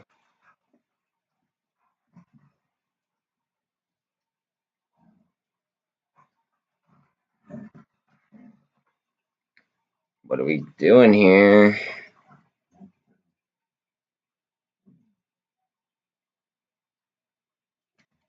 I think it wants to go or something. I don't know what the fuck is going on.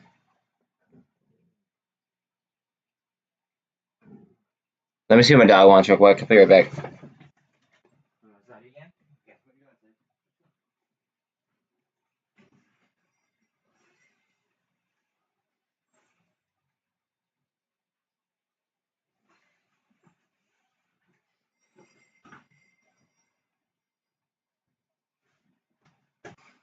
Hi, Lucky. What's up, buddy?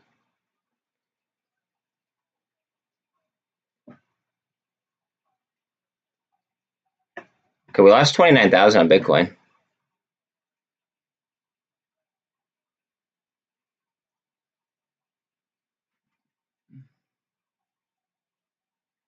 I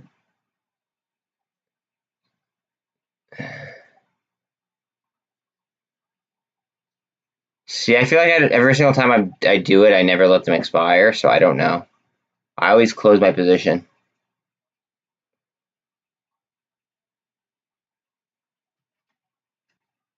No, I don't think the buyer could do anything on their end if it didn't hit the strike price. But even if it flashes the strike price, they could do it.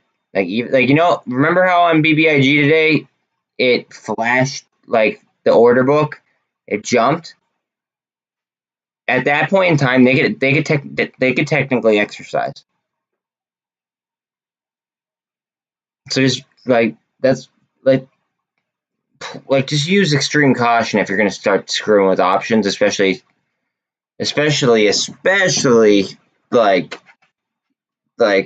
higher end technique options, just because they could get expensive very quickly. Because you're talking about 100 shares for every one that you're selling.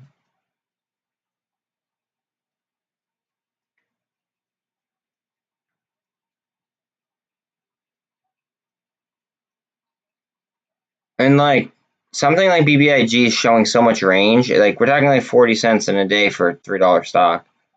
$2 and 40 some cents, or 60 cents now. Like that's some serious range, bro.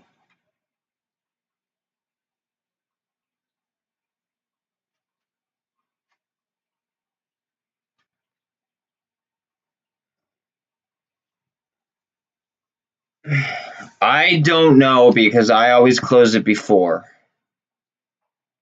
I never let them expire. I never ever let those expire. I feel like I closed them out before all the time. I don't remember a point where I ever let it expire.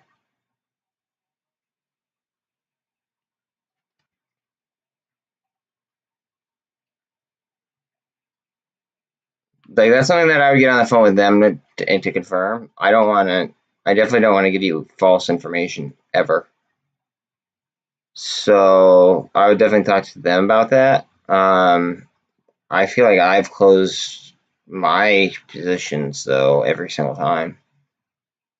Like if I think that it's about to make a run, like you know how like today, like on like AMC before like a little jump or something like that, like I was like, oh shit, like I think it might make a run. Like they're like at those points because like if you're risking a lot of money, like I'm solely focused on that position essentially, right? And if I see it gearing up to take a jump, I'll just close my position.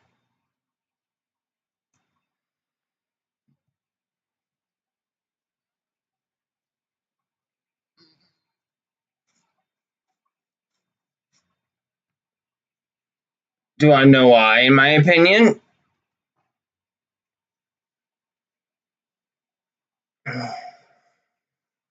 I think that it's to basically kill the IV from today, right? And then that'll make options extremely cheap, especially for 1 day options, right? At which point they could then go ahead and buy 1 day options, and then they could, if those 1 day options then slide into the money, then they could exercise those options, and then they could cover with the exercise options, like the shares that they receive from exercising said options. So then it's a way for them to cover at a discount. Now that might be like really tinfoil hatty, like it might like have that kind of vibe, but all in theory.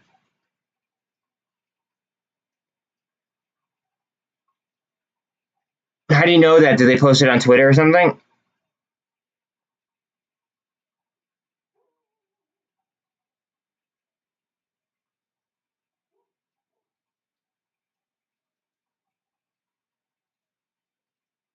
Or is it like an indirect source? Because if it's an indirect source, maybe they're selling $3 calls,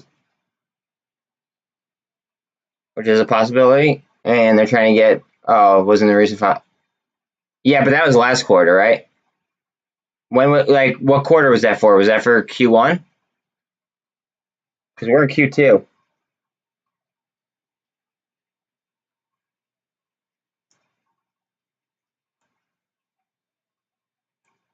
I mean, by the time we get the problem is with most positions that aren't straight stock, right? Like when we're talking with options positions, you're just seeing you're seeing like the. I mean, you don't have to, dude. You don't have to. I'm just explaining like the problem with the problem with the options that are like revealed in like the recent filings are that they're from the third quarter, or like they're from the previous quarter, and if they're using max leverage, those options aren't going to exist anymore. Like they're not going to be using those anymore. They would have already probably bought stock, and now they might be selling those options, and they're trying to like trick people. Or maybe they're not even selling options at all. Maybe they don't even have options. Maybe they have straight stock positions at this point. Or maybe they had $3 options and then they chose to exercise them. That's the issue. It's too delayed. It's too delayed to do any kind of judgment. Yeah, exactly. After the filings, like straight stock, if it's a big increase in a straight stock position that's like a fundamentally good company, or something with like developing news, and they all of a sudden like juice their holdings on it, right? Right. Maybe that might be a company that's worth a look, right? But as far as options go, I know like I'm short term with options and I play high leverage. These institutions probably play as high, if not higher, leverage than I do. So that means that they're going to be in and out of those positions. Like, there's no freaking way that they're going to hold on to them.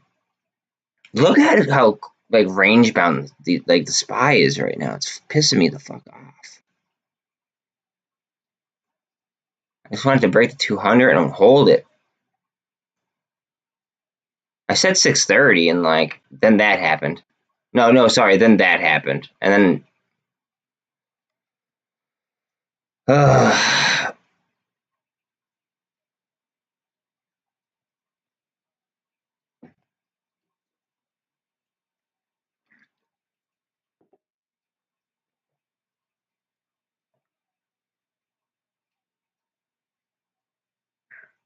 AMC is slightly up.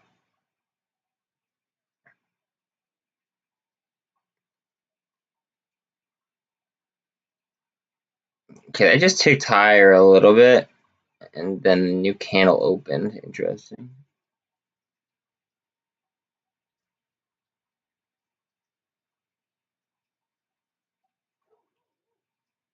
Is 100% guy still holding? Yeah, all of it. His entire portfolio is BBIG. And his name's Zip.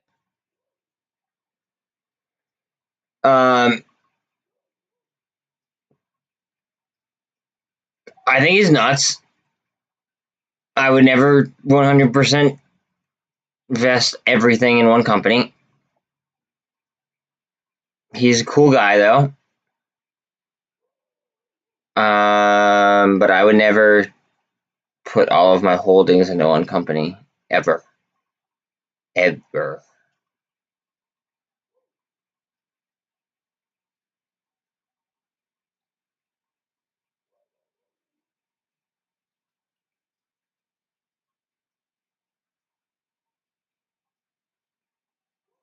$0.79 up on AMC, and what, 3 cents up on GME?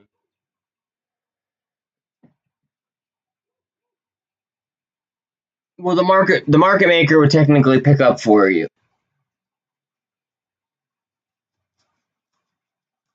The market maker would kind of pick up your slack. Yeah, you would be closing your option early. You have the right to do so. You have the right to do whatever the hell you want. They're your shares. But confirm all this by going to Investopedia and reading everything, because then, like, what I'm saying is not financial advice. I'm just talking in theory and from my own experience. It's always better to just go get the true definition. Because I don't want to misquote something, like, just like off the top of my head, and then have you do something. Oh yeah, Justin, I don't do that. I snipe options, and then I will dollar cost average options. You know, that's actually a lie. I did that with MULN. I did DCA a little bit with MULN. It just kept going down and kept going down and kept going down, so I just kept selling shit and just throwing it into MULN. But I feel like that was a good decision, personally. I have a lot of hope in MULN. I have a lot of faith in it.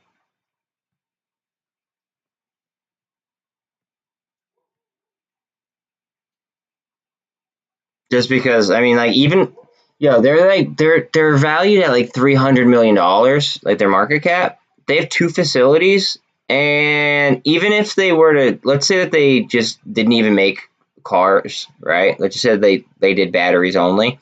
If they licensed out their batteries,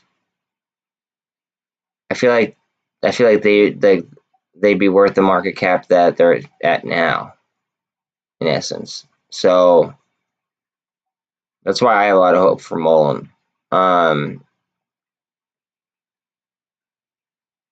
Now, could I be absolutely off the wall with that one? Absolutely. I think it goes way beyond that, bro. I think it goes way beyond that. MULN, I'm a long-term investor on. I'm going to be a long-term investor with MULN. Dude, they just like they have an agreement with a company that like designed like I think it was like Lamborghinis. It's the RS version of the 5 can go up to 200 miles an hour. And I believe 0 to 60 is like 1.9 seconds, give or take. But it could go up to 200 miles an hour. Like, okay. And then, yeah, but they've already conditioned us. I mean, like everybody can make their own decisions, of course. But they've already conditioned us how AMC and BBIG or AMC and GME are. People see this and probably laugh at the like. I know that I'm laughing at the manipulation with it. Like it's like sad but true. Like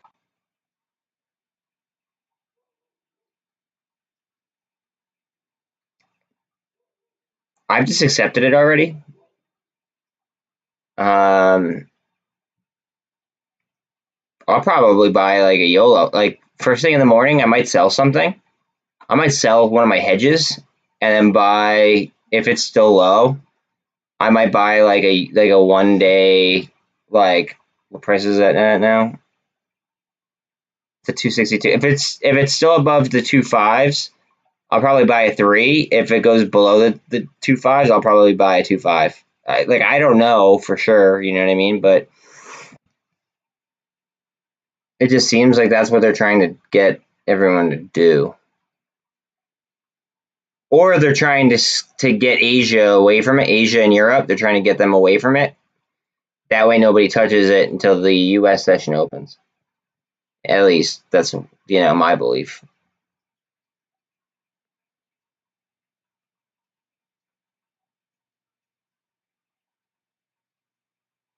Yo, this is just ridiculous right now. Come on. 1% up on it. Amy here.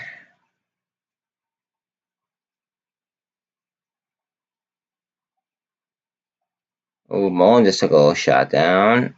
That's only 4. Never mind. It's only 3 cents. Not a big deal. Ugh.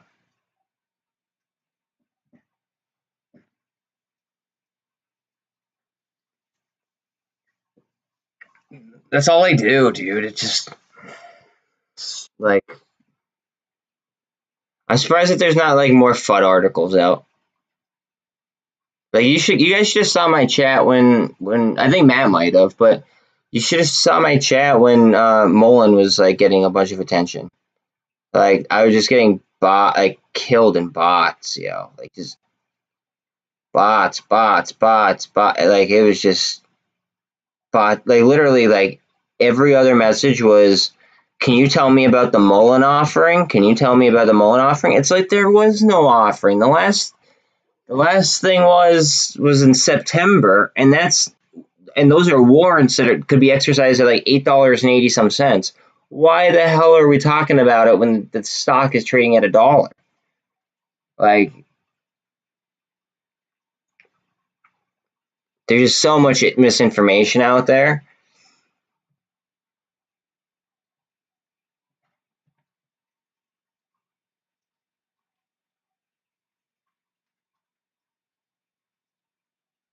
All right, we need a push here.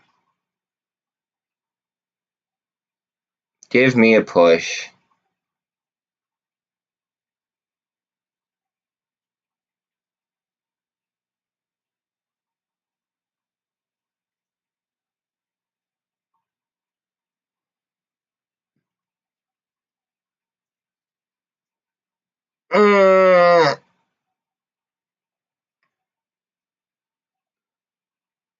That's your opinion. Everyone's entitled to their own, like I say.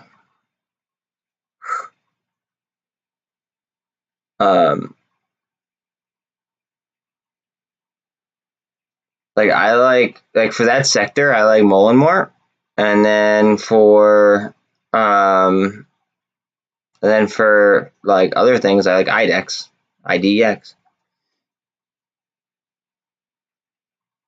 Woo! I feel like honestly, that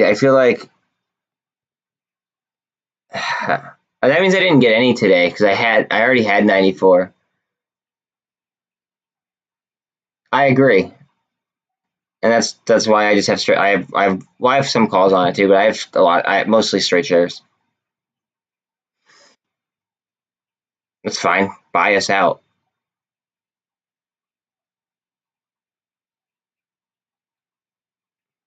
Even better. Bill, you like music to my ears, buddy.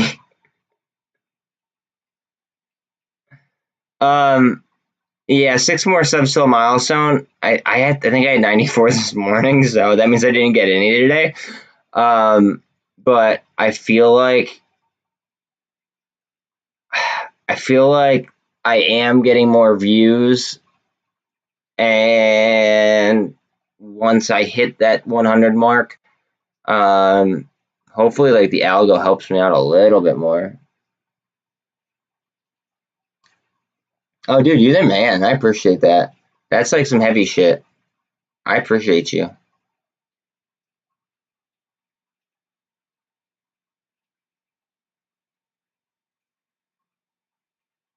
Dude, that's huge. I thank you very much for that. That's enormous. I can't believe that this is literally staying range bound in between this little tiny.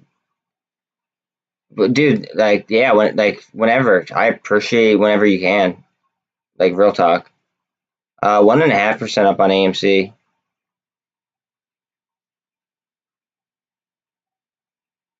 Qs still have 290. IWM has 176.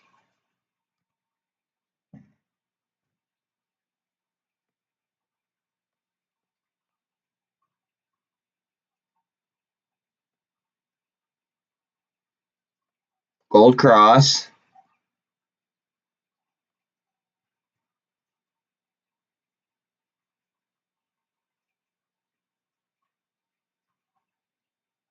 Okay, I don't want to stare at it and jinx it. So let me go back to SPY here for a second.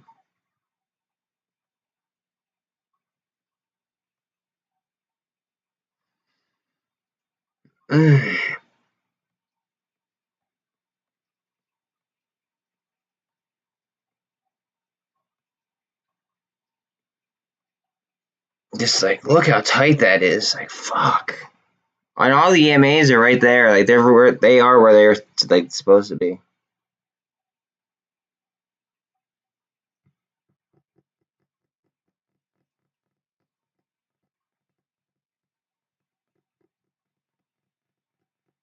Um,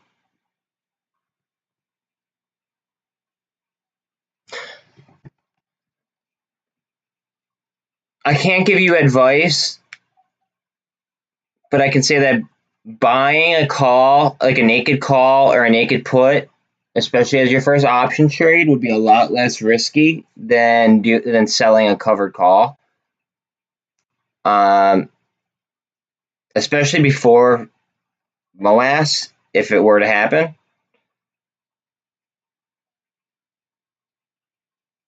That's what I like. That's the I can't give financial advice. I just can't. But I mean, yeah, just take that for what it is. Like that would be like the least risky of your because then you're like basically saying like, okay, this is the max amount of money I could lose. Instead of saying like, oh, okay, I'm willing to sell 100 shares of this. Or I'm willing to give away 100 shares if I'm wrong. Like that's because that's kind of the vibe. We're 141 up on 129 up on AMC.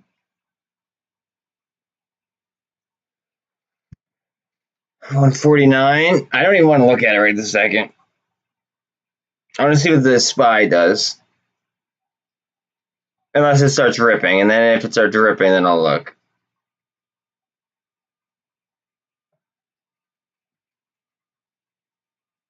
And when you're trading options, it's also very important to like about your entry price and the premium that you pay. Like that's very important. That's why like when I try to bottom tick as like frequently as possible. Like SPY. Let's see. Hold on a second. SPY, for instance.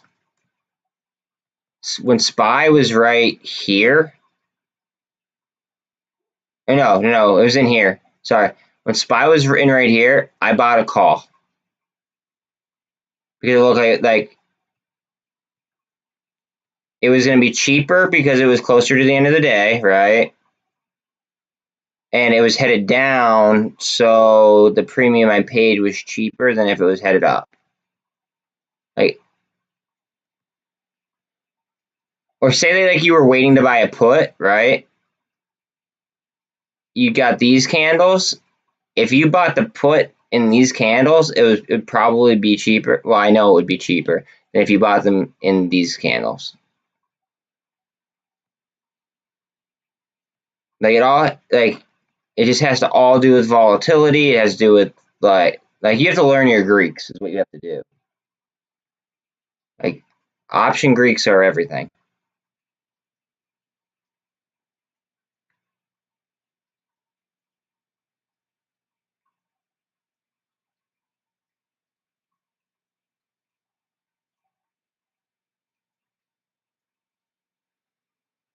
Oh man.